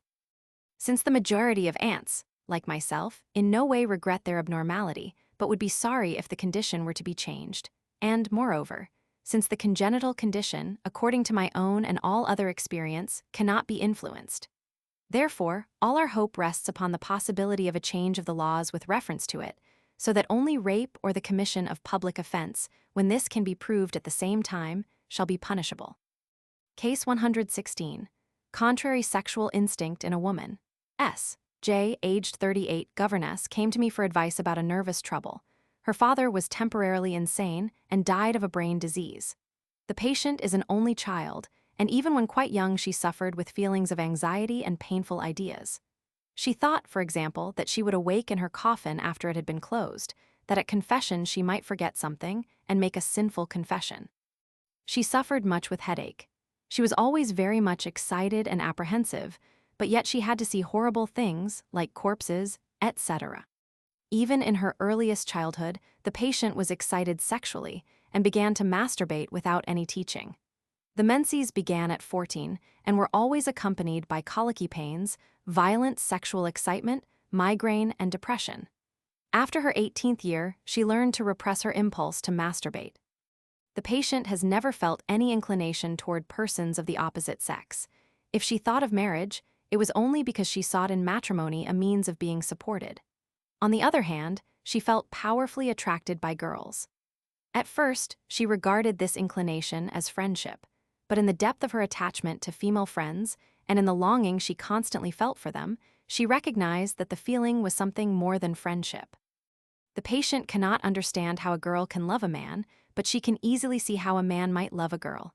She always has a lively interest in beautiful women and girls and is powerfully excited at sight of them. Her longing had always been to kiss and embrace such dear creatures. She had never dreamed of a man, but only of girls. Her delight had been to revel in the sight of them. Separation from such female friends had always made her desperate. The patient, whose appearance is perfectly feminine and very respectable, states that she has never felt herself in any particular role with her friends, not even in dreams. Female pelvis, large mammy, no sign of beard. Case 117. Mrs. R., Russian, aged 35, of high social position, was brought to me in 1886 by her husband for advice. Father was a physician and very neuropathic. Paternal grandfather was healthy and normal and reached the age of 96. Facts concerning paternal grandmother are wanting. All the children of father's family are said to have been nervous. The patient's mother was nervous and suffered with asthma. The mother's parents were healthy. One of the mother's sisters had melancholia. From her 10th year, patient has been subject to habitual headache. With the exception of measles, she has had no illness. She was capable and enjoyed the best of training, having a special talent for music and languages. It became necessary for her to prepare herself for the work of a governess, and during her earlier years she was mentally overworked. She passed through an attack of melancholia sign delirio, of some months' duration, at 17. The patient asserts that she has always had sympathy only for her own sex, and found only an aesthetic interest in men. She never had any taste for female work. As a little girl, she preferred to play with boys. She says she remained well until her 27th year. Then, without external cause, she became depressed and considered herself a bad, sinful person, had no pleasure in anything, and was sleepless. During this time of illness, she was also troubled with imperative conceptions, that she must think of the death of herself and her relatives. Recovery after about 5 months. She then became a governess, was overworked, but remained well, except for occasional neurasthenic symptoms and spinal irritation. At 28, she made the acquaintance of a lady 5 years younger than herself. She fell in love with her, and her love was returned. The love was very sensual and satisfied by mutual masturbation. "I loved her as a god, hers is a noble soul," she said, when she mentioned this love bond. It lasted 4 years and was ended by the unfortunate marriage of her friend. In 1885, after much emotional strain, the patient became ill with symptoms of hysteroneurasthenia, dyspepsia, spinal irritation, and tonic spasmodic attacks of hemiopia with migraine and transitory aphasia, pruritus pudendi et ani. In February 1886, these symptoms disappeared. In March, she became acquainted with her present husband and married him without taking much time for reflection, for he was rich, much in love with her, and his character was in sympathy with her own. On April 6th, she read the sentence, "Death misses no one." Like a flash of lightning in a clear sky, the former imperative conceptions of death returned. She was forced to meditate on the most horrible manner of death for herself and those about her, and constantly imagine death scenes. She lost rest and sleep, and took no pleasure in anything. Her condition improved. Late in May 1886, she was married, but was still troubled by painful thoughts at that time, that she would bring misfortune on her husband and those about her. First coitus on June 6, 1886. She was deeply depressed morally by it. She had had no such conception of matrimony. The husband, who really loved his wife, did all he could to quiet her. He consulted physicians, who thought all would be well after pregnancy. The husband was unable to explain the peculiar behavior of his wife. She was friendly toward him and suffered his caresses. In coitus, which was actually carried out, she was entirely passive, and after the act she was tired, exhausted all day long, nervous, and troubled with spinal irritation. A bridal tour brought about a meeting with her old friend, who had lived in an unhappy marriage for 3 years. The two ladies trembled with joy and excitement as they sank into each other's arms and became inseparable. The husband saw that this friendly relation was a peculiar one and hastened their departure. He had an opportunity to ascertain, through the correspondence of his wife with this friend, that the letters interchanged were like those of two lovers. Mrs. R. became pregnant. During pregnancy, the remains of depression and imperative ideas disappeared. In September, during about the 9th week of pregnancy, abortion took place. After that, renewed symptoms of hysteroneurasthenia. In addition to this, there were anteflexio et lateropositio dextra uteri, anemia, and atonia ventriculi. At the consultation, the patient gave the impression of a very neuropathic, tainted person. The neuropathic expression of the eyes cannot be described. Appearance entirely feminine. With the exception of a very narrow, arched palate, there was no skeletal abnormality. With difficulty, the patient could be brought to give the details of her sexual abnormality. She complained that she had married without knowing what marriage between men and women was. She loved her husband dearly for his mental qualities, but marital intercourse was a pain to her. She did it unwillingly, without ever finding any satisfaction in it. Post actum, all day long she was weary and exhausted. Since the abortion and the interdiction of sexual intercourse by the physicians, she had been better, but she thought of the future with horror. She esteemed her husband and loved him mentally, but she would do anything for him if he would but avoid her sexually in the future. She hoped to have sensual feeling for him in time. When he played the violin, she seemed to feel the beginning of an inclination for him that was something more than friendship, but it was only transitory, and she could get no assurance for the future in it. Her greatest happiness was in correspondence with her former lover. She felt that this was wrong, but she could not give it up, for to do so made her miserable. It is remarkable that the anomaly may be long limited to mere perversion of the sexual instinct, and that the impulse to perverse indulgence may make its appearance after some accidental cause, e.g., seduction or some neurosis. Such cases might easily be mistaken for acquired contrary sexual instinct, v. supra, if, with reference to the sexual feeling, they should not be demonstrated by the history to be original and congenital. Case 118.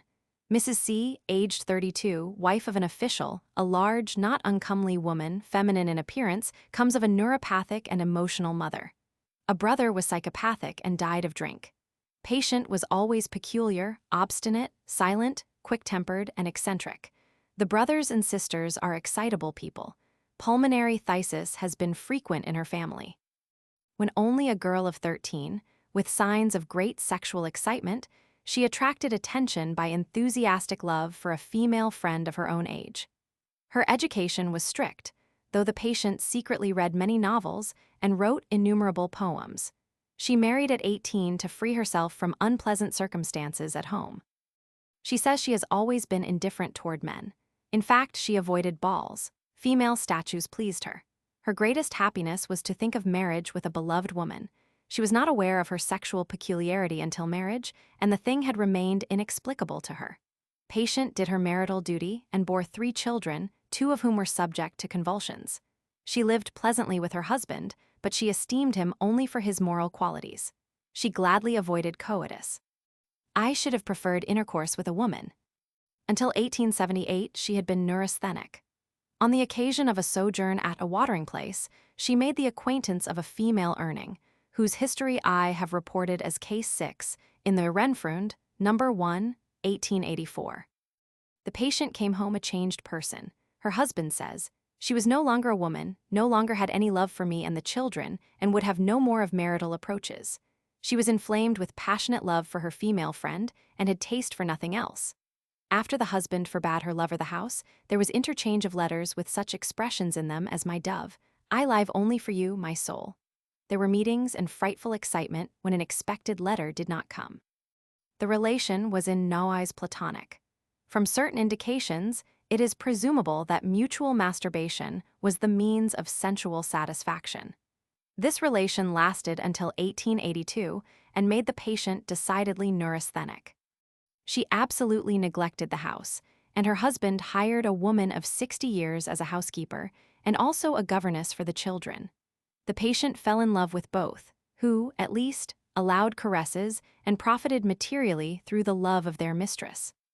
In the latter part of 1883, on account of developing pulmonary tuberculosis, she had to go south.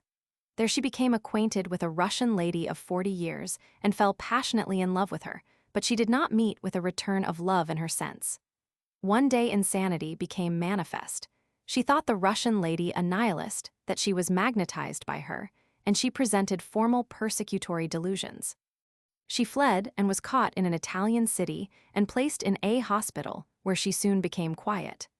Again she followed the lady with her love, felt herself very unhappy, and planned suicide. When she returned home, she was greatly depressed because she did not have the lady and was contrary toward her family. A delusive, erotic state of excitement came on about the end of May, 1884. She danced, shouted, and called herself a man, demanded her former lovers, and said she was of royal blood. She escaped from the house in male attire and was taken to the asylum in a state of erotomaniacal excitement. After a few days, the exaltation disappeared.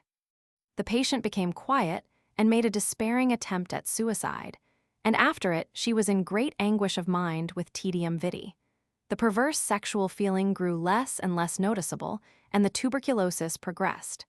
The patient died of phthisis in the beginning of 1885. The examination of the brain presented nothing unusual as far as architecture and arrangement of convolutions were concerned. Weight of brain 1150 grams. Skull slightly asymmetrical.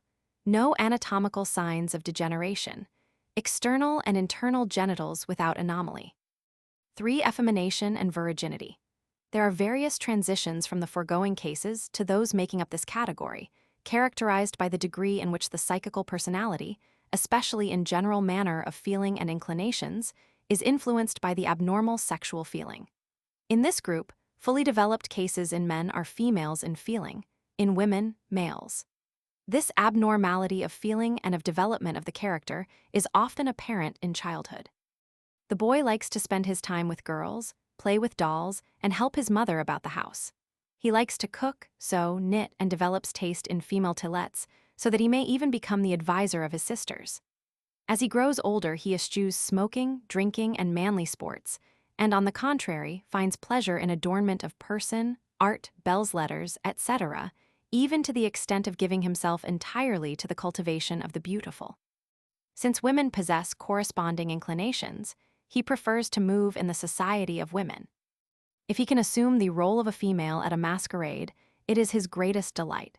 He seeks to please his lover, so to speak, by studiously trying to represent what pleases the female-loving man in the opposite sex. Sweetness, sympathy, taste for aesthetics, poetry, etc. efforts to approach the female appearance in gait, attitude, and style of dress are frequently seen. The female Urning, even when a little girl, presents the reverse. Her favorite place is the playground of boys. She seeks to rival them in their games.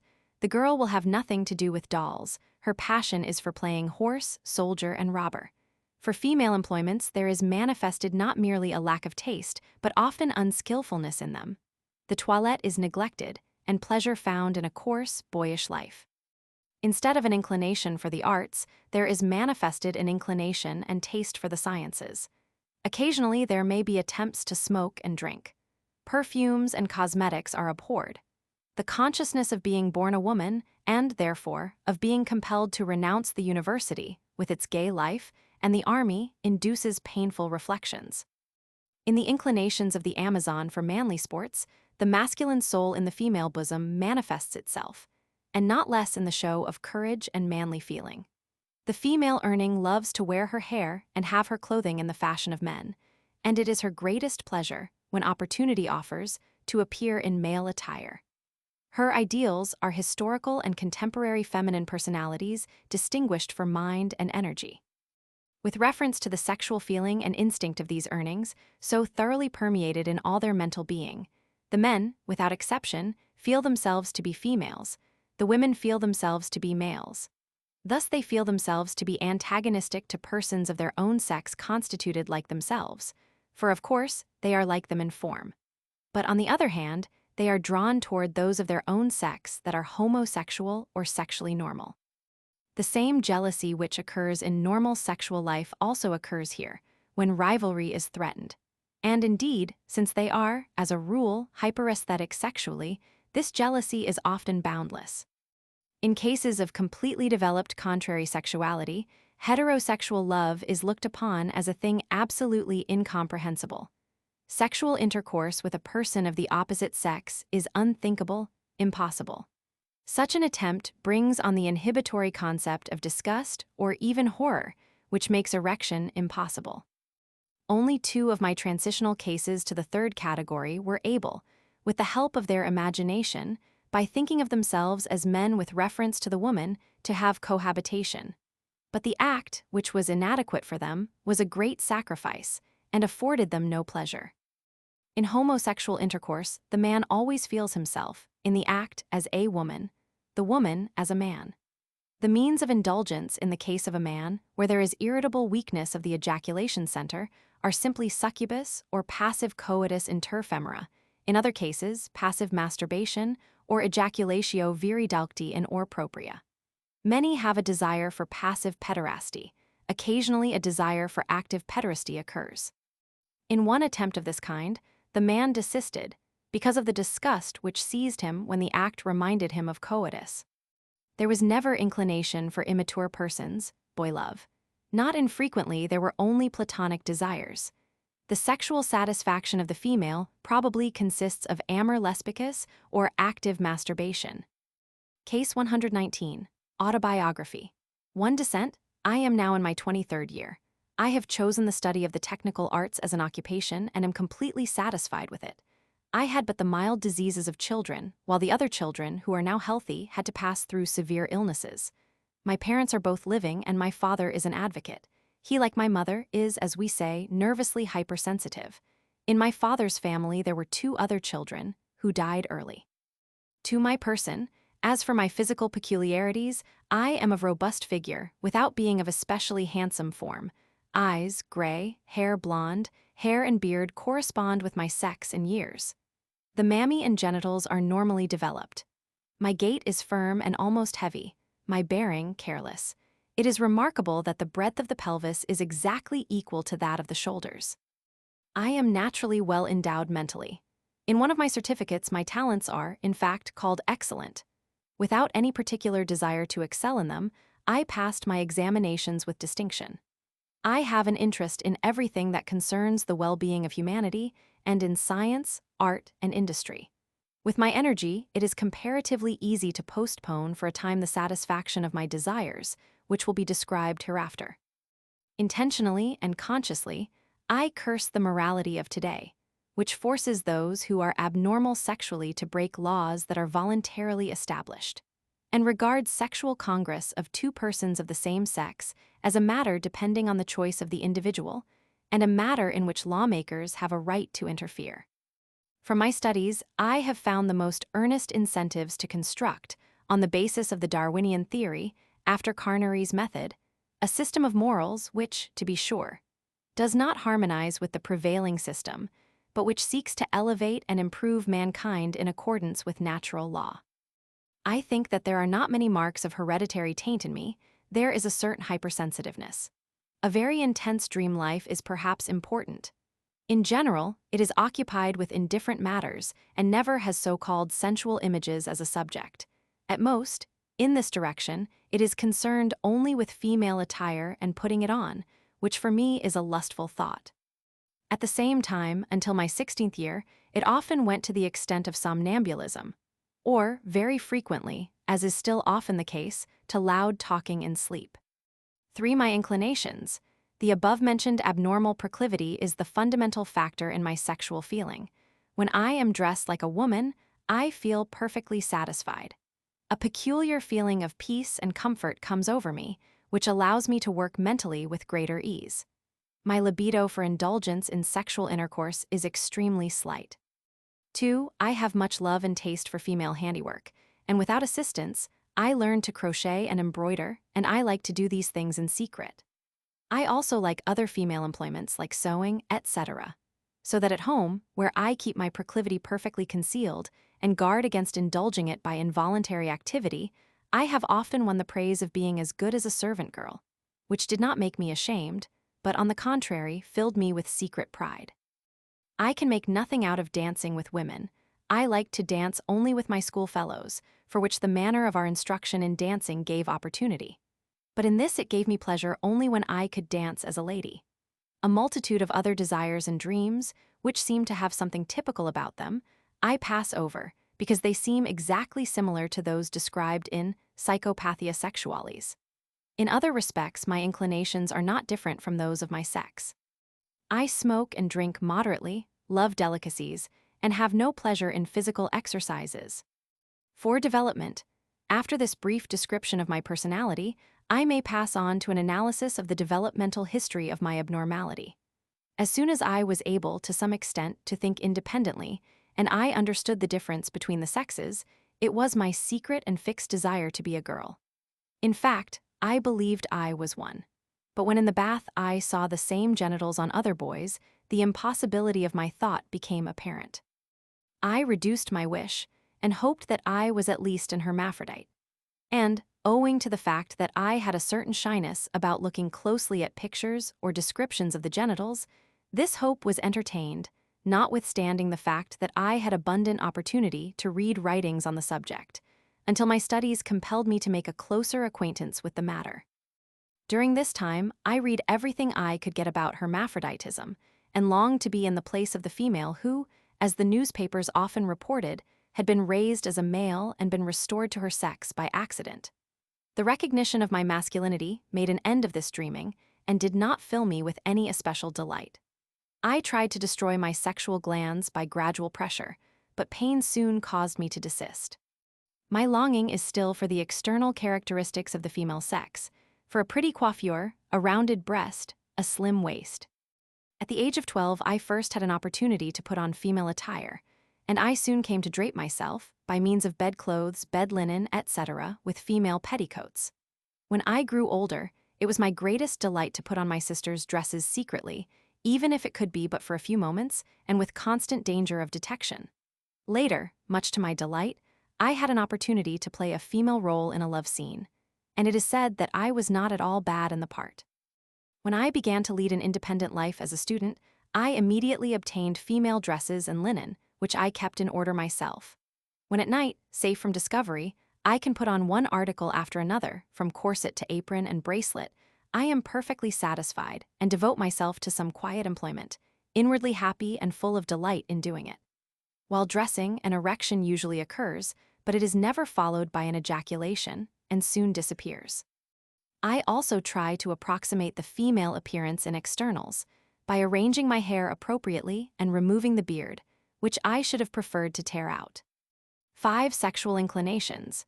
In passing to the description of my sexual proclivities, I desire, first, to note in general that puberty occurred normally, as I judge from the pollutions that occurred. The change of voice, etc. pollutions still occur regularly once every 3 weeks, seldom more frequently. With them, I never experience any lustful feeling. I have never practiced onanism. Until lately, I knew nothing more of it than its name, and I had to seek direct information about it in order to understand it. Any touch on the erect penis is disturbing and painful to me, and without lustful feeling. Previously, I behaved very shyly toward women, but I now act quietly and associate with them as with my kind. Direct excitation, in a sexual sense, by a woman sometimes occurred, but when I try to analyze this, it seems to me that it was never her person, but rather her attire alone that was effectual. I fell in love with her dress, and the thought of wearing one like it was heavenly. Thus sexual excitation never took place, not even in brothels where I was led by friends, in spite of the sight of the greatest voluptuousness and beauty. But friendly feelings for the female sex were in my heart. I imagined how, dressed as a woman and unrecognized, I could stay with them, associate with them, and take pleasure with them. I prefer the impression made on me by girls whose breasts have not yet fully developed, particularly those wearing the hair short, for such girls are more nearly like me and my aspect. Once, I was so fortunate as to find a girl who felt unhappy in her sex. We formed a firm bond of friendship with one another, and we often took delight in the idea of exchanging places. Perhaps it is not inappropriate or unimportant for the characterization to record the following. Some months ago, when the story was running through the newspapers of an Hungarian countess who, dressed as a man, had married, and felt like a man, in all earnestness, I thought of offering myself to her in order to contract an inverted marriage, she as husband, I as wife. I have never attempted coitus and have never felt any desire for it. But since I foresaw that the erection necessary with a woman would be wanting, I thought of putting on some of her clothing, and I think that then the expected result would occur. As for my behavior toward male persons, first of all, it is to be emphasized that I had the warmest friendships during my school days. My heart was full of happiness if I could do some small service for the object of my devotion. I really worshipped him passionately, but on the slightest occasion, I evinced terrible jealousy, and while my anger lasted, I felt as if I could neither live nor die. When reconciliation occurred, for a short time, I was the happiest of creatures. I also tried to make friends of boys, whom I bribed with sweetmeats, and whom I should gladly have kissed. Though my love always remained platonic, yet it is abnormal. An expression that I unconsciously made at that time about an elder friend, whom I worshipped, shows that. I said I loved him so that I should have liked to marry him.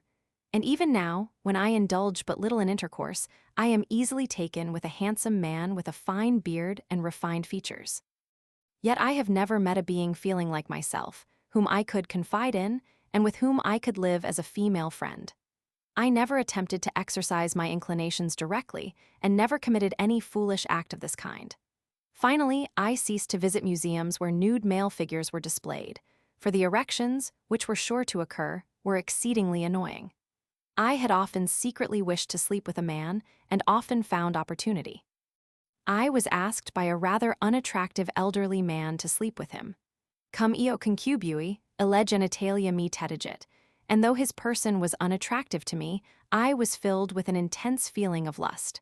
I felt as if completely surrendered to him. In a word, I felt like a woman. If I may be permitted to add a concluding word to what I have already said, I wish to state expressly that, though I am conscious of the abnormality of my inclinations, I have no desire to change them. I long only for a time when, more easily, and with less danger of discovery, I can give rein to my desires and experience a delight that will harm no one. Case 120. Miss Z, aged 31 artist, comes for consultation on account of neurasthenic symptoms. She is remarkable for coarse, masculine features, a deep voice, short hair, a masculine style of dress, masculine gait, and self-consciousness.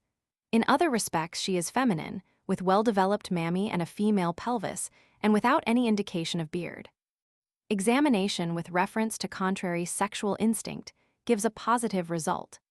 The patient states that even when a little girl she preferred to play with boys, and particularly soldier, merchant, and robber.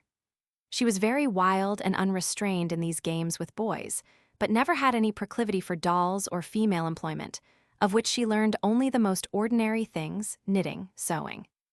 In school she made good progress, being especially interested in mathematics and chemistry. She early had a desire for sculpture and showed talent for it. Her greatest ambition was to become a real artist. In her dreams of the future, she never thought of marriage. As an artist, she was interested in handsome men, but she was really attracted only by female forms. She saw male forms only in the distance. She could never endure trumpery.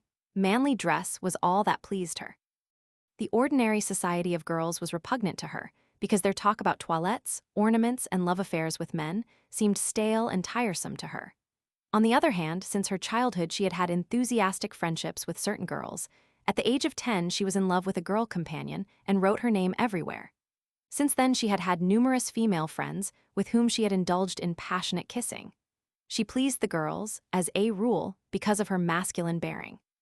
She wrote poems to her female friends and could have done anything out of love for them. To her, it was very remarkable that she was embarrassed before girls, especially when they were friends. She could not undress before them. The more she loved a friend, the more modest she was before her. At the present time, she has such a relation. She kisses and embraces her Laura, walks by her window, and suffers all the pangs of jealousy, particularly when she sees her conversing with men. Her only wish is to live always with this female friend. The patient states, however, that twice in her life men have made an impression on her. She thinks that if she had been really sought, there would have been a marriage, for she is very fond of family life and children. If a man wished to possess her, it would be necessary for him to win her. She herself would prefer to win a female friend. She thinks woman is more beautiful and ideal than man. In her infrequent erotic dreams, the subject had always been a female. She had never dreamed of men. She does not think that she could now love a man, for men are false, and she herself is nervous and anemic. She considers herself a woman in all respects, but regrets that she is not a man. Even at the age of 4, it had been her greatest pleasure to put on boys' clothes. She certainly had a masculine character, and 2, had never wept. Her greatest passion was for riding, gymnastics, fencing, and driving. She suffered much because no one about her understood her. It seemed silly to her to talk about feminine things. Many of her acquaintances had thought that she should really have been a man. The patient says that she was never sensual. In embracing female friends, she had often experienced a peculiar lustful feeling. Embracing and kissing had been her only manner of expressing her friendship. The patient states that she comes of a nervous father and an insane mother who, as a young girl, had been passionately in love with her own brother and had tried to induce him to flee with her to America. The patient's brother is a very eccentric, peculiar man. The patient presents no external degenerative signs, head regular. She says the menses began at 14 and that they have been regular, but always painful. Case 121. In order to designate at once my unhappy diseased condition with its correct name, I will state at the beginning that it bears all the marks of what, in your work, Psychopathia Sexualis, you have named effemination. I am now 38 years old, and, thanks to my abnormality, I look back on a life that has been full of indescribable suffering, so that I am often astonished to think what capacity for suffering a man has. Of late, consciousness of the suffering I have endured has become the source of a kind of self-respect, which in itself makes my life, in a measure, endurable. But I shall now endeavor to describe my condition with all truth. I am physically healthy, and, as far as I can remember, have never had any severe illness. I come of a healthy family, but my parents are both of a very excitable nature, my father being of the so-called choleric and my mother of the sanguine temperament, she has a strong tendency to mild melancholia.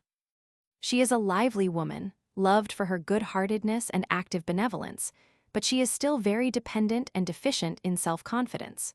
All these peculiarities were marked in her father. I mention this fact because I am told that I resemble them both, and as far as the last two peculiarities are concerned, I can myself acknowledge the resemblance. But when I made attempts, by means of my inner strength and by thinking of my own power, to rend the bond that, with magic force, draws me to men, there was always a residuum left that I could not eradicate. As far as I can remember, I have always had this elementary longing for a male lover. To be sure, its first expressions were of a coarse, sensual nature. I do not know whether I was yet 10 years old, when, while lying in bed in the daytime, I suddenly discovered how, by pressure on my genitals, I induced a new and intoxicating feeling, while fancying that a man of my acquaintance performed sensual manipulations on me. It was only many years afterward that I learned that this was onanism. At first I was so frightened and so depressed by the inexplicableness of my longing that I then made my first attempt at suicide. If I had only put it into execution, for since then there has been such frequent violent agitation of mind and body that my heart has been bound as with a chain and made cold. I may say at once that, up to the present time, onanism has not loosened me from its clutches. It has overcome all attempts and efforts to escape, and my desire to resist it is almost destroyed. 3 or 4 times I have given it up for a month at a time, usually under the influence of mental excitement. When about 13, I had my first love. Today it seems as if my greatest wish then was to kiss my schoolfellow's fresh, rosy lips. It was a passion full of romantic dreams. At the age of 15 or 16, it became more violent, when I first experienced the insane pangs of a jealousy which is more terrible than that of natural love can be. This second period of my life lasted for years, though I spent but a few days with the object of my passion, and then we did not see each other for 15 years. Gradually, my feeling cooled, and I then fell passionately in love several times with other men, who, with the exception of one, were about my own age. My love, if you will kindly allow this expression for a feeling condemned by the majority of mankind, has never been returned. I have never had intercourse with a man in any way that would not bear the light of day. Never has anyone shown even extraordinary interest in me, though one of my friends discovered my secret longing. And yet, I have had a burning desire for masculine love. In this longing, my feelings seem to me to be entirely those of a loving woman, and I notice, with horror, that my sensual ideas grow more and more like those of a woman. During the periods when I am free from any particular love, my longing degenerates so that, in my onanistic manipulations, I conjure up only coarse, sensual ideas. But I am still finally able to overcome these. My efforts to repress the love, however, are absolutely vain. At the present time, I am again suffering with such an exaggerated state of feeling that has existed for months, and I have pondered so much over its peculiarities that I think I can describe my feelings truthfully. In this way, I have made the peculiar observation that I have never loved a bearded man. From this, it might easily be presumed that I am given to so-called boy love, but that is not the case. For, to the sensual charm, on closer association, a mental interest is added. With this begins the mental pain. I am seized with such a passionate longing that I am willing to sacrifice myself, in a way. I excite confidence in myself, and from this mutual feeling, a heartfelt friendship might be engendered, if deep down in my soul were not sleeping the demon which impels me to the closest of relationships, which is allowed only between human beings of opposite sex. My whole being, every fiber of my body, longs for it, and I am consumed by a hot, glowing passion. I wonder that here I can again describe in unfeeling words the feelings that course through my whole being. Of course, by the struggle of years, I have been forced to learn to conceal my inclination and smile when torn by pain. For in never having my love returned, I have learned to know all the sufferings of love. Jealousy, insane, blinding jealousy, of any and every body who casts but a friendly glance at the object of my secret love. I have emphasized the mental element, in order to show how deeply rooted my abnormal impulse is. I have never felt the slightest touch of sensual love for the opposite sex. The idea of being forced to associate sensually with women is repugnant to me. At times, I have suffered enough on being assured of the love of young girls. Like every young man, I have had abundant opportunity to enjoy the modern social pleasures, dancing among them. I like to dance, but if I could dance with men as a girl, I should be really happy. I wish once more to remark that my love is entirely sensual. How could I otherwise explain the fact that the pressure of my lover's hand, often merely his glance, causes palpitation and erection? I have done everything to eradicate this love from my, let us say, heart. I have tried to still it by means of onanism, to drag it in the mire, in order to raise myself above it. About 10 years ago, during such a time of love, I avoided onanism and felt that my feeling of love elevated me. I still entertain the delusion that if the object of my love were to tell me he loved me, that he loved me, and only me, I should willingly give up sensual gratification to repose in faithful arms. But that is certainly a self-deception. Honored sir, I have a responsible occupation, and I think I can give the assurance that my abnormal inclination has never, even in a hair's breadth, caused me to deviate from the duty imposed on me. Aside from this abnormality, I am not insane, and I might ultimately become contented. But I have, particularly of late years, suffered too much not to look on the future with painful feeling. For the future will certainly not bring fulfillment of the desire which constantly glows under the ashes, the desire to possess a lover who understands and returns my love. Such a relation would make me truly happy. I have thought much about the origin of my abnormality, particularly because I think I am forced to assume that it was not inherited. I believe that onanism has changed the inborn feeling into a burning passion. I might long ago have put an end to my misery, since I have no fear of death, and since in religion, which, strange to say, has not departed from my impure heart, I find no warning against suicide. But the consciousness that I am not alone responsible, and that a worm has nipped my whole life in the bud, a certain comfort that has sprung up of late out of indescribable suffering, leads me to see whether comparative happiness in life cannot be obtained on an entirely new basis, something which fills the whole heart. I think I could be happy under the influence of quiet family life. But I dare not conceal from you the fact that the thought of married life with a wife is terrible to me, and that I make the attempt of a change of life with a bleeding heart. For thus I absolutely abandon the hope that is always awake, namely, the delusion that fate may yet bring me the desired happiness. This delusion is so deeply rooted in me that I think nothing but hypnotic suggestion could help me. If you could advise me, you would make me unspeakably happy. Of course, your strictest injunction would be to abandon onanism. How gladly I would follow it. But if I were not to have direct physical, some mechanical, means at hand to help me, I should certainly be unable to free myself from this vice. And this the more, because I fear that, by long years of habit, my nature has become accustomed to it. Of course, I have not escaped the effects of it, even though they are not so terrible as they are often pictured. I suffer with mild nervousness, am, indeed, weakened, and have periodical disturbance of digestion. But I can still endure hard work, and take a certain pleasure in it when it is not too great. I am depressed, but I can be happy, and fortunately I take pleasure in my calling and am interested in various things, particularly music, art, and belles lettres. I have never indulged in female pursuits. As may be seen from the foregoing, I like to associate with men, especially with those who are handsome, but I have never had intimate relations with them. A wide gulf separates me from them. Postscript, I feared that in the foregoing I had not described my sexual life with sufficient exactness.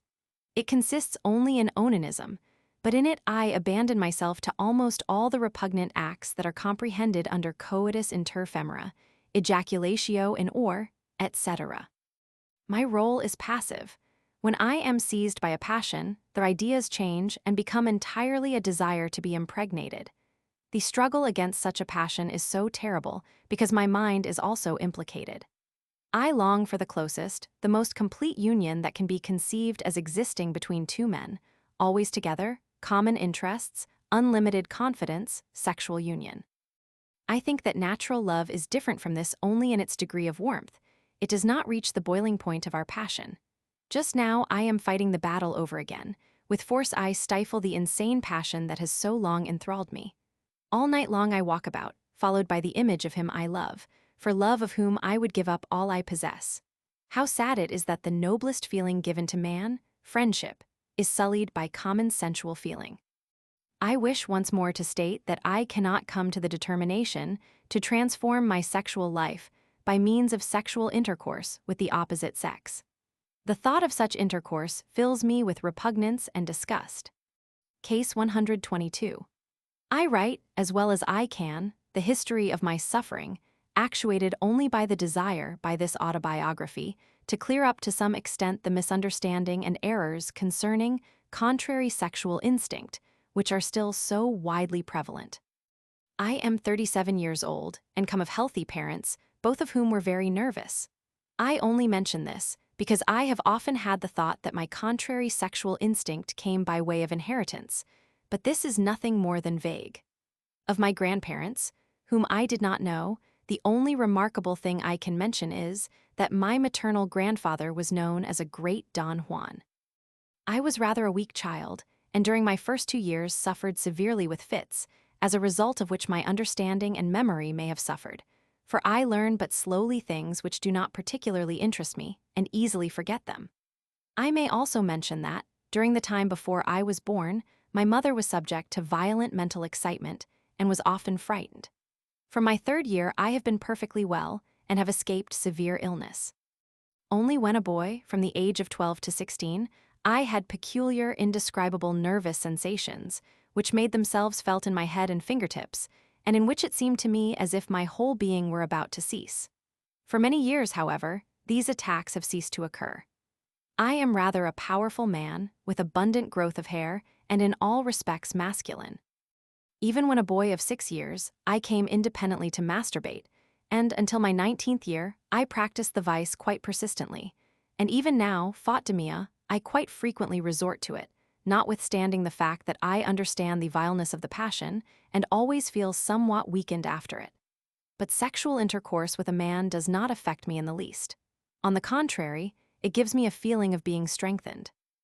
I began school at the age of 7, and soon experienced an intense feeling of sympathy for my companions, which, however, made no other impression on me. In the gymnasium, at the age of 14, my companions explained to me the sexual life of man, which up to that time was absolutely unknown to me, but I was not much interested in the matter. At this time, I also practiced mutual onanism with 2 or 3 friends who had seduced me into it, and it had an extraordinary charm for me.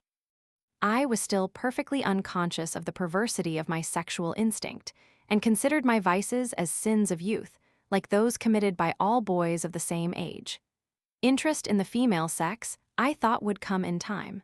Thus I became 19 years old.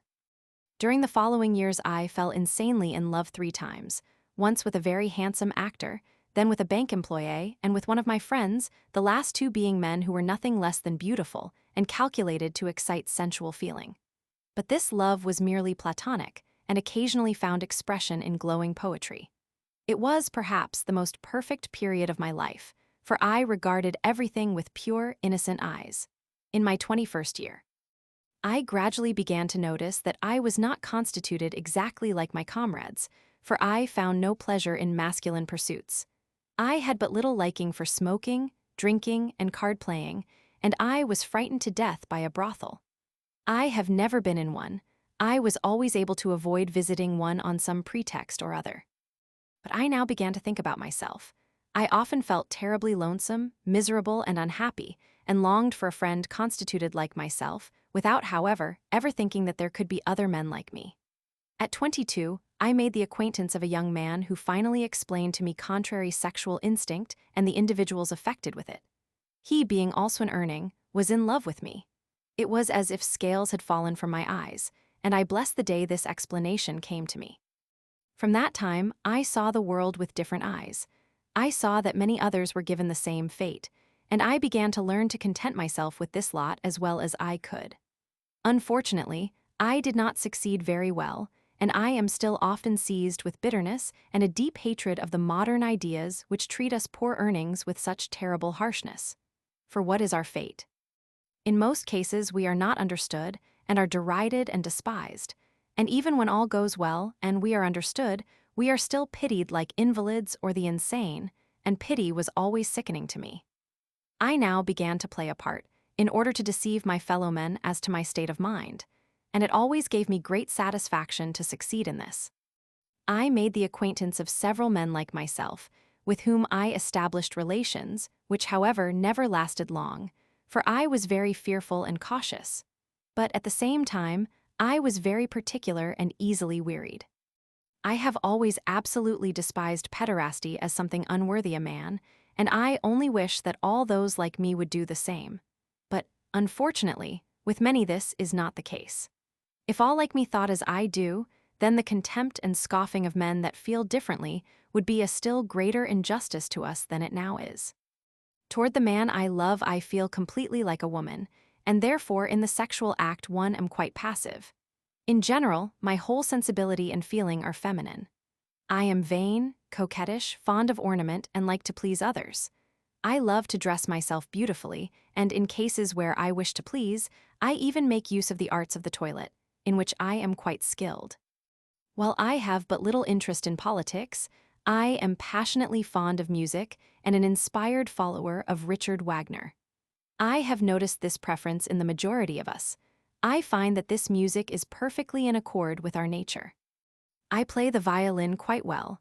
I like reading and read much, but I have little interest in anything else. Everything else in life is quite indifferent to me, owing to the deep resignation that more and more takes possession of me. Even though I should have reason to be satisfied with my fate, in that I have an assured position in a technical employment in a large city of Germany, still I take no pleasure in my calling. I should be best suited if, independent and free, I could travel about with a handsome lover, and live for music and literature, particularly for the theater, which seems to me to be one of the greatest pleasures. A connection with a court theater I think of as being very acceptable. The only position or calling that seems really desirable to me is that of a great artist, singer, actor, painter, or sculptor, and it seems to me that it would be even finer to be born to the throne of a king, a wish that is in harmony with my pronounced desire for power. If there is really such a thing as transmigration of souls, a subject I have studied much, and which seems to me to clear up much, I must have lived at one time as an emperor or ruler of some kind.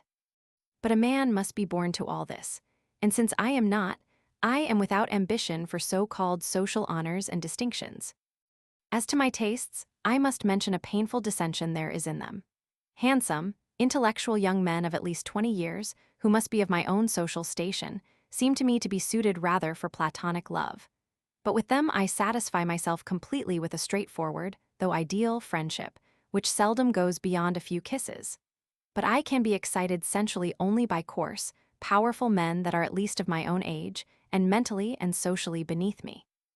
The reason for this strange phenomenon may be that my pronounced feeling of shame and my innate apprehensiveness, with my cautious disposition, have the effect of an inhibitory idea with men of my own social position, so that with them, it is with difficulty and seldom that I can induce sexual excitement in myself. That this diversity is painful to me is owing to the fact that I am always afraid to discover myself to these simple men, below me in station, who may often be bought with money. But I cannot imagine anything worse than a scandal, which would at once drive me to suicide. For I can think of nothing more terrible than, through some slight act of carelessness or the enmity of any man, suddenly to be branded before the world, and to be powerless to avert it. But what is it that we do that is so different from what normally constituted men can do, at least, quite as frequently without embarrassment and without shame? That we do not feel as the crowd feels is not our fault, but a cruel trick of nature. Innumerable times I have puzzled my brain to know whether science, or any of her free and unprejudiced devotees, could think of any way in which to give us stepchildren of nature a more endurable position before the law and mankind. But I have always reached the same sad conclusion, that when one enters the lists in behalf of anything, he must first know thoroughly, and be able to explain, that for which he contends. And who is today able to perfectly explain and define contrary sexual instinct? Yet there must be some correct explanation of it. There must be some way in which the mass of mankind can be brought to a milder and more reasonable judgment of it. And, first of all, there must be some way to show that contrary sexual instinct should not be regarded as meaning the same as pederasty, as the majority of men, I may say all, regard it. By such an act, a man might erect for himself an immortal monument in the gratitude of thousands of men of present and future generations. For there have been, are, and will ever be earnings, and in greater number than perhaps has been suspected. In Wilbrand's work, Fridolin's Secret Marriage, I find a very plausible theory given in explanation of this matter. For I myself have repeatedly had opportunity to observe that all earnings do not love men with the same intensity, but that there are innumerable subvarieties, from the most feminine man to the man of contrary sexuality who is equally sensitive to female charms. This may also account for the so-called difference between congenital and acquired contrary sexual instinct, which, in my inadequate opinion, does not exist. Yet, in all the 55 individuals I have become acquainted with in the 3 years since I came to understand this matter, I have met the same peculiarities of temperament, disposition, and character. Almost all of them are more or less idealists. They smoke but little or not at all. They are bigoted, vain, desirous of admiration, and superstitious.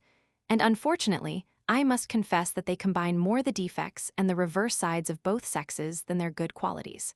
For woman in a sexual role, I experience a feeling of true horror, which I could never overcome, even with the help of my extremely lively imagination. I have never attempted it, because I am thoroughly convinced of the fruitlessness of such an attempt. That seems to me unnatural and sinful. In purely social and friendly relations, I like to associate with ladies and girls, and I am gladly welcomed in ladies' society. For I am much interested in the fashions for ladies and know how to talk of such things with great skill. When I wish to, I can be very gay and amiable, but my faculty for conversation is, for the most part, only assumed, and it always tires me. I have always had great skill in female work and shown interest in it.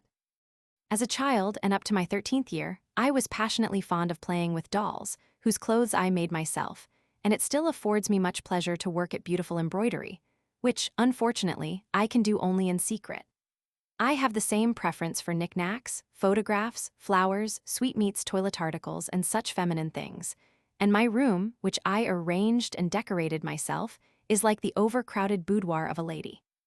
As particularly remarkable, I wish still to mention that I have never suffered with pollutions. I dream very much, and intensely, almost every night. Occasionally I have lascivious dreams, which have only men as subjects, but I always wake out of them before it comes to ejaculation. In reality, I am not very passionate sexually, and I have periods lasting from 4 to 6 weeks, in which I have almost no sexual desire. Unfortunately, these periods are infrequent, and they are usually followed by an awakening of my intense sexual desire that is only the more violent, which, when it is unsatisfied, causes intense physical and mental suffering. I then become moody, depressed, sensitive, irritable, and retiring. Peculiarities, however, which, with the first opportunity I have for sexual gratification, again disappear. I must mention, also, that often, on the slightest occasion, my mood may change several times during the day.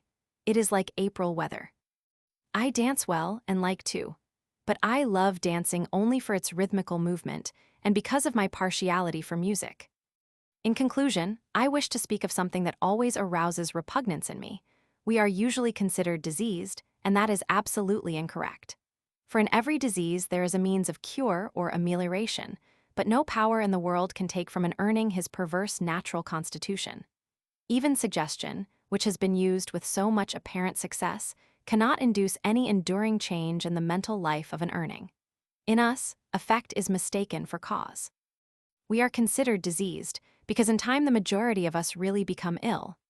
I am almost convinced that 2/3 of us, in later life, when we really live so long, have a mental defect of one kind or another, and this is only too easily explained.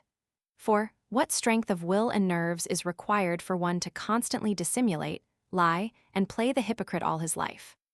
How often in the society of normal men, when the conversation turns to contrary sexual instinct, must one agree with the words of abuse and contempt, while every one of them wounds the heart?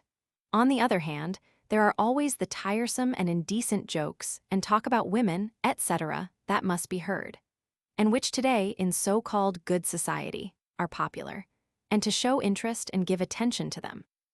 daily and hourly, to see so many handsome men to whom one cannot reveal himself, to be compelled to go without a friend, intercourse with whom we desire so much, and besides, constantly the fearful anxiety of betraying one's self before the eyes of the world, and then standing covered with ignominy and shame.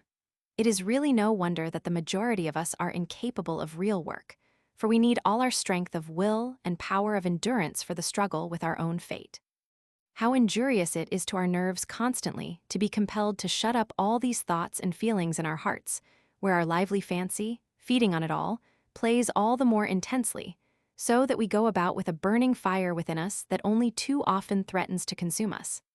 Happy are those of us that are never denied the strength to lead such a life, but those, too, are happy that have passed beyond it.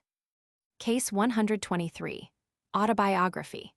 In what follows, you will find the description of the character, as well as the mental and sexual disposition of an earning, i.e., of an individual who, in spite of his masculine form, feels as a woman, whose senses women do not excite, and whose sexual desires are constantly directed toward men.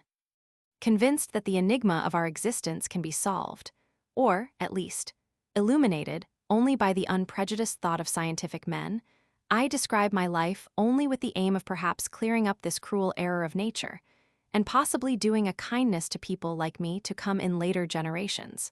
For there will be earnings as long as men are born, just as it is a fact that they have existed in every age. With the progress of science in our epoch, men will see in me and those like me not objects of hatred, but objects of pity, which deserve not the odium, but the compassion of their more fortunate brothers. I shall be as brief as possible in my communication, and also objective, and with reference to my caustic, often cynical, style, I may note that, above all, I shall be honest, and therefore not avoid strong expressions, for they are most happily suited to the subject in hand. I am in my 35th year, a merchant with a fair income, somewhat above average height, slim, weak of muscle, with full beard and quite ordinary face, and at first sight in no wise different from ordinary men. On the other hand, my gait is feminine and particularly mincing in fast walking. The movements are awkward and displeasing, indicative of a want of manly feeling. The voice is neither feminine nor shrill, but rather a baritone. This is my external appearance. I do not smoke or drink, and can neither whistle, ride, do gymnastic feats, fence, nor shoot. I have absolutely no interest in horses or dogs, and have never had a gun or sword in my hand. In inner feeling and sexual desire, I am completely a woman. Without thorough education, I pass through but few classes in the gymnasium. I am yet intelligent, like to read well-written, improving books, and have good judgment. But I allow myself to be carried away by the feelings of the moment, and I am easily influenced by anyone who knows my weakness and how to make use of it. Constantly making resolves, I have never the energy to carry them out. Like a woman, I am moody and nervous, often irritated without reason, and sometimes mean. Toward persons that do not please me, I am arrogant, unjust, and often shamefully insulting. In all my conduct I am superficial and often frivolous, and I have no deep moral feeling. I have little consideration for parents and brothers and sisters. I am not egotistic, but on occasion self-sacrificing. I cannot withstand tears and can, like a woman, be won by amiability and entreaty. In my earliest years I avoided playing soldier, gymnastics, or the rough games of my manly comrades, and ran about with little girls, with whom I was much more in sympathy than with boys. I was retiring, bashful, and often blushing. When no more than 12 or 13 years old, the close-fitting uniform of a handsome soldier gave me the most peculiar feeling. And while, during the next few years, my comrades were always talking about girls, and even engaged in love affairs, I could, for hours at a time, run after a well-built man with well-rounded hips and feast my eyes on the sight. Without thinking much of these impressions, so different from the feelings of my comrades, I began to masturbate, always during the act thinking of a heroic, handsome form. And this continued until my 17th year, when I learned from a companion constituted like myself a true explanation of my condition. Since that time, I have been with girls 8 or 10 times, but in order to have an erection, it was always necessary to think of a handsome man of my acquaintance. And I am thoroughly convinced that today, even with the help of imagination, I should be unable to have intercourse with a girl.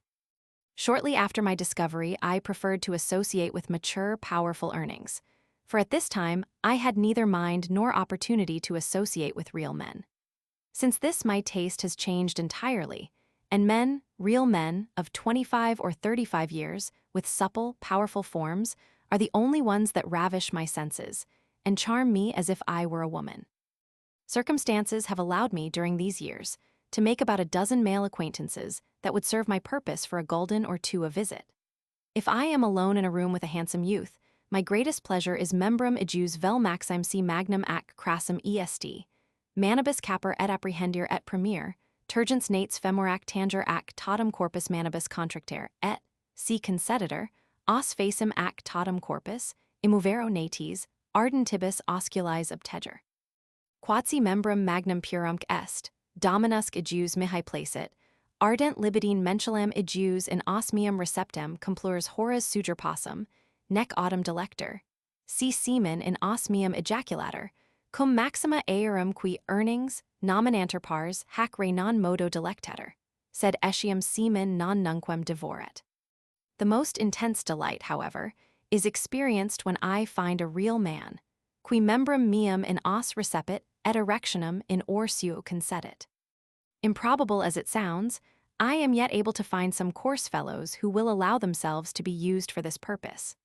They learn the thing while in military service, for earnings know that under such circumstances they can be made to do the most for money. And when the fellows are once trained, circumstances often compel them, in spite of their passion for the opposite sex, to continue the practice. With certain exceptions, earnings make no impression on me, because everything feminine is repugnant to me.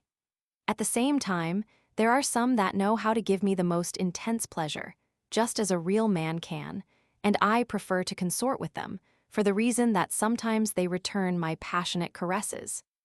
In tete-a-tete with such a person, I throw all check from my excited senses, and give my animal passions free rein, oscular, primo, amplector eum, linguam meme in os ejus emitto. Or cupiditate triment ejus labrum superius sugo, facem meme ad ejus nates ad pono, et odora voluptari, e natibus emanent voluptate obstupescer.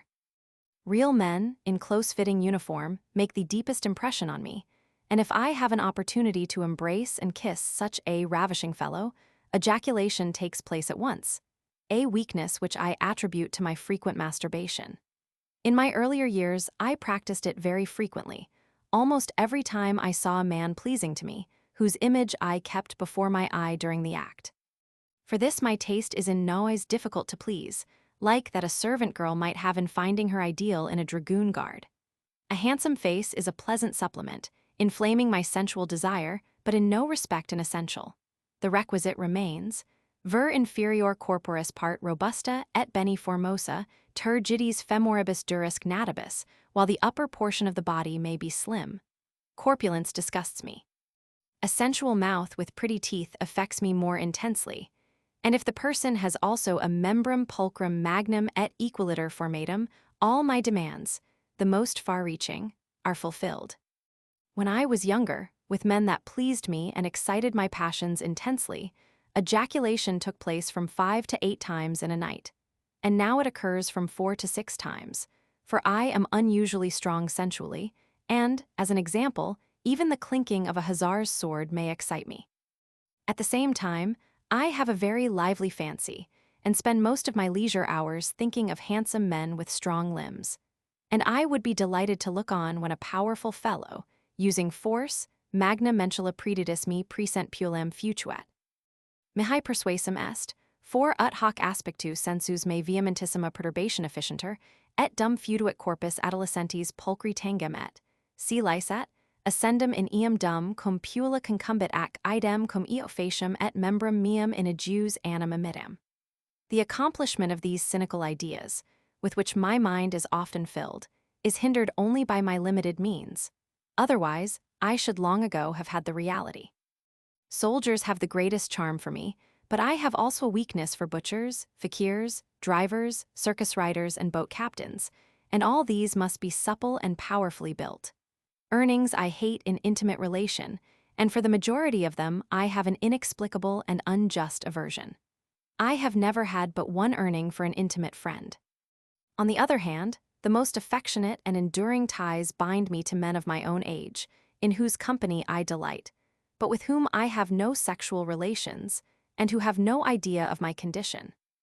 Talk on politics and economics, like every other earnest subject, I hate, though I gossip with considerable sense and peculiar pleasure about the theater. At operas, I see myself on the stage, feel myself applauded by the public, and would prefer to sing as a passive heroine or in the dramatic role of a woman.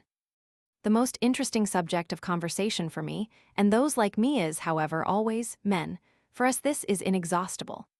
Their secret charms are described in the most minute details, mentally estimanter, quanta sint magnitudine, quanta crassitudine, de forma iram ac rigiditate conferimus, alter ob altero cognoscit cujus semen celerius, cujus tardius ejaculator.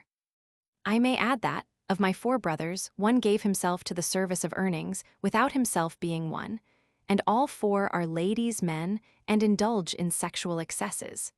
The genitals of the men of our family are, without exception, unusually developed. In conclusion, I repeat the words with which I began these lines. I could not choose my expressions, because my object in the foregoing has been to afford material for the study of the earning's existence, and absolute truth was essential. I beg the numerous cynics to keep this circumstance in mind. In October 1890, the writer of the foregoing lines presented himself to me. In all essentials, his appearance corresponded with his description, genitals large, with abundant growth of hair. His parents had been well nervously. One brother had shot himself on account of nervous trouble, 3 others were intensely nervous. The patient came to me in a state of despair. He could not endure such a life any longer, for he had been admonished about intercourse with men that could be bought, and with his extreme sensual nature, he was unable to abstain. 2. He could not understand how he could be made to love women and enjoy the nobler joys of life. He had had love for men since his 13th year. He felt in all respects like a woman, and longed to be won by men that were not earnings. When he was with an earning, it was just as if 2 girls were together. He would prefer being sexless to living longer as he was. Would not castration help him? An attempt at hypnosis, with the highly excited patient, induced only a very slight degree of lethargy. Case 124. B, waiter, aged 42, single, was sent to me by his physician, with whom he was in love, as one who was suffering from contrary sexual feeling. B very willingly, and in a decent manner, gave a history of his past life, especially of his sexual life, and was glad at least to have an authoritative opinion concerning his sexual condition, which had always appeared to him abnormal. B knew nothing to report of his grandparents. His father had been a passionate, excitable man, a drinker, and always very sensual. After he had begotten 24 children by one wife, he was divorced from her, and after that his landlady became 3 times pregnant by him. His mother was healthy. Of the 23 children, but 6 were living. Several were nervous, but not sexually abnormal, with the exception of one sister who always sought men. B asserts that from childhood he was sickly. At 8 his sexual life began. He masturbated and became possessed of the idea penem alirum purorum in ossa rigor, which gave him the greatest pleasure. At 12 he began to fall in love with men, usually with those between 30 and 40 with mustaches. Even at that time his sexual desire was greatly developed, and he had erections and pollutions. From that time, indeed, he masturbated daily, and during the act thought of a beloved man. Yet his greatest delight had been penem viri in ossa rigor. During the act he had ejaculation, with an intense feeling of pleasure. Only about 12 times had he had this pleasure. He had never felt disgust with the penis of another sympathetic man, quite the contrary. He had never accepted proffers of pederasty. Actively or passively, it was very disgusting to him. In the perverse sexual act, he had always thought of himself in the role of a woman. His passion for men in sympathy with him had been unbounded. He would have done everything for a lover. Even at the sight of him, he would tremble with excitement and joy. At 19, he often allowed himself to be taken by his comrades to houses of prostitution. He never had pleasure in coitus, and only in the moment of ejaculation felt satisfaction. In order to get an erection with a woman, it was always necessary, in the act, for him to think of a beloved man. He would always have preferred to have the woman allow emissio penis in os, which, however, was always denied him. Fat demia, he had practiced coitus, and indeed, twice became a father. The last child, a girl of 8, had already begun to practice masturbation and mutual onanism, which troubled him very much as a father. He wished to know whether there was any remedy for it. The patient asserted that he always felt himself toward men in a feminine role, also in sexual intercourse. He had always thought that his sexual perversion had resulted from his father's wishing to beget a girl when he begat him. His brothers and sisters had always joked him on account of his feminine manners. Sweeping and house cleaning had always been pleasant occupations for him. His activities in this direction had often been wondered at, and he was considered more skillful than a girl. Whenever he could, he dressed like a woman. At the carnival, he appeared at the dances masked as a female. He was very successful at coquetry on such occasions because he had a feminine nature. He had never had real pleasure in drinking, smoking, or in masculine occupations or pleasures. But on the other hand, he loved to sew, and as a child had often been scolded for his playing with dolls. His interest at the circus or theater was confined to men. Frequently, he could not overcome the impulse to hang around water closets in order to get sight of male genitals. Feminine charms had never pleased him. Coitus had been possible only when he thought of a beloved man. Nocturnal pollutions were always induced by lascivious dreams of men. In spite of much sexual excess, B had never suffered from neurasthenia sexualis, and besides, there was not a symptom of neurasthenia discoverable in him. Patient is delicate, and his whiskers and mustache, which made their appearance in his 28th year, are thin. Externally, with the exception of a weaving gait, he presents nothing which would point to his feminine nature. He asserts that he has often been joked about his feminine gait. His conduct is in all respects decent. His genitals are large, well-developed, and normal in all respects, and the growth of genital hair is abundant. The pelvis is masculine. The head is rachitic, somewhat hydrocephalic, with prominence of the parietal bones. The face is remarkably small. The patient says that he is irritable and easily angered. Case 125. On May 1, 1880, G, Ph.D., and a writer was brought to the clinic for mental diseases at Graz by the public authorities. While on his return from Italy, G found a soldier in Graz who gave himself up to him for hire, but ultimately denounced G to the police because G had openly confessed his love for men. The authorities considered his mental condition doubtful and sent him to alienists for examination. To the physicians, G related, with cynical openness, that years before, in M, he had had just such an affair with the police and was in prison 14 days. In the South, there was no danger from such people. It was only in Germany and Austria that the thing was regarded as an evil. G is 50 years old, tall, powerful, and has a humorous expression and a cynical, coquettish manner. The eye has a neuropathic, swimming expression. The teeth of the underjaw stand far back from those of the upper jaw. The cranium is normal, the voice masculine, and the beard abundant. The genitals are well formed, though the testicles are somewhat small. With the exception of slight emphysema of the lungs and external fistula in ano, there are no remarkable anomalies of the vegetative organs. G's father was subject to periodical insanity. His mother was a high-strung person, and she had an insane sister. Of the children, 4 died in childhood. With the exception of scrofulosis, G asserts that he was healthy. He obtained the degree of Doctor of Philosophy. At 25, he had hemoptysis and went to Italy, where he has since lived, with slight interruption, by writing and by giving private lessons. G says that he often has congestions and also some spinal irritation, i.e. pain in his back, but otherwise he has a genial disposition. Only he is not much of a financier, and at the same time, like all old prostitutes, he has a very good appetite. Further, he states, with great satisfaction and remarkable cynicism, that he has congenital contrary sexual instinct. When only 5 years old, it was his greatest pleasure to get sight of a penis, and he hung about appropriate places in order to enjoy that pleasure. Even before puberty, he practiced masturbation. At the time of puberty, he noticed an inward feeling for friends. An obscure impulse pointed out to him the way his love would take. He was actually impelled to kiss young men and now and then to caress their genitals. When 26 years old, he first began to have sexual intercourse with men, toward whom he felt like a woman. Even as a child, it was his greatest delight to put on female attire.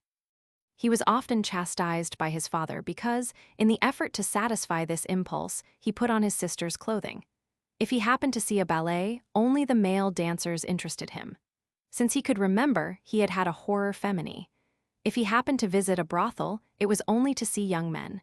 He was, indeed, a rival of prostitutes.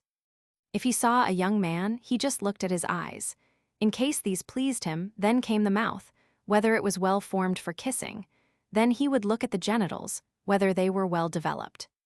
G pointed, with great feeling of self-satisfaction, to his poetical works and tried to make it appear that persons with natures like his were poetically endowed. He gave as examples Voltaire, Frederick the Great, Eugene of Savoy, and Plato, as well as numerous distinguished men of the present who, according to his opinion, were Urnings. His greatest pleasure was to have a sympathetic young man read his verses to him. During the last summer he had had such a lover. When he had to part with him, he was quite undone, and he did not eat or sleep until gradually he had regained his former condition. He said that the love of Urnings was a passionate, inner fire. According to his statement, in Naples the Effeminelli lived in a quarter together, just as in Paris the grisettes live with their lovers. They sacrifice themselves for their lovers and care for the household, just as the grisettes do. On the other hand, an Urning repels an Urning, just as one prostitute does another. That is the curse. The need of intercourse with males occurs about once a week with G. He is happy in his peculiar sexuality, which he, it is true, considers peculiar, but which he will not regard as abnormal or wrong. He thinks that nothing remains for him and those like him but to raise what is unnatural in themselves to the supernatural. He looks upon the love of Urnings as the higher, the ideal, as godlike, an abstract love. When shown that such a love is far from the purpose of nature and the preservation of the race, he expresses the pessimistic thought that the world should die out, and the earth turn round its axis without men, who were on it only for trouble. As reason and explanation of his unnatural sexual feeling, G refers to Plato, who certainly was no beast. Plato expressed allegorically the idea that men were originally balls. The gods had divided these into two hemispheres. For the most part, man is suited to woman, but sometimes man to man. In the latter case, the impulse to union is quite as powerful as in the former, and they strengthen each other in the same way. G further relates that his dreams, when they were erotic, never had women, but only men, for their subjects. Male love was the only kind that could satisfy him. He considered it disgusting for one human being to be prodding about in the abdomen of another with his penis, since he had heard that in this disgusting fashion coitus was usually carried out. He had never had the curiosity to inform himself concerning the female genitals. The subject was disgusting to him. The indulgence of his sexual appetite he did not consider a vice, but the result of a natural impulse which compelled him to it.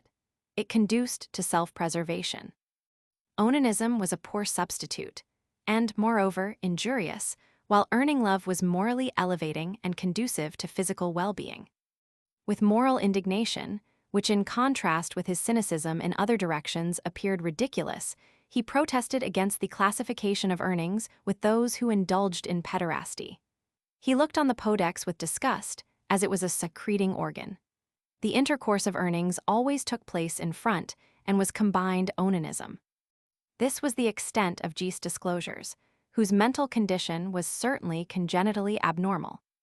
As proof of this may be cited his cynicism, his incredible frivolity in his application of his vices to religion, in which direction we cannot follow him without overstepping the bounds set by scientific inquiry, his perverse philosophical ideas with reference to his sexual perversion, his perverse manner of looking at the world, his ethical defect in all directions, his vagabondage, and his perverse mind and exterior. G makes the impression of an original paranoiac. Personal case. Zeitschrift für Psychiatrie. Case 126. Taylor had occasion to examine a certain Eliza Edwards, age 24. It was discovered that she was of masculine sex. E had worn female clothing from her 14th year and also been an actress. The hair was worn long after the manner of females and parted in the middle. The form of the face was feminine, but otherwise the body was masculine. The beard was carefully pulled out. The masculine, well-developed genitals were fixed in an upward position by an artful bandage. The condition of the anus indicated passive pederasty. Case 127. An official of middle age, who for some years had been happy in family life and was married to a virtuous woman, presented a peculiar manifestation of contrary sexual feeling. One day, through the indiscretion of a prostitute, the following scandal became public.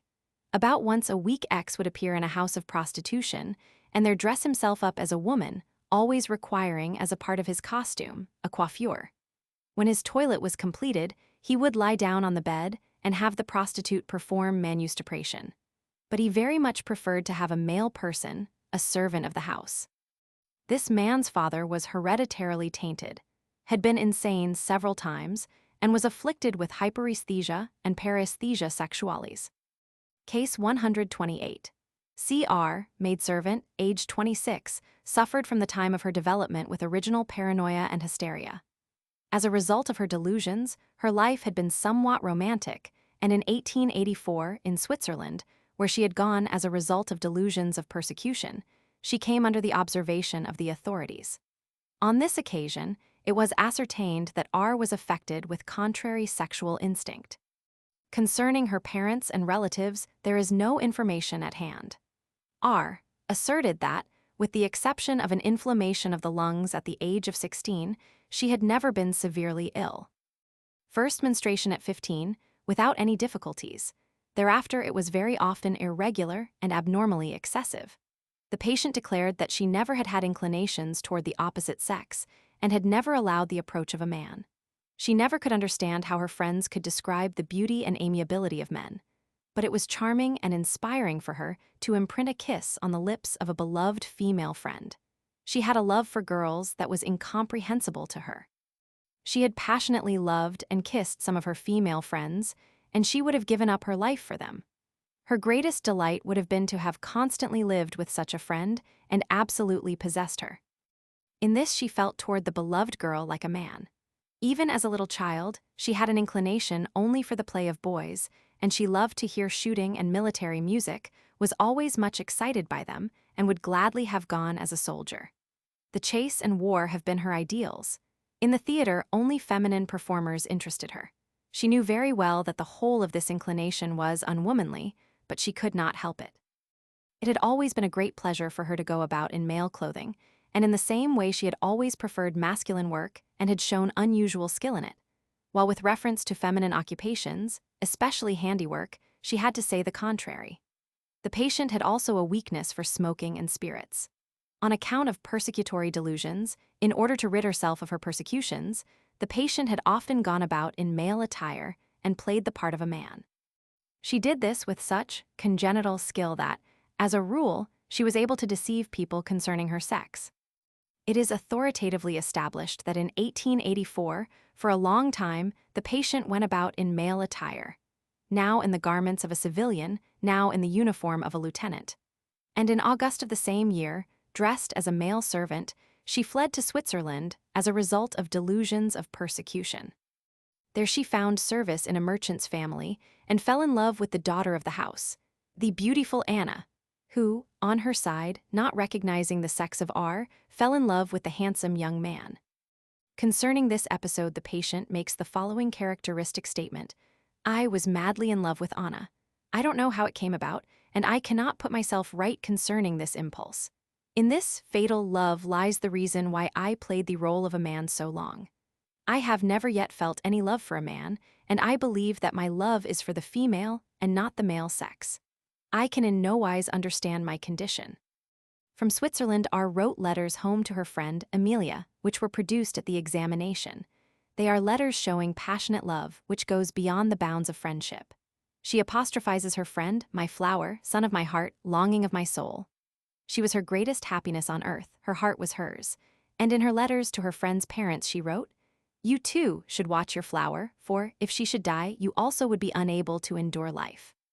For the purpose of investigating her mental condition, R remained for some time in an asylum. On one occasion, when Anna was allowed to pay R a visit, there was no end of passionate embraces and kisses. The visitor acknowledged freely that they had before secretly embraced and kissed in the same way. R is a tall, slim, stately person of feminine form in all respects, but with masculine features. Cranium regular, no anatomical signs of degeneration. Genitals normal and indicative of virginity. All the circumstances indicate that she has only indulged in platonic love. Glance and appearance are indicative of a neuropathic person. Severe hysteria, occasional cataleptoid attacks with visionary and delirious states. The patient is very easily brought into a state of somnambulism by hypnotic influence, and in this condition is susceptible to all possible suggestions. Personal case. Friedreich's bladder, 1886, Heft 1. 4. Androgyny and gynandry. Forming direct transitions from the foregoing groups are those individuals of contrary sexuality in whom not only the character and all the feelings are in accord with the abnormal sexual instinct, but also the skeletal form, the features, voice, etc., so that the individual approaches the opposite sex anthropologically and in more than a psychical and psychosexual way. This anthropological form of the cerebral anomaly apparently represents a very high degree of degeneration, but that this variation is based on an entirely different ground than the teratological manifestation of hermaphroditism, in an anatomical sense, is clearly shown by the fact that thus far, in the domain of contrary sexuality, no transitions to hermaphroditic malformation of the genitals have been observed. The genitals of these persons always prove to be fully differentiated sexually, though not infrequently there are present anatomical signs of degeneration, epispadiases, etc., in the sense of arrests of development in organs that are otherwise well differentiated. There is yet wanting a sufficient record of cases belonging to this interesting group of women in masculine attire with masculine genitals, and men in feminine dress with the sexual organs of the female. Every experienced observer of his fellow men remembers masculine persons that were very remarkable for their womanish character and type: wide hips, form rounded by abundant development of adipose tissue, absence or insufficient development of beard, feminine features, delicate complexion, falsetto voice, etc. And on the other hand, women that, by reason of build, pelvis, gait, attitude, heavy and decidedly masculine features, rough and deep voice, etc., had little to remind one of femininity. We have already met some indications of such an anthropological transformation in foregoing groups, as in case 106, where the woman had the feet of a man, and in case 112, where there was development of mammae and production of milk during puberty. In persons belonging to the fourth group, and in certain ones in the third, forming transitions to the fourth, there seems to be a feeling of shame, sexual, toward persons of the same sex, and not toward those of the opposite sex. Case 129. Androgyny, Mr. V.H., aged 30, single, of neuropathic mother. Nervous and mental diseases are said not to have occurred in the patient's family, and his only brother is said to be mentally and physically completely normal. The patient developed tardily physically, and therefore spent much of his time at the seashore and climatic resorts. From childhood, he was of neuropathic constitution, and according to the statements of his relatives, unlike other boys. His disinclination for masculine pursuits and his preference for feminine amusements were early remarked. Thus he avoided all boyish games and gymnastic exercises, while doll play and feminine occupations were particularly pleasing to him. Thereafter he developed well physically and escaped severe illnesses, but he remained mentally abnormal, incapable of an earnest aim in life, and decidedly feminine in thought and feeling. In his 17th year, pollutions occurred, became more frequent, and finally took place during the day, so that the patient grew weak and manifested various nervous disturbances. Symptoms of neurasthenia spinalis made their appearance and have lasted up to the last few years, but they have become milder with the decrease in the number of pollutions. Onanism is denied, but is very probable. An indolent, effeminate, dreamy habit of thought has become more and more noticeable ever since puberty. All efforts to induce the patient to take up an earnest pursuit in life were vain. His intellectual functions, though formally quite undisturbed, were never equal to the motive of an independent character and the higher ideals of life. He remained dependent, an overgrown child, and nothing more clearly indicated his original abnormal condition than an actual incapability to take care of money, and his own confession that he had no ability to use money reasonably. That as soon as he had money, he wasted it for curios, toilet articles, and the like. Incapable as he was of a reasonable use of money, the patient was no more capable of leading a social existence. Indeed, he was incapable of gaining an insight into its significance and value. He learned very poorly, spending his time in toilettes and artistic nothings, particularly in painting, for which he evinced a certain capability. But in this direction he accomplished nothing, since he was wanting in perseverance. He could not be brought to take up any earnest thought, he had a mind only for externals, was always distracted, and serious things quickly wearied him. Preposterous acts, senseless journeys, waste of money, and debts repeatedly occur throughout the course of his later life. And even for these positive faults in his life, he was wanting in understanding. He was self-willed and intractable, and never did well as soon as an attempt was made to put him on his feet and point out to him his own interests.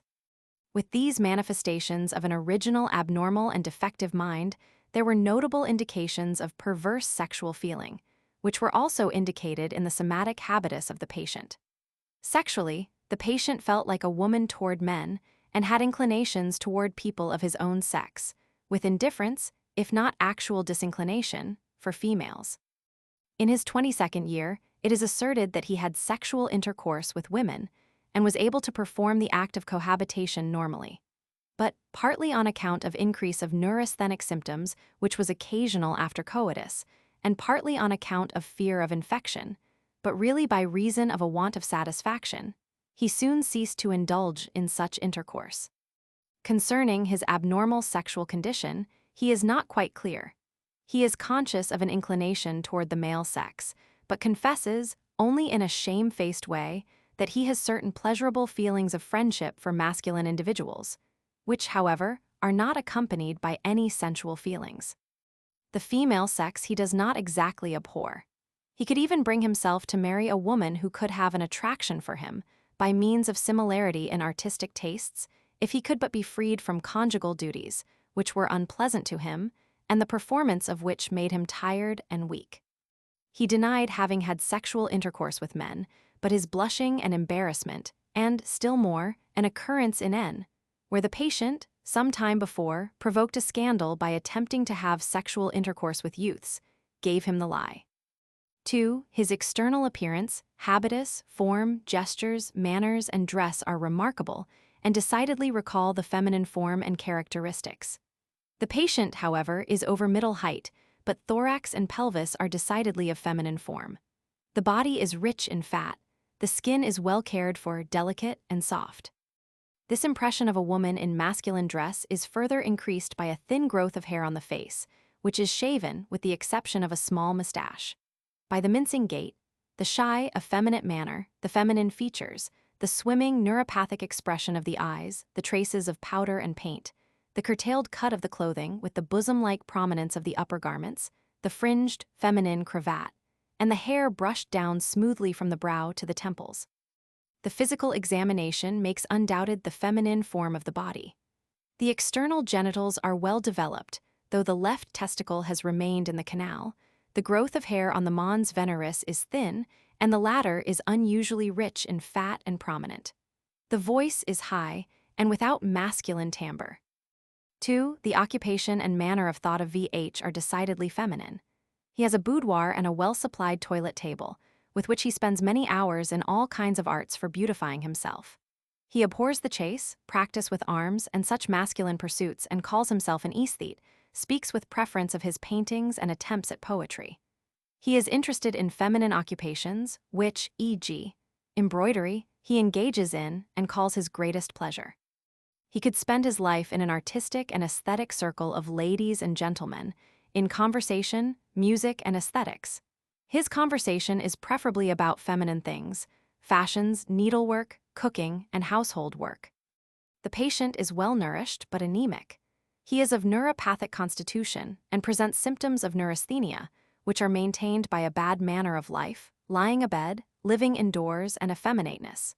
He complains of occasional pain and pressure in the head and habitual obstipation.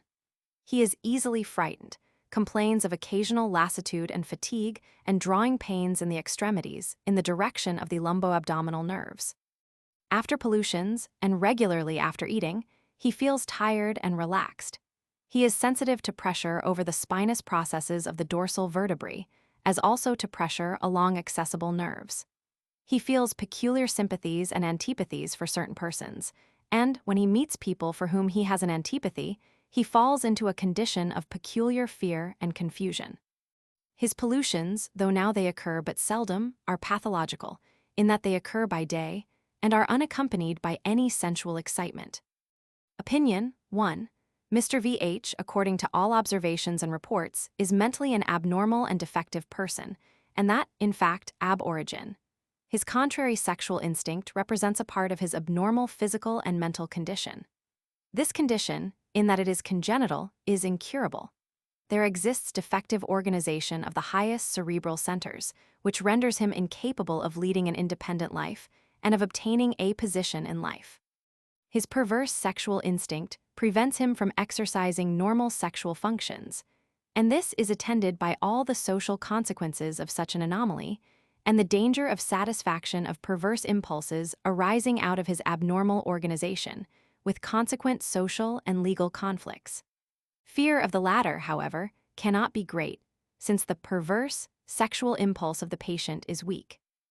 Mr. VH, in the legal sense of the word, is not irresponsible, and neither fit for or in need of treatment in a hospital for the insane. It is possible for him, though but an overgrown child and incapable of personal independence, to live in society, though under the care and guidance of normal individuals. 2. To a certain extent, it is possible for him to respect the laws and restrictions of society and to judge his own acts. But, with respect of possible sexual errors and conflicts with criminal laws, it must be emphasized that his sexual instinct is abnormal, having its origin in organic pathological conditions, and this circumstance should eventually be used in his favor. On account of his notorious lack of independence, he cannot be discharged from parental care or guardianship, inasmuch as otherwise he would be ruined financially. Mr. VH is also physically ill. He presents signs of slight anemia and of neurasthenia spinalis. A rational regulation of his manner of life and a tonic regimen, and, if possible, hydrotherapeutic treatment, seem necessary. The suspicion that this trouble has its origin in early masturbation should be entertained, and the possibility of the existence of spermatorrhea that is of importance etiologically and therapeutically lies near. Personal case. Zeicher, F. Psychiatry. Case 130. Miss X, aged 38, consulted me late in the fall of 1881 on account of severe spinal irritation and obstinate sleeplessness, in combating which she had become addicted to morphine and chloral. Her mother and sister were nervous sufferers, but the rest of the family were healthy. The trouble dated from a fall on her back in 1872, at which time the patient was terribly frightened, though, when a girl she had been subject to muscular cramps and hysterical symptoms. Following this shock, a neurasthenic and hysterical neurosis developed, with predominating spinal irritation and sleeplessness. Episodically, hysterical paraplegia, lasting as long as 8 months, and hysterical hallucinatory delirium, with convulsive attacks occurred. In the course of this, symptoms of morphinism were added. A stay of some months in the hospital relieved the latter, and considerably improved the neurasthenic neurosis, in the treatment of which general faradization exerted a remarkably favorable influence. Even at the first meeting, the patient produced a remarkable impression by reason of her attire, features, and conduct. She wore a gentleman's hat, her hair closely cut, eyeglasses, a gentleman's cravat, a coat-like outer garment of masculine cut that reached well down over her gown, and boots with high heels. She had coarse, somewhat masculine features, a harsh, deep voice, and made rather the impression of a man in female attire than that of a lady, if one but overlooked the bosom and the decidedly feminine form of the pelvis. During the long time that she was observed, there were never signs of eroticism. When questioned concerning her attire, she would only respond that the style she chose suited her better. Gradually, it was ascertained from her that, even when she was a small girl, she had had a preference for horses and masculine pursuits, and never any interest in feminine occupations. Later, she developed a particular pleasure in reading and prepared herself to be a teacher. Dancing had never pleased her. It had always seemed silly to her. 2. The ballet had never interested her. Her greatest pleasure had always been in the circus. Until her sickness, in 1872, she had neither had inclination for persons of the opposite nor for those of her own sex. From that time she had, what was remarkable to herself, a peculiar friendship for females, particularly for young ladies, and she had a desire and satisfied it to wear hats and coats of masculine style. Since 1869, besides, she had worn her hair short and parted it on the side as men do. She asserts that she was never sensually excited in the company of men, but that her friendship and self-sacrifice for sympathetic ladies was unbounded. While from that time, she also experienced repugnance for gentlemen and their society. Her relatives report that, before 1872, the patient had a proposal of marriage, which she refused, and that when she returned from a sojourn at a watering place in 1874, she was sexually changed and occasionally showed that she did not regard herself as a female. Since that time, she would associate only with ladies, and has had a kind of love relation with one or another, and made remarks which indicated that she looked upon herself as a man. This predilection for women was decidedly more than mere friendship, since it expressed itself in tears, jealousy, etc. When in 1874 she was stopping at a watering place, a young lady who took her for a man in disguise fell in love with her. When this lady married later, the patient was for a long time depressed and spoke of unfaithfulness.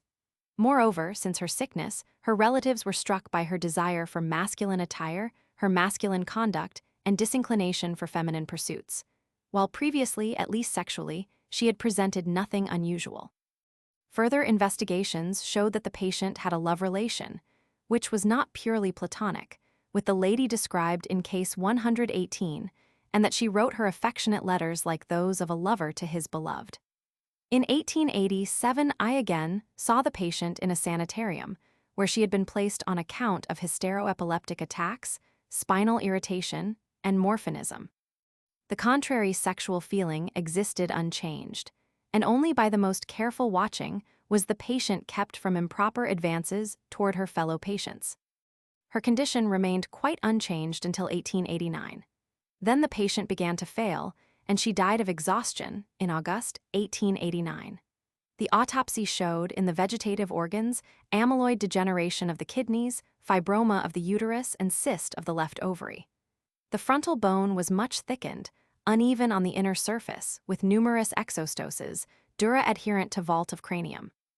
Long diameter of skull, 175 millimeters. Lateral diameter, 148 millimeters. Weight of the edematous but not atrophied brain, 1175 grams. The meninges delicate, easily removed. Cortex pale. Convolutions broad, not numerous, regularly arranged. Nothing abnormal in cerebellum and great ganglia. Case 131. Gynandry. History. On November 4, 1889, the stepfather of a certain Count Sandor V. complained that the latter had swindled him out of 800F, under the pretense of requiring a bond as secretary of a stock company. It was ascertained that Sandor had entered into matrimonial contracts and escaped from the nuptials in the spring of 1889. And more than this, that this ostensible Count Sandor was no man at all, but a woman in male attire, Sarolta, Charlotte, Countess V. S. was arrested and, on account of deception and forgery of public documents, brought to examination. At the first hearing, S. confessed that she was born on Sept. 6, 1866, that she was a female, Catholic, single, and worked as an authoress under the name of Count Sandor V. From the autobiography of this man-woman, I have gleaned the following remarkable facts that have been independently confirmed. S. comes of an ancient, noble, and highly respected family of Hungary, in which there have been eccentricity and family peculiarities. A sister of the maternal grandmother was hysterical, a somnambulist, and lay 17 years in bed on account of fancied paralysis. A second great-aunt spent 7 years in bed on account of a fancied fatal illness and at the same time gave balls. A third had the whim that a certain table in her salon was bewitched. If anything were laid on this table, she would become greatly excited and cry, "Bewitched, bewitched," and run with the object into a room which she called the Black Chamber, and the key of which she never let out of her hands. After the death of this lady, there were found in this chamber a number of shawls, ornaments, banknotes, etc. A fourth great aunt, during 2 years, did not leave her room and neither washed herself nor combed her hair. Then she again made her appearance. All these ladies were, nevertheless, intellectual, finely educated, and amiable. S. mother was nervous and could not bear the light of the moon. From her father's family, it is said she had a trace too much. One line of the family gave itself up almost entirely to spiritualism. 2 blood relations on the father's side shot themselves.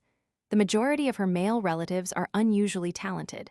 The females are decidedly narrow and domestic. S. father had a high position, which, however, on account of his eccentricity and extravagance, he wasted over $1.5 million. He lost.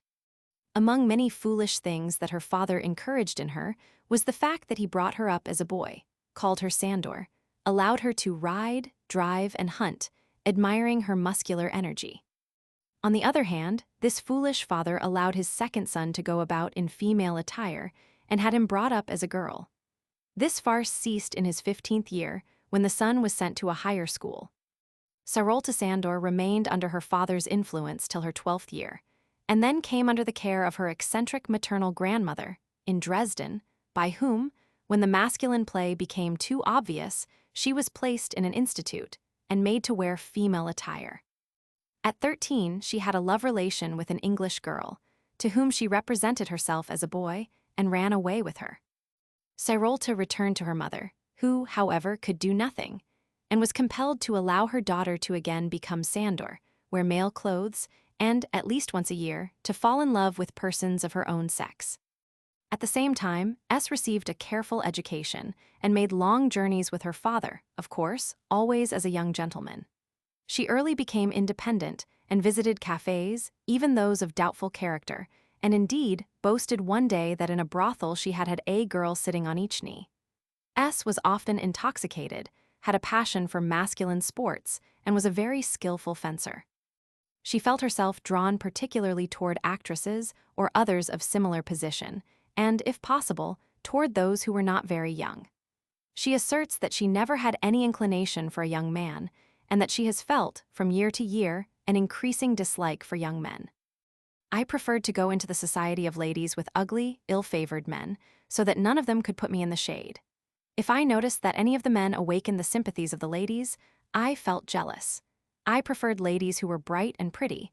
I could not endure them if they were fat or much inclined toward men. It delighted me if the passion of a lady was disclosed under a poetic veil. All immodesty in a woman was disgusting to me. I had an indescribable aversion for female attire, indeed, for everything feminine, but only in as far as it concerned me, for, on the other hand, I was all enthusiasm for the beautiful sex. During the last 10 years S. had lived almost constantly away from her relatives, in the guise of a man. She had had many liaisons with ladies, traveled much, spent much, and made debts. At the same time, she carried on literary work, and was a valued collaborator on 2 noted journals of the capital. Her passion for ladies was very changeable. Constancy in love was entirely wanting. Only once did such a liaison last 3 years. It was years before that S., at Castle G., made the acquaintance of Emma E., who was 10 years older than herself. She fell in love with her, made a marriage contract with her, and they lived together, as man and wife, for 3 years at the capital. A new love, which S. regarded as a fate, caused her to sever her matrimonial relations with E. The latter would not have it so. Only with the greatest sacrifice was S. able to purchase her freedom from E., who, it is reported, still looks upon herself as a divorced wife and regards herself as the Countess V. That S. also had the power to excite passion in other women is shown by the fact that when she, before her marriage with E., had grown tired of a Miss D., after having spent thousands of guldens on her, she was threatened with shooting by D. if she should become untrue. It was in the summer of 1887, while at a watering place, that S. made the acquaintance of a distinguished official's family. Immediately she fell in love with the daughter Marie, and her love was returned. Her mother and cousin tried in vain to break up this affair. During the winter, the lovers corresponded zealously. In April 1888, Count S. paid her a visit and in May 1889 attained her wish, in that Marie, who in the meantime had given up a position as teacher, became her bride in the presence of a friend of her lover, the ceremony being performed in an arbor by a false priest in Hungary. S., with her friend, forged the marriage certificate. The pair lived happily, and without the interference of the stepfather, this false marriage probably would have lasted much longer. It is remarkable that, during the comparatively long existence of the relation, S. was able to deceive completely the family of her bride with regard to her true sex. S. was a passionate smoker, and in all respects her tastes and passions were masculine. Her letters and even legal documents reached her under the address of Count S. She often spoke of having to drill. From remarks of the father-in-law, it seems that S., and she afterward confessed it, knew how to imitate a scrotum with handkerchiefs or gloves stuffed in the trousers. The father-in-law also, on one occasion, noticed something like an erected member on his future son-in-law, probably a priapus. She also occasionally remarked that she was obliged to wear a suspensory bandage while riding. The fact is, S. wore a bandage around the body, possibly as a means of retaining a priapus. Though S. often had herself shaved pro forma, the servants in the hotel where she lived were convinced that she was a woman, because the chambermaids found traces of menstrual blood on her linen, which S. explained, however, as hemorrhoidal, and, on the occasion of a bath which S. was accustomed to take, they claimed to have convinced themselves of her real sex by looking through the keyhole. The family of Marie make it seem probable that she for a long time was deceived with regard to the true sex of her false bridegroom. The following passage in a letter from Marie to S., August 26, 1889, speaks in favor of the incredible simplicity and innocence of this unfortunate girl. I don't like children anymore, but if I had a little Bezerel or Patrol by my Sandy, ah, what happiness, Sandy mine. A large number of manuscripts allow conclusions to be drawn concerning S. mental individuality. The chirography possesses the character of firmness and certainty. The characters are genuinely masculine.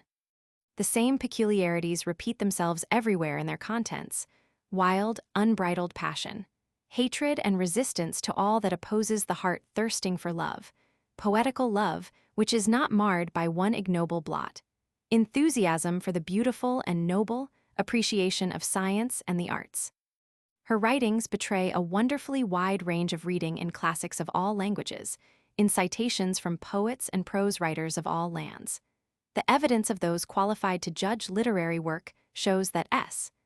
poetical and literary ability is by no means small. The letters and writings concerning the relation with Marie are psychologically worthy of notice. S. speaks of the happiness there was for her when by M's side and expresses boundless longing to see her beloved, if only for a moment. After such a happiness, she could have but one wish: to exchange herself for the grave. The bitterest thing was the knowledge that now Marie, too, hated her. Hot tears, enough to drown herself in, she had shed over her lost happiness. Whole quires of paper are given up to the apotheosis of this love, and reminiscences of the time of the first love and acquaintance. S. complained of her heart that would allow no reason to direct it. She expressed emotions which were such as only could be felt, not simulated.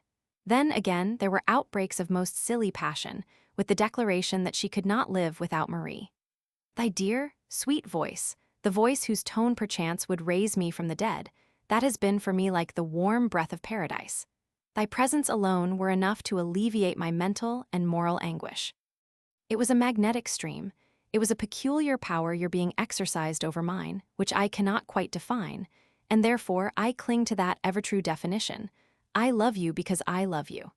In the night of sorrow, I had but one star, the star of Marie's love. That star has lost its light. Now there remains but its shimmer, the sweet, sad memory which even lights with its soft ray the deepening night of death, a ray of hope. This writing ends with the apostrophe. Gentlemen, you learned in the law, psychologists and pathologists do me justice. Love led me to take the step I took. All my deeds were conditioned by it.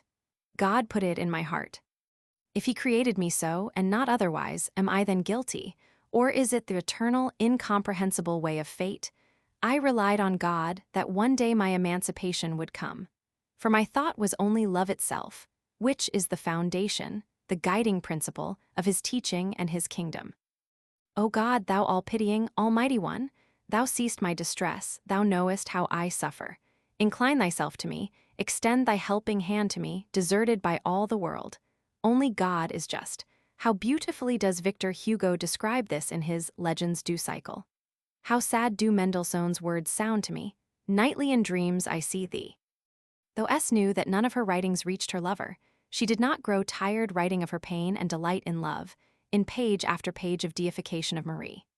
And to induce one more pure flood of tears on one still, clear summer evening, when the lake was aglow with the setting sun like molten gold, and the bells of St. Anna and Mariaworth, blending in harmonious melancholy, gave tidings of rest and peace, she wrote.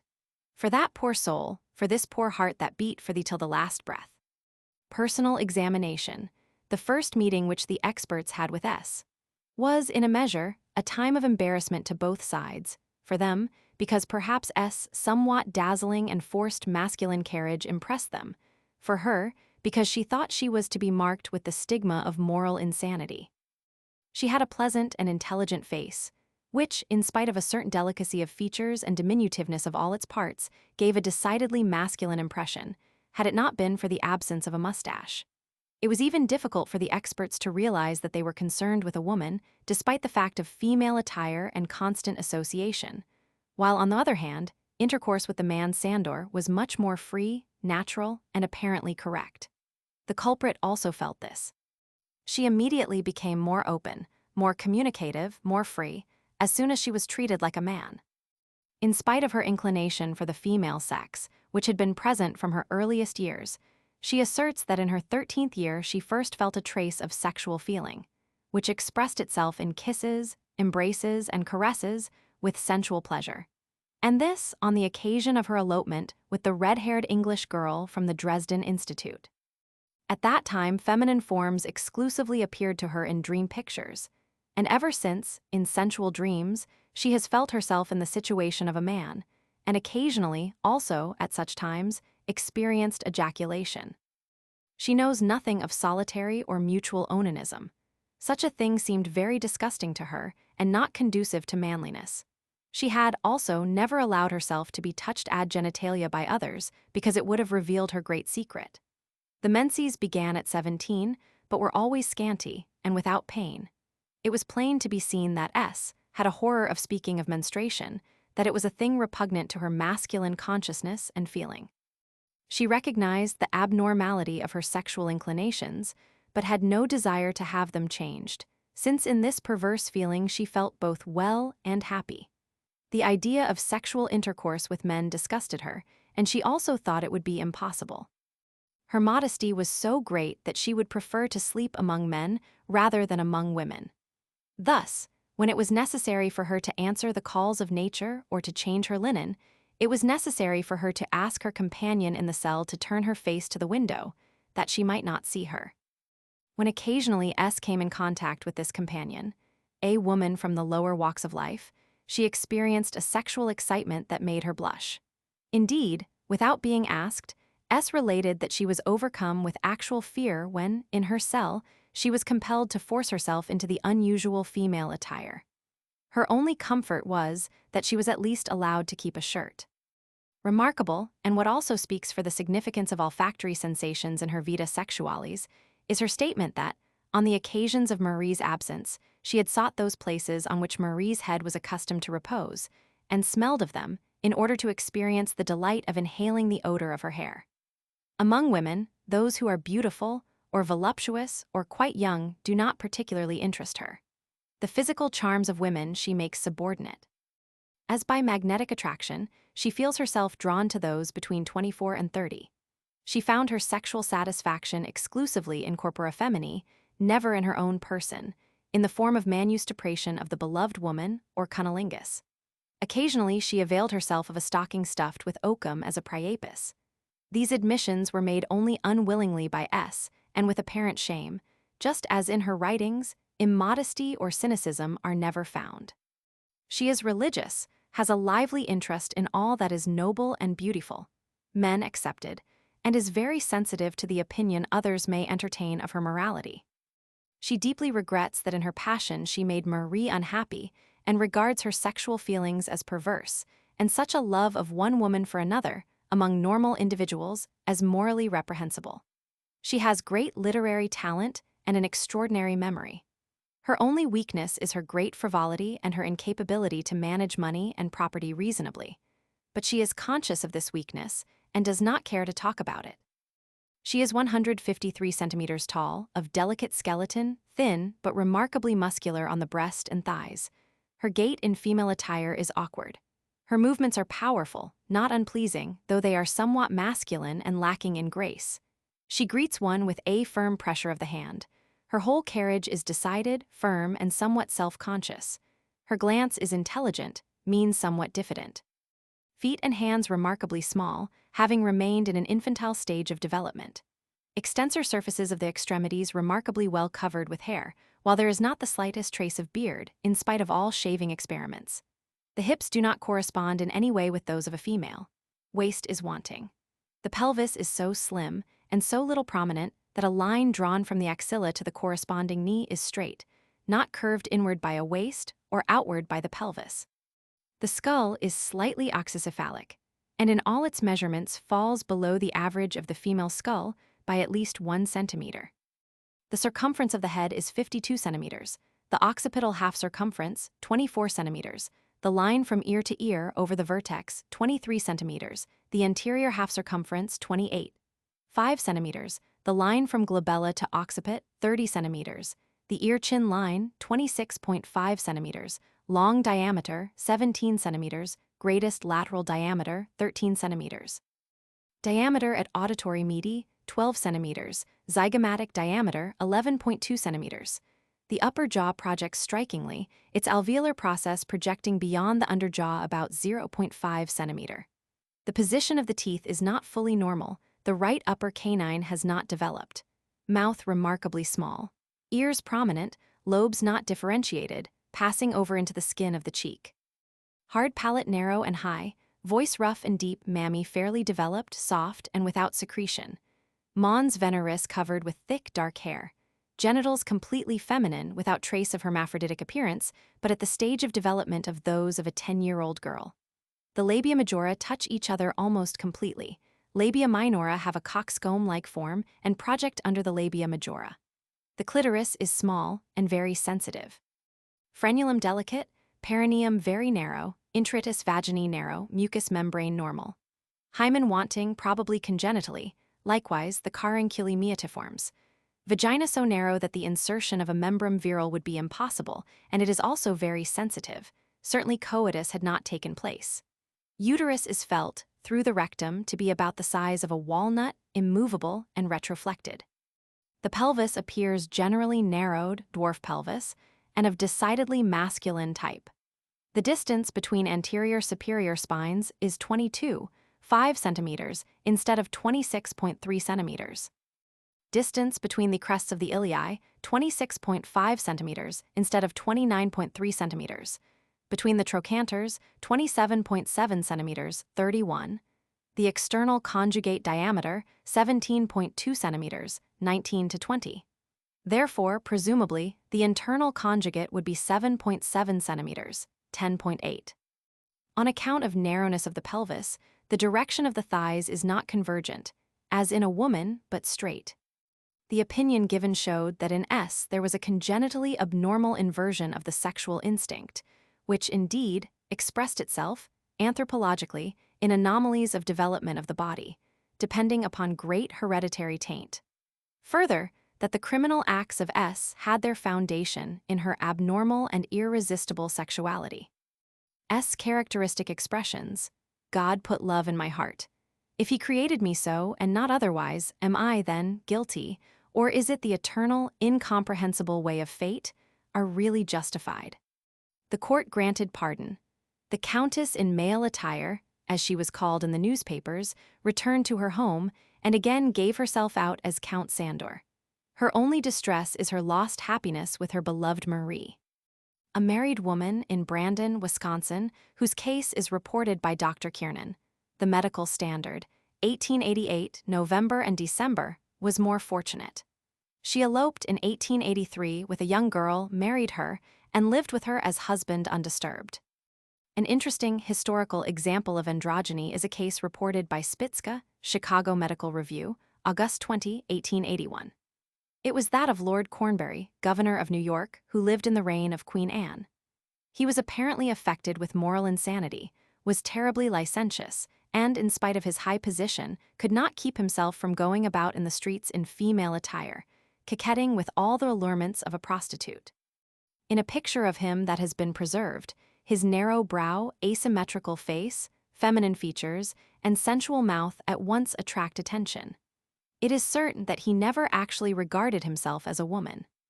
Moreover, in individuals afflicted with contrary sexual instinct, in themselves, the perverse sexual feeling and inclination may be complicated with other perverse manifestations.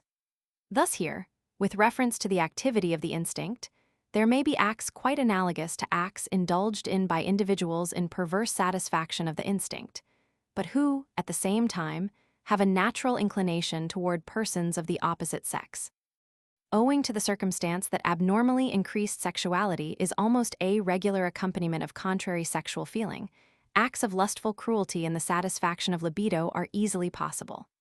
A remarkable example of this is the case of Zastrow Kasperleman 7, Offlage BD, IP 190, Roman II p. 487, who bit one of his victims, a boy, tore his prepuce, slit the anus, and strangled the child. Z came of a psychopathic grandfather and melancholic mother. His brother indulged in abnormal sexual pleasures and committed suicide. Z was a congenital Urning, and in habitus and occupation masculine, there was phimosis. Mentally, he was a weak, perverse, unsocial man. He had horror feminae, and in his dreams, he felt himself like a woman toward a man. He was painfully conscious of his want of normal sexual feeling and his perverse instinct, and sought satisfaction in mutual onanism, with frequent desire for pederasty. Similar sadistic feelings of this kind, in those afflicted with contrary sexual instinct, are found in some of the foregoing histories, comp. Cases 107 and 108 of this edition, and case 96 of the 6th edition. But masochism also occurs, comp.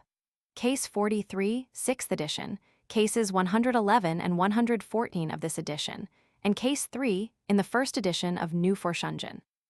As examples of perverse sexual satisfaction dependent on contrary sexual instinct, may be mentioned the Greek, who, as Athenaeus reports, was in love with a statue of Cupid, and defiled it in the temple of Delphi. And besides the monstrous cases reported by Tardieu, Attentats, p. 272, the terrible one reported by Lombroso, L'uomo delinquent, p. 200, of a certain Artusio who wounded a boy in the abdomen and abused him sexually by means of the incisions. Cases 86, 110, and 111 also show that fetishism may also occur with contrary sexual instinct.